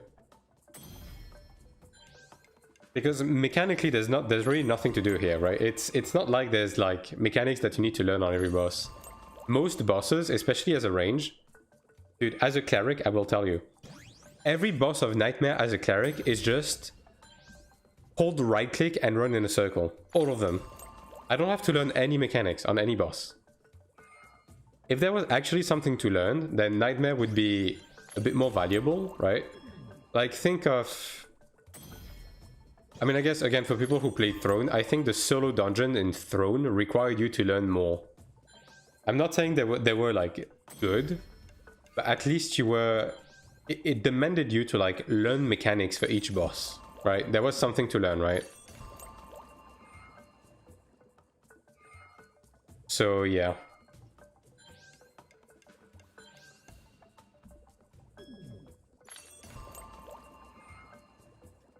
Like, Ascension Trial is kind of the same. It's a bit of a nothing sandwich. There's really nothing to do in it. If I'm gonna be honest, like, I kind of don't give a shit about Ascension Trial, but at least it has decent rewards. So, that gives me enough of a reason to do it. There's any different way to get Stigma Shards without Transcendence? Yes. If you do the new Dramata dungeon, that also gives you Stigma Shards. And obviously, you can buy them with AP. 25,000 AP per Stigma Shard. So, doing PvP or like Corridors and deliveries and so on will give you AP to buy more Stigma Shards. And in further into Season 2, there's going to be more and more dungeons that will give you Stigma Shards. New in Iron 2? Well, welcome. Welcome to your own personal hell. I'm just kidding. But if you have any question, don't hesitate to ask.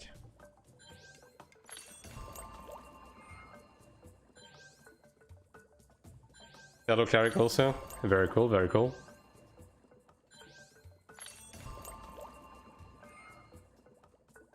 Cleric is definitely one of those classes that requires you to put in a bunch of effort for it to feel good, but it's a good healing class. How many sets do you have? I just have a PvE set and a PvP set. That's it.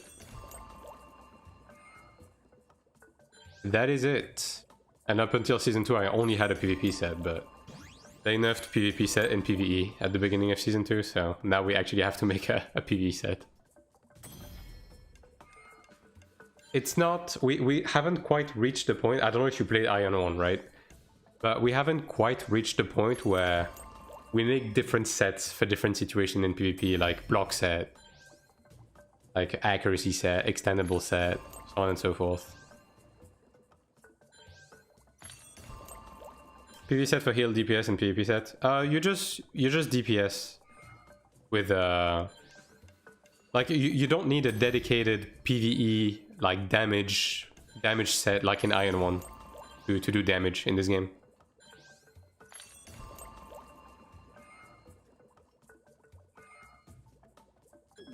Like the bulk of your power comes from stuff like the pet system, the Arcana system, the Soulbind system, which you pretty much have active at all time.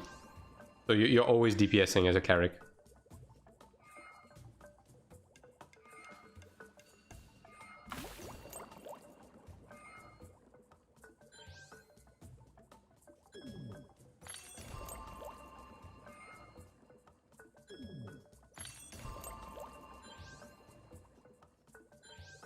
But yeah, we haven't quite reached the point in this game where we do as much set swapping as we do in Iron 1, but the game allows you to do it.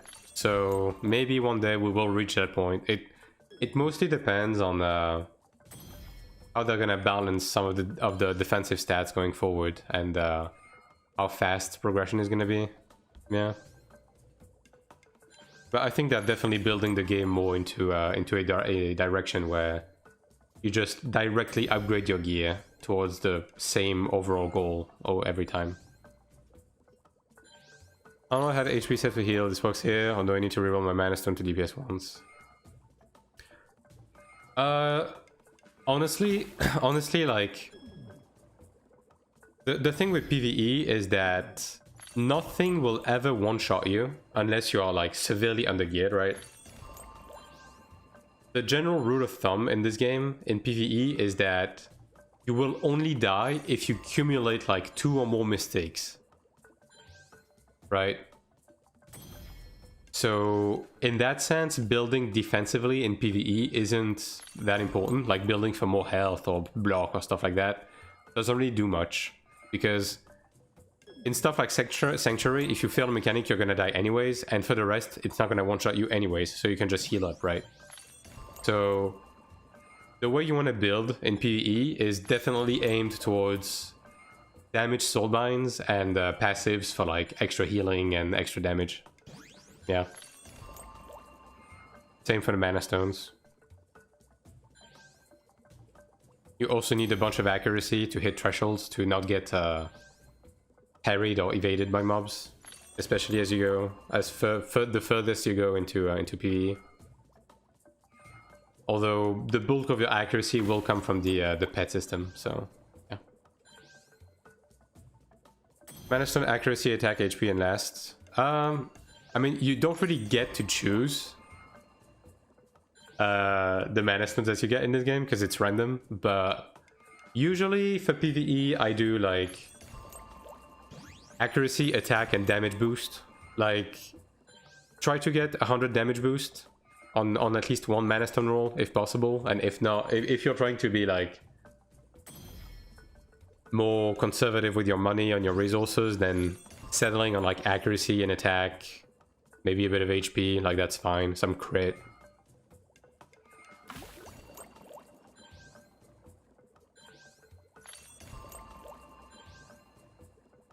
But yeah, for PvE you want to aim for damage boost and those kind of stats. Yeah. Although they are a bit hard to roll, especially on gold, so...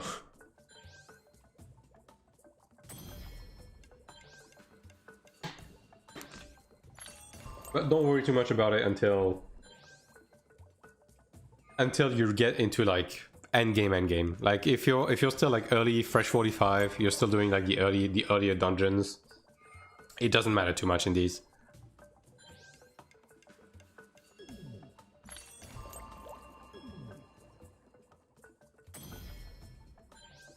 So you don't have to roll perfect stats. Like if you're like early into your progression, the main thing you want from your mana stones is higher grade rolls to bump your eye level. Just to be able to access more content, really.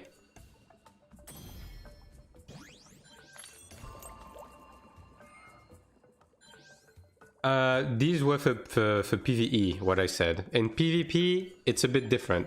In PvP, it's a bit different. You want accuracy, evasion are the main ones in PvP. And in PvP, if especially evasion, if you full send evasion. And if you want to go the extra mile, there's like special PvP mana stones where you can get extra PvP stats. And you know, if you get some damage boost in that, it's always nice. But accuracy and evasion are like the 2 main stats in PvP right now. Yeah.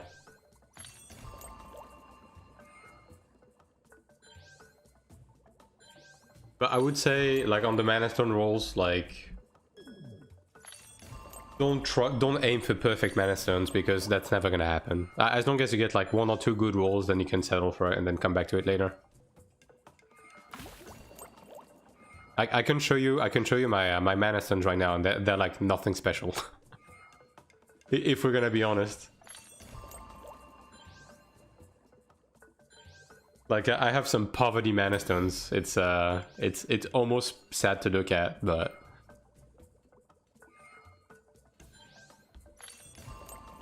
it's a sad for me. Yeah.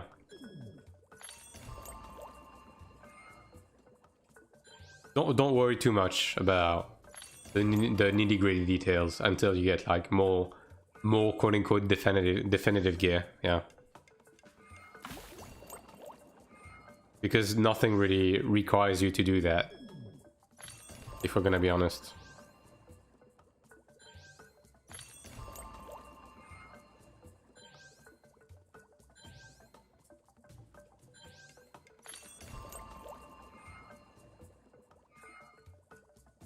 And yeah, if you're looking if you're looking to learn more about like the systems and like where your stats come from and so on, like I do have a YouTube channel as well, and I have uploaded a few guides, and I will be making more. So yeah, feel free to have a look.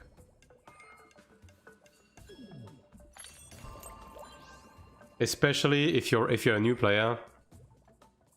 If you're a new player, it's gonna depend on your approach, right? But if you're a new player and you want to be like more frugal, like you only want to pay for the sub or stuff like that, like I would direct you towards the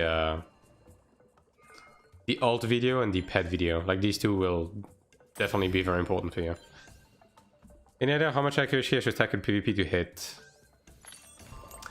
The amount of damage isn't tied to accuracy. It's just tied to like your gear differential with them, like PvP gear and eye level differential, and obviously also like the quality of your stats, right?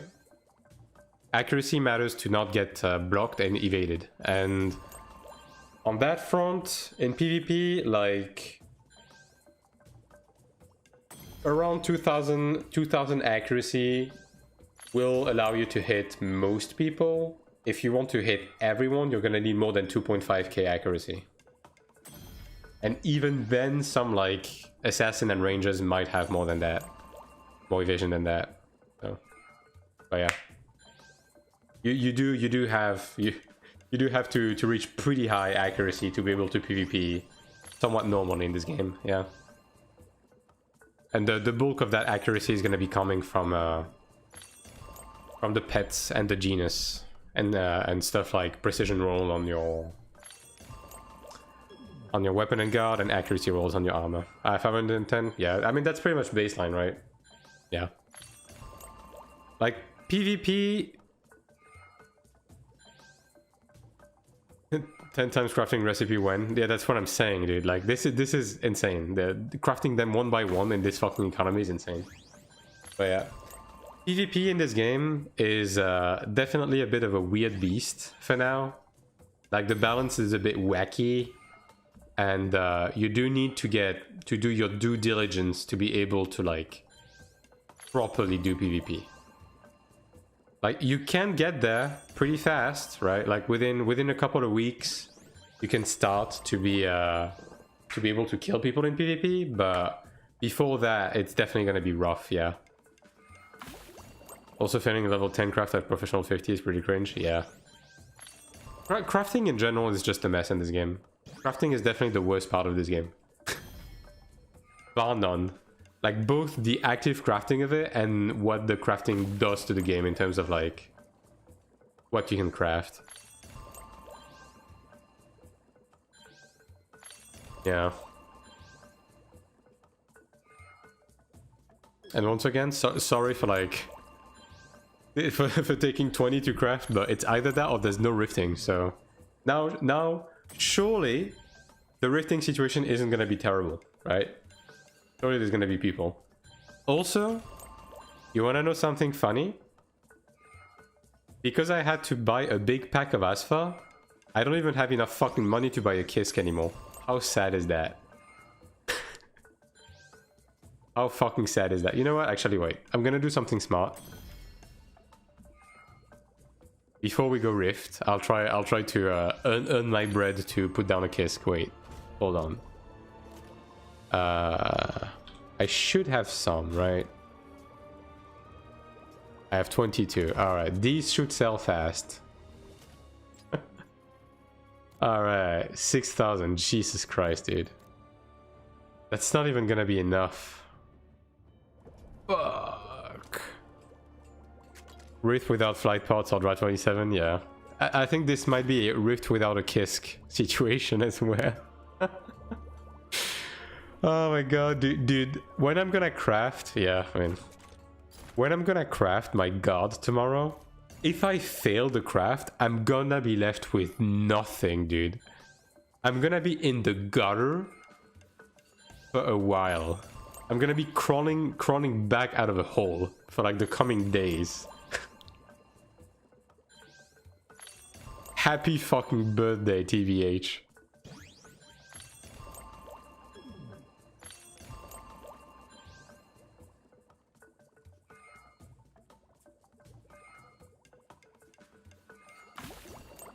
Okay, I mean the rift has spawned, I guess I'll just go.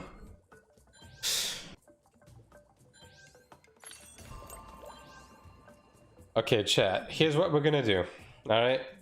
I'm gonna buy an individual Kisk, and I'm gonna have full life. Okay? I'm gonna try to play it safe.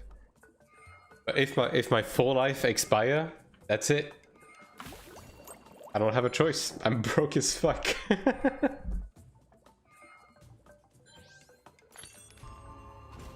Alright, let me buy the Kisk and let's go. Dude, I have 23 fucking scrolls left, dude. I'm down horrendous. I need this weekly reset to happen like yesterday.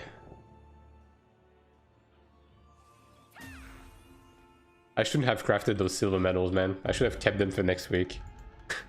My greed. No.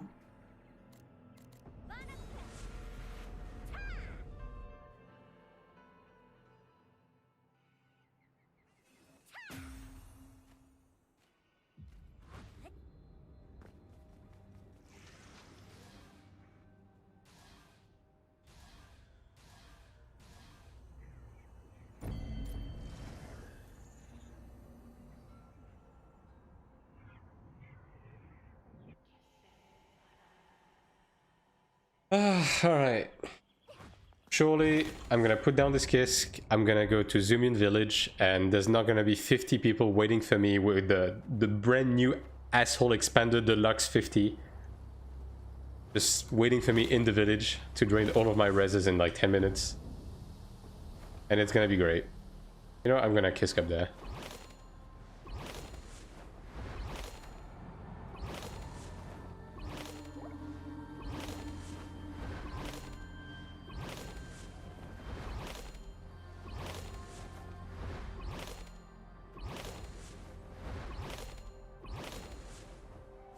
Yeah.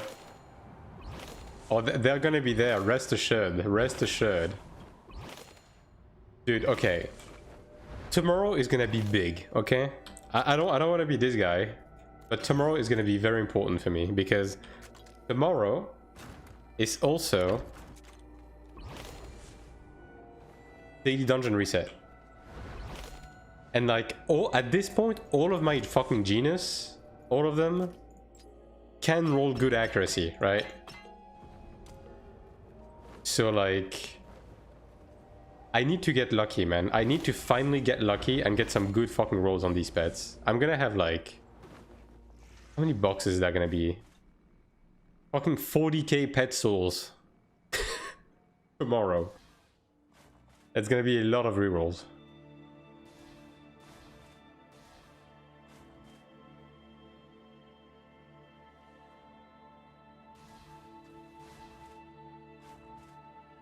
But you know what's funny though? Even if I get all of that accuracy, I craft the guard, everything goes well, life is good. I'm still gonna get fucked by paralyzed Theostones.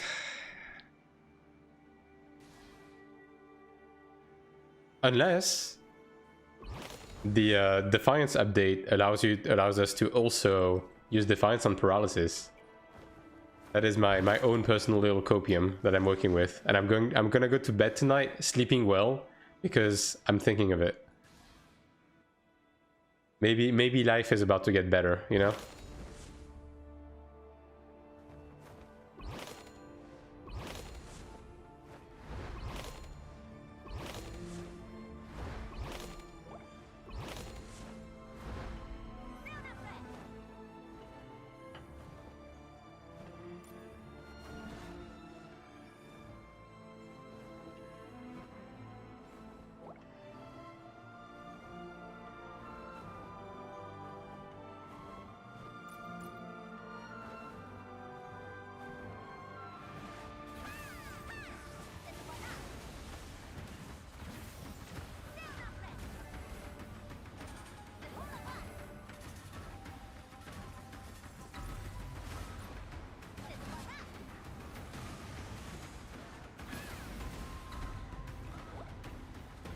I mean, I salute the idea of coming to me after burning your invuln, but how do I get craft silver medals? Still didn't have a quest for it. And those two in my inventory are dropped from Abyss Moth, if I'm correct. Alright. So there's a few different sources of silver medals. The first one is in the Abyss. Every day there's world bosses that can spawn that will give you either fragments or full medals. I mean, they're gonna give you insignias that you can transmute into boxes that have either fragments or full medals. And for these, I would recommend you keep the insignias to craft the guaranteed medals. That's one source. The second source is on Saturday and Sunday. There's a special world boss that spawns on both layers of the Abyss. And that one both also gives you fragments and medals. Those are direct drops though. And at least hitting it once will also complete a weekly that will give you 1 silver medal per week. Okay? So that's the second source. And then you have the third source, which are the season quests. So they are divided into 2 categories. You have the quests that you can do once per season. That usually requires you to kill like high-ranked players, like officers, commanders, so on and so forth. These will give you like a large portion of medals. I think per season it's like 9 silvers, 9 golds, 9 platinums, and then there's a few more from the Abyss one. And then there's weekly PvP quests, which you can find in Challenge, right? So these are the seasonals that give you the 9 medals. And on weekly, you have these. Some of the quests require you to kill certain ranks, and some of the quests requires you to kill people in your faction territory and the enemy faction territory with the rifting, right?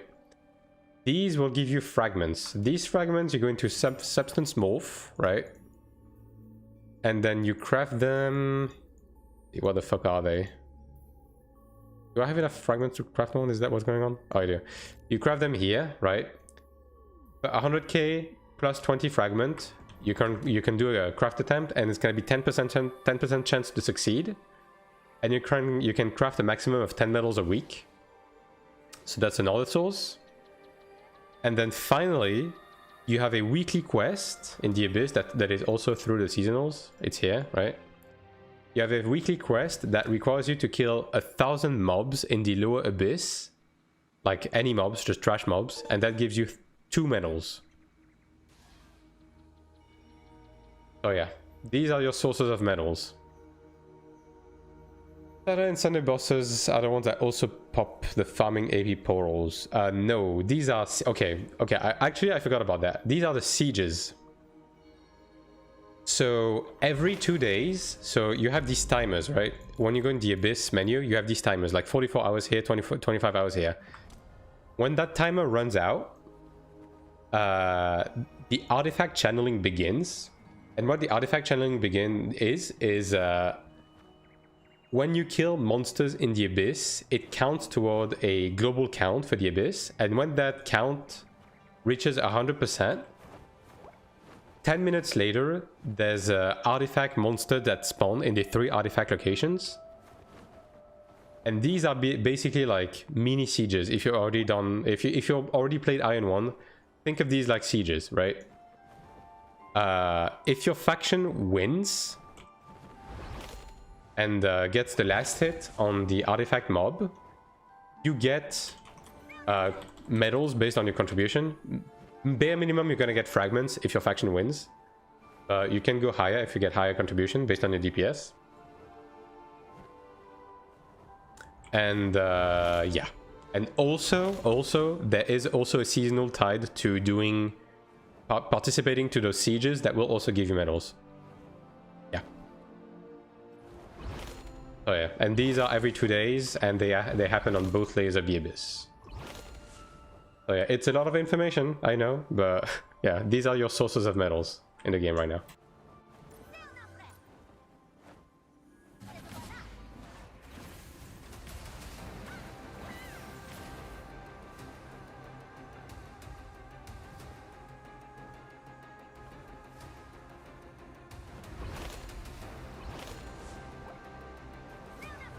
Now, the thing with the Metal Gamba, the one where you can only craft 10 per week, is that because it takes 100k kina per craft attempt, it gets really expensive to get your 10 medals a week. Like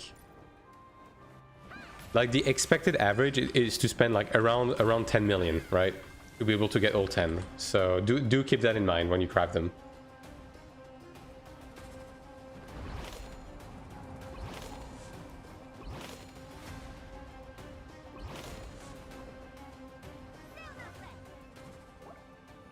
Lent class, yeah. You know what? Maybe I should make a fucking video about that actually, because like this, the PvP progression in this game it's pretty good, but yeah, you kind of need to know all of those things, right? It's not instinctively told to you. Oh, and also, by the way, FYI, with the arrival of Season 2, any PvE in the Abyss is more efficiently done in PvP gear, because PvP gear gives you damage bonus in on monsters in the Abyss. Oh, there's a 1-star here. And that includes the siege, so don't do any PvE in the Abyss without your PvP gear. Hey, I found the 3000 evasion in my area. But he's dumb as fuck, so it took him 50 days to find me.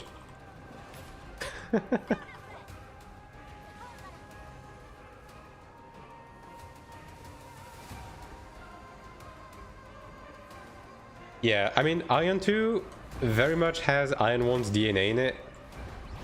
But it is very streamlined in a lot of aspects. Oh, hey, a cube. Yippee!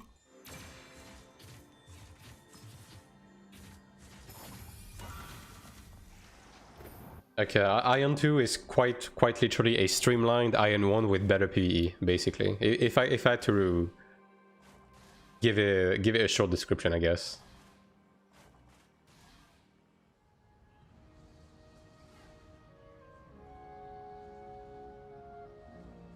An easier way to farm AP. Yeah. So, as you begin as a new player, yes, like the season stuff, farming mobs in the Abyss, the corridor, these, by the way, supply quests as well, weekly and emergency. All of these will be your main source of AP when you have like Z gear, right? As you're able to PvP better and better, like PvP in itself gives a fuck ton of AP. And you are limited on the amount of like PvP AP you can gain.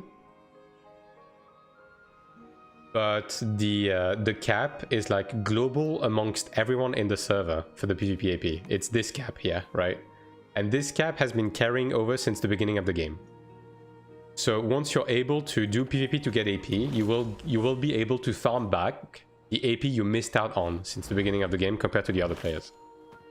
The only thing that you actually miss out on is the out of season, what we call the out of season AP, which includes the AP from the corridor, from the supply quests, and the seasonal missions and all of that, right?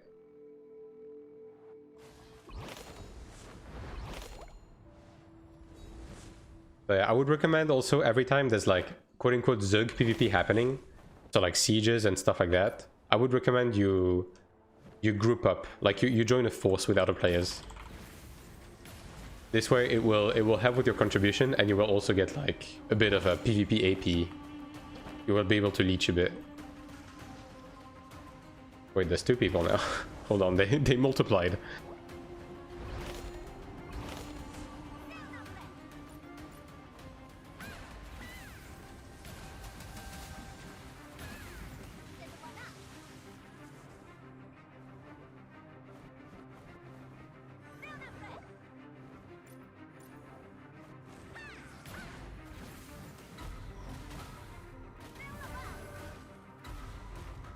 Okay, there's a group here actually.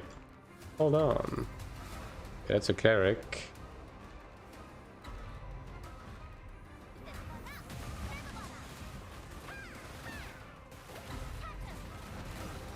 Okay, he's involved.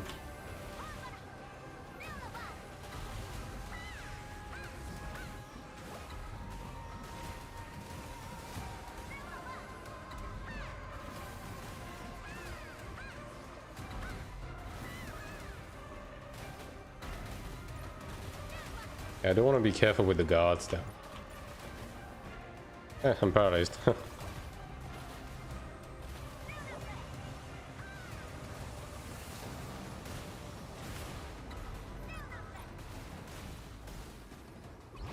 Yeah, I'm gonna run away from the obelisk because like they're gonna eventually overwhelm me and kill me with something dumb, right? Raising a lot of information. Yeah. Thank you, thank you. I mean, I'm trying my best, so if the information can be useful, I am glad. And I don't hesitate to ask anything. I'm here for that, right? So, and I will be continuing to make informational content in the future. I wish I could do more, but unfortunately, I'm just one guy. Like, dude, real talk. Like, I've been doing this for how long now? Like a month, right? And like, I think I looked at it yesterday, and within the span of a month, I think I have written, recorded, and edited like 15 videos or something like that. Like 14, 15, I don't remember.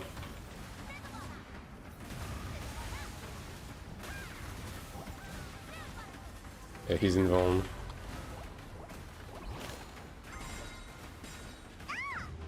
Yeah. He has a new friend. That one ranger hits a bit harder. 2 more questions, I will stop spamming you. I mean, dude. I don't worry. Keep spamming. It's fine. Because if no one is talking in the chat, then I have to talk to myself and come up with shit. So this is actually less effort for me. If someone is asking me shit, okay?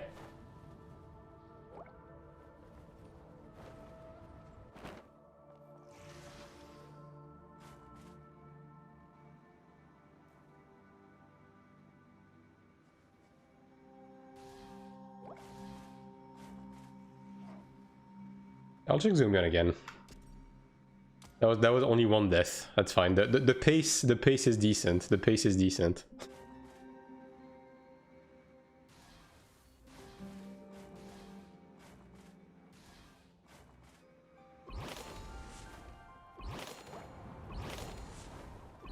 Adding PvP. Toggle PV to PvP. Once you're in the enemy territory, you're not allowed to change your toggle anymore. So when you enter the rift, you will keep the toggle you have. The only way to toggle is to attack a kiss or a guard, and that will automatically toggle you to PvP for 10 minutes. Or to be in a party with someone that has a different toggle than you. Like, if you're in the PvE toggle, and let's say you have a group member that is in PvE, in PvP, if you are in their vicinity, I think it's within compass range or something, then it automatically toggles you to PvP.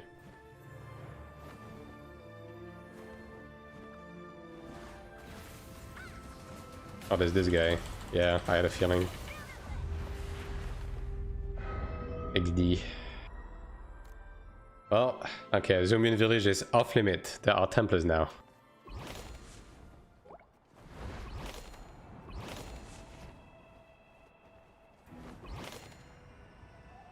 But yeah, if you toggle to PvE, no one can attack you in the faction territory. There's only in the Abyss where the toggle doesn't matter, and it's always going to be PvP.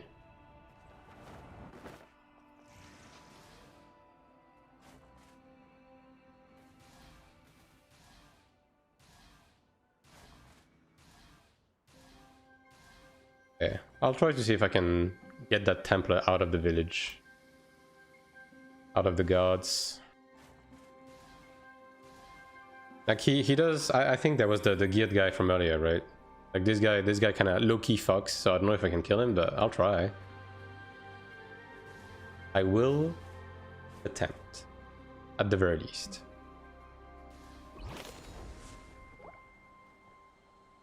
He's also really high vision, so yeah, there's that.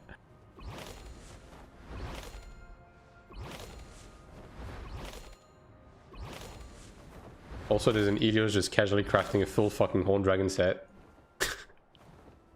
But you know, that's kind of par for the course at this point, yeah.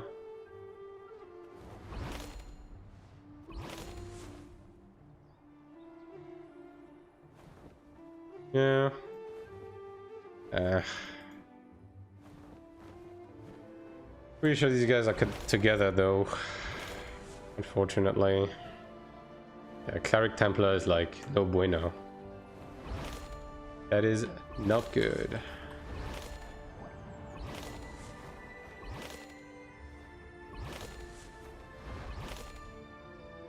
I'll go check the swamp again, see if the group from earlier is still here. I do think I can kill them. It's just the Cleric and Vuln is like wasting my time a little bit.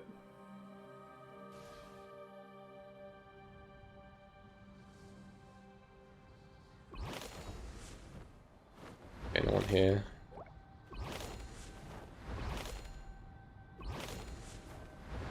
Can I say it? Let's see my rank. That's funny because that's one of the things. That is one of the things that I looked for as well at the beginning of this game. There's no way. It's only set to title for your own faction.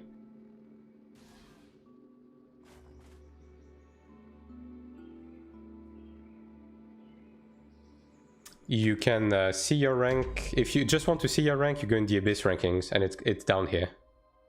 Like your rank is like here. You mouse over, and it tells you your rank.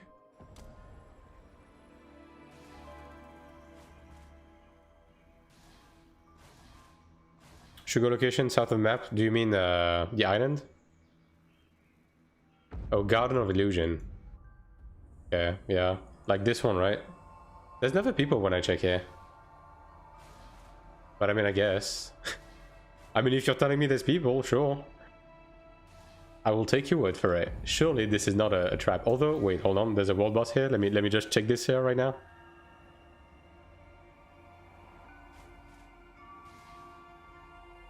Surely the chat member is not setting up a trap to get his weekly kills. There's a guy here.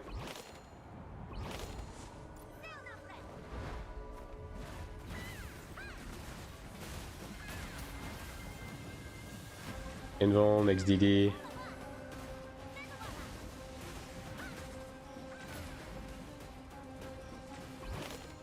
Yeah.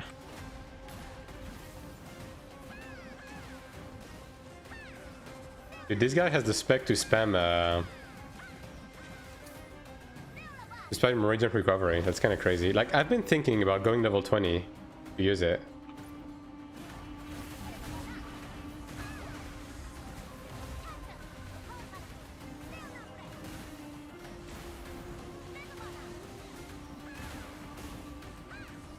Okay, he's in one.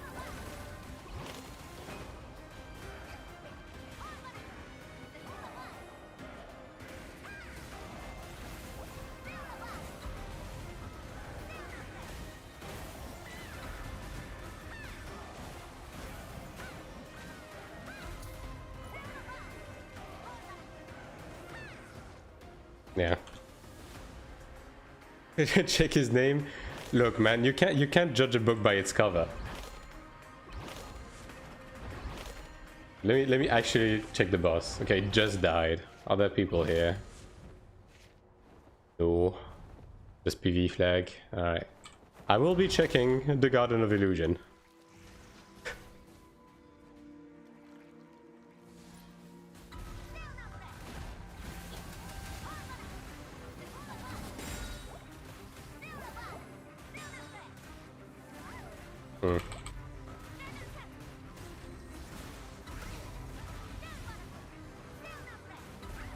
I'm paralyzed.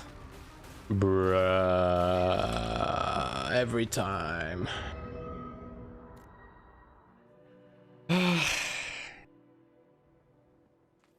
It is what it is. I guess that brings me closer to the garden now. It brings me literally next to, actually. That's convenient. Also, I don't have a Kisk anymore, so...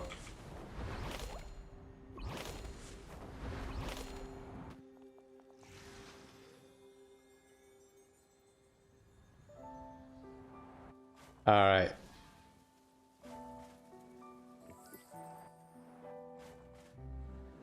Let's see what's poppin'. I think there's a village to the right. Okay, I think There's an obelisk to the right here, and there's another one further to the left. Okay, so there's no one here.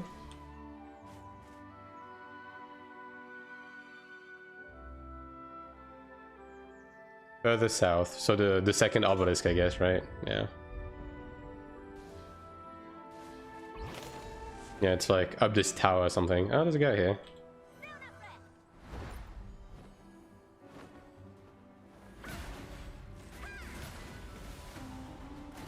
I'm not gonna remove shock that. That's for sure.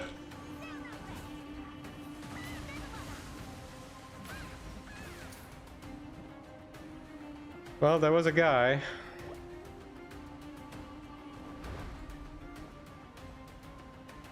Six? Okay. I mean, I'll check the obelisk. I'm right there, right? So.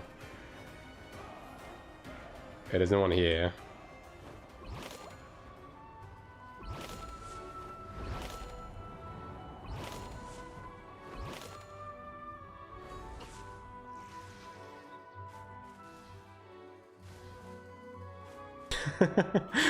bro is give me like live GPS directions with the chat delay, right? South of the Kibelisk. Okay, like in the mountains, you mean?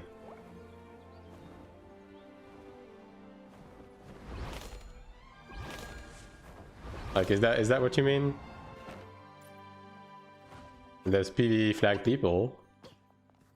Oh, the Shugo game, right? Yeah, okay.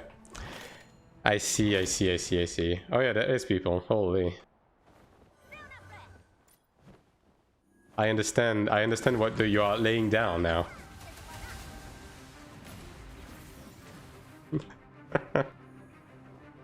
Well, thank you, paid chatter.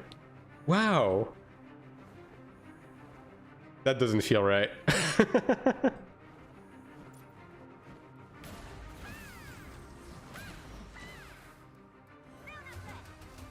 Well, I mean, okay, yeah. That there was two people, you didn't lie. My bad to not trust him. See? Okay, no, that was just a rank 4, so you know it's kind of whatever, but we take those. Because you went late. I know.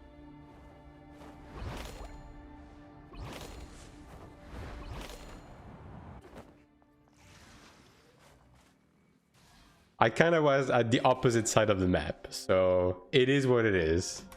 Also, I think this guy rezzed. Ninth class. This is bait.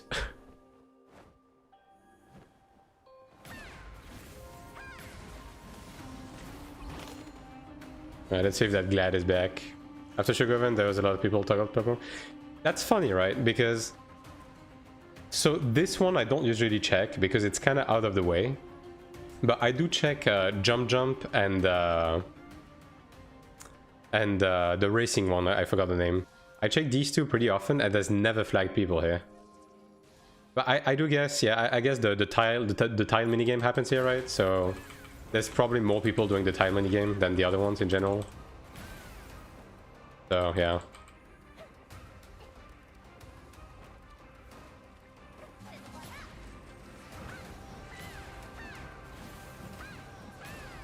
Damn, this guy actually potted the route. Can you fucking believe it?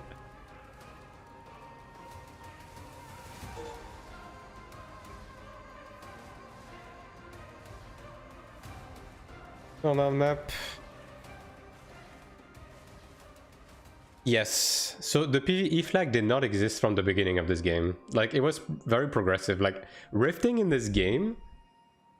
Dude, the griefing in rifting in this game on the first week was a lot worse than Iron 1. Because even low levels were red and gave you AP. It was... Like, there was no flag, and even low levels gave you AP. So, like, the amount of griefing that was happening was beyond insane, right? So, initially, the first thing they did is they made low levels be gray and not give you anything. That was the first change. And then they added guards, because there was no guards at the beginning. Believe it or not, there was no fucking guards on the map. That was pretty fun. And afterwards, the problem there was is that, you know, the seal dungeon stuff, right? Basically, people were just camping the entrances of seal dungeons, especially the final seal dungeon on the floating island. There was like 50 plus people camping the entrance. So like, new players could not do their seal dungeons. And that's when they added the flag. Yeah. I think there's a pet farming area here, so I'll check. I still think that the flag, the way it was implemented, was not the best solution, because I understand that they needed to remove a way. They needed to remove griefing on the seal dungeon stuff. But I think there was, even if they wanted to add a flag, I think there was other ways to go about it. Like, at the bare minimum, I think the flag should have only been active in enemy territory. So you should have only been able to flag for PvE in the enemy territory. Not on your own.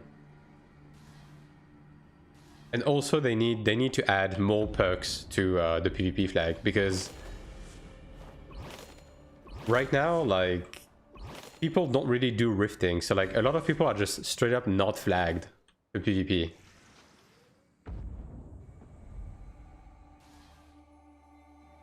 As it was in the past, yeah. And also, like, you have to keep in mind, both Iron 1 and this game initially were designed as like PvPvE experiences, right? Like, the entire premise of rifting is that you have a whole ass fucking map with a bunch of objectives in them, and the objectives bait you outside of your town to get killed by other players. That's the premise of like PvP in Iron, right?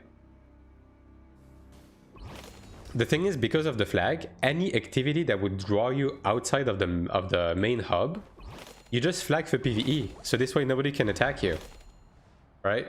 So all of a sudden, people who are PvP flagged, they have no reason to be out in the wild.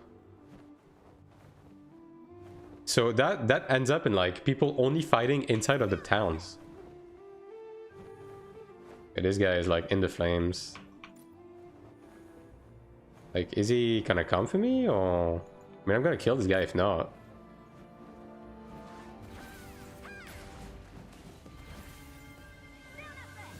I want to be careful, because this Templar will fuck my day if I use cooldowns on other people.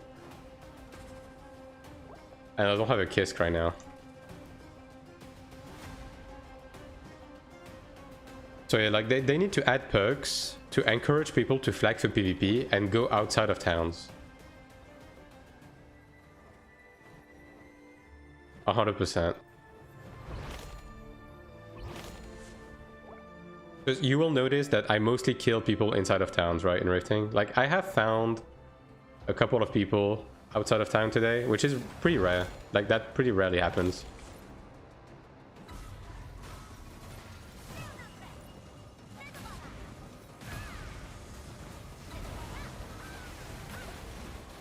Okay, well, I killed one guy on my way out. But yeah, like, finding people outside of town is pretty rare. Usually this is what happens. People just make groups and wait inside of town for other people to come, because they know that the other faction is gonna come for them in their town. So that's what PvP in rifting devolves to, right? And that kind of sucks, because the magic of open world PvP is like roaming in the wild and running into people and having spontaneous PvP, right? So yeah, they need to continue updating rifting to like bring back the vibes of original rifting. I actually made a whole ass video about this. Like whether they add bonuses when you have a PvP flag, when you farm souls in enemy territory, or like or even on your own territory. Or like they change the world bosses, or they add special cubes during rift timings that you have to hunt. Like, I don't care what they do, but they need to add more reasons for people to roam like around the map with their PvP flag.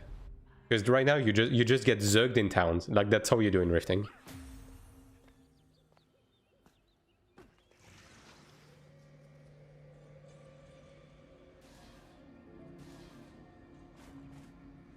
Yeah, I'll check Dredge and Crash side, because there was people here earlier, so.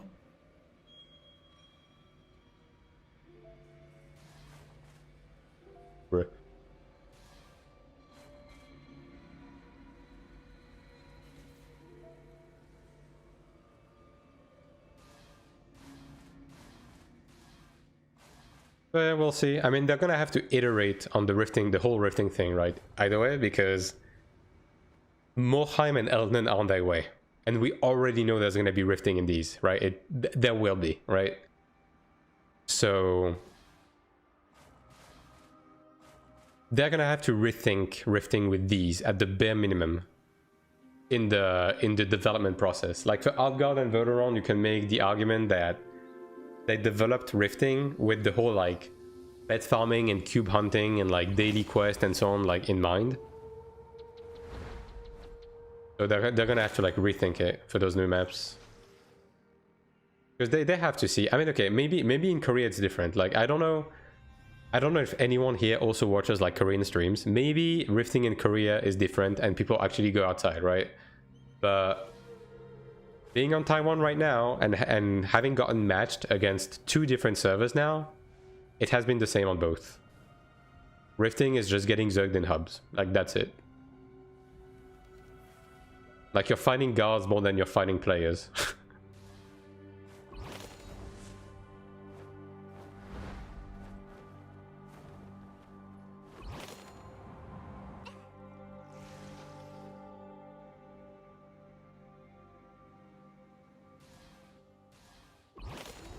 I know that's funny because at the very beginning of the game, right?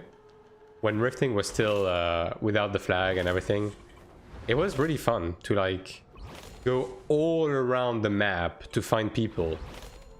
Like sometimes you would even like fight people underwater. Which, by the way, I'm pretty sure the majority of the player base has never done PvP underwater. But let me tell you, PvP in underwater is better than flight PvP. So, make of that what you will. The part with farming pets to give you so much advantage is a bit boring. The system is a lot better than it used to be, but it is definitely weird that they tied power to farming mounts, right? But then again, you can make the argument that at least it's a path of progression that gives you power and is impossible to pay to win. So in that sense, it's good. And because of the way it is right now, if you have a few ults, you kind of don't even have to farm mobs in the open world anymore. Like it is obviously better if you want to like chase specific stats on your genius to keep farming, but you can't get there by just running the daily dungeons now on like multiple characters, which is very low investment. So it was easy to me. If you are flagged during an active hour, plus 25% drop rate and a chance to get double pet souls. Yeah, I mean, that is what I said in my improving the overworld video, which you should watch, by the way, if you haven't already. Like, one of the idea I proposed was to just, if you're PvP flagged during rift timings, you get like 3 pet souls every time you kill mob. And the monster loot table becomes the Abyss one. So like the Kina doesn't count toward the Kina cap. The drop rate is higher. You get a bit of AP. And you can drop stuff like asphalt board fragments off of monsters. Right? And then another thing that I proposed is to just improve world bosses. Because like these right now, these are fucking useless right now. Nobody gives a shit about these. If they made world bosses more like Fates in 14... and they made it so when you contribute to the world boss, you get a box that has contents that varies depending on your flag. So like if you were PvP flagged when you got the box, then the box gives you accessible fragments, PvP mana stones, stuff like impact type scrolls, like special abyss consumables, AP pots, that type of stuff. And then if you are PvE flagged, it gives you Ariel Bolt fragments, regular mana stones, and regular potions like life crystals. Like I think that would also encourage people to like go around and roam to fight the bosses when in enemy territory, and it would not alienate the PvE players either, right? And then also altering the loot table of cubes when you are PvP flagged during rift timings to include like PvP mana stones and other like special rewards. So you're also incentivized to hunt cubes while PvP flagged during rift timings. Like there's many things they can do. There's a lot they can do to drive people outside of towns. Like, they can have fever areas where a segment of the map has like faster respawns and better drop rate for like 15 minutes, and then it keeps switching the region of the map that has them, right? Like, they can do a lot. Bottom line, they can just do a lot. But whether they will do it, who knows? Fully expect the pet insight to get nerfed more, or the very least before global. The rerolling part, I mean, yeah, I don't know how they could change it much, right? They can't, the stats, they can't change the stats, right? Because people have already rolled them. What they can do is they can make it less RNG though on the rolls. Like, they can give you pity. After a certain amount of rolls, you're able to like select a stat on one of the lines. Like, let's say after you roll 100 times, you can select a stat for a line, right?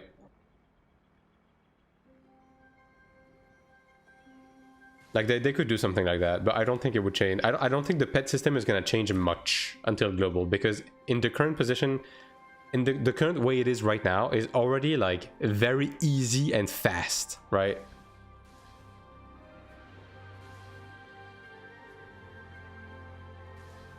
Like, I didn't do that much overworld pet grinding, and I'm already in a pretty comfortable position myself, so yeah.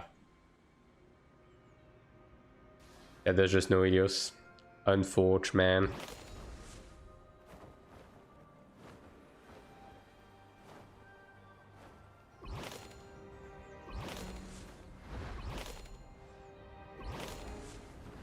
But there's a few systems in general that will change by the time it gets to global, or will change right after it hits global, and one of them is Soulbinds.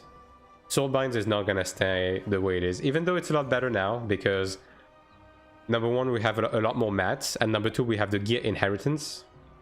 It's a lot better now than it used to be, but it's still RNG garbage, and that will not slide in the West. We saw what happened with runes in Throne and Liberty. Like, yeah, it's likely gonna change.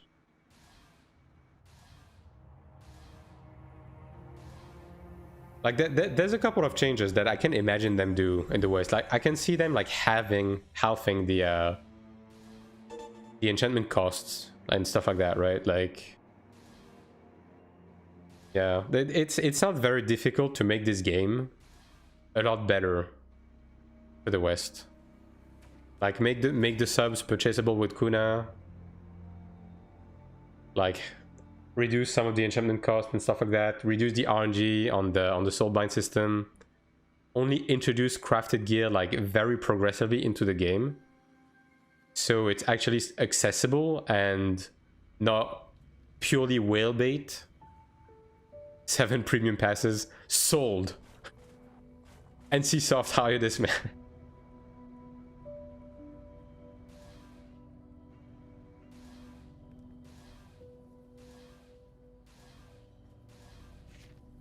But yeah, like, the way the game is gonna be in the West is not really something that we can predict, because Throne and Liberty was a very, very, very, very, very different game in Korea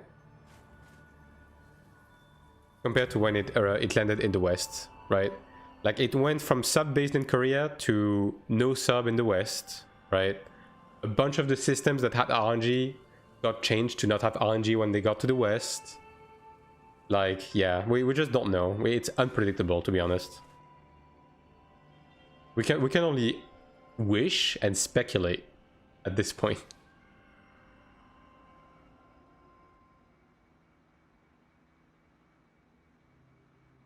But yeah, there's no one. And I'm starting to be a bit hungry, so I think I will be done for today. So once again, don't forget, tomorrow, biggest stream, big surprise. I will be attempting to craft my god tomorrow. We will be doing some dungeons to make money to buy the foul mats, and then I will be doing this craft. Also, tomorrow is my birthday, so birthday stream. Yippee. What time is craft gonna happen? It's not gonna be at the beginning of the stream. It's probably gonna be sometime in the middle. I don't know exactly when. It's gonna happen when it's gonna happen, basically. We'll see. But yeah, big stream tomorrow, so don't miss it. And yeah, if you haven't already, make sure to follow the channel. Same for on the YouTube side. And yeah, thanks for hanging out. I appreciate you guys coming tonight. Let me see if I can host anybody before I go. Let's see.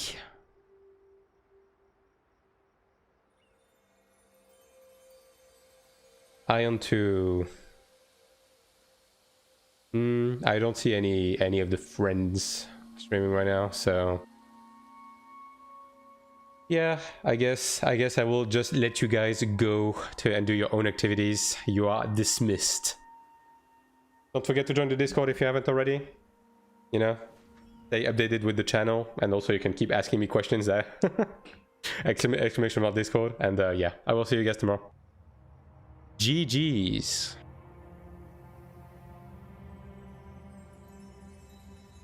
Wish you good night. Same.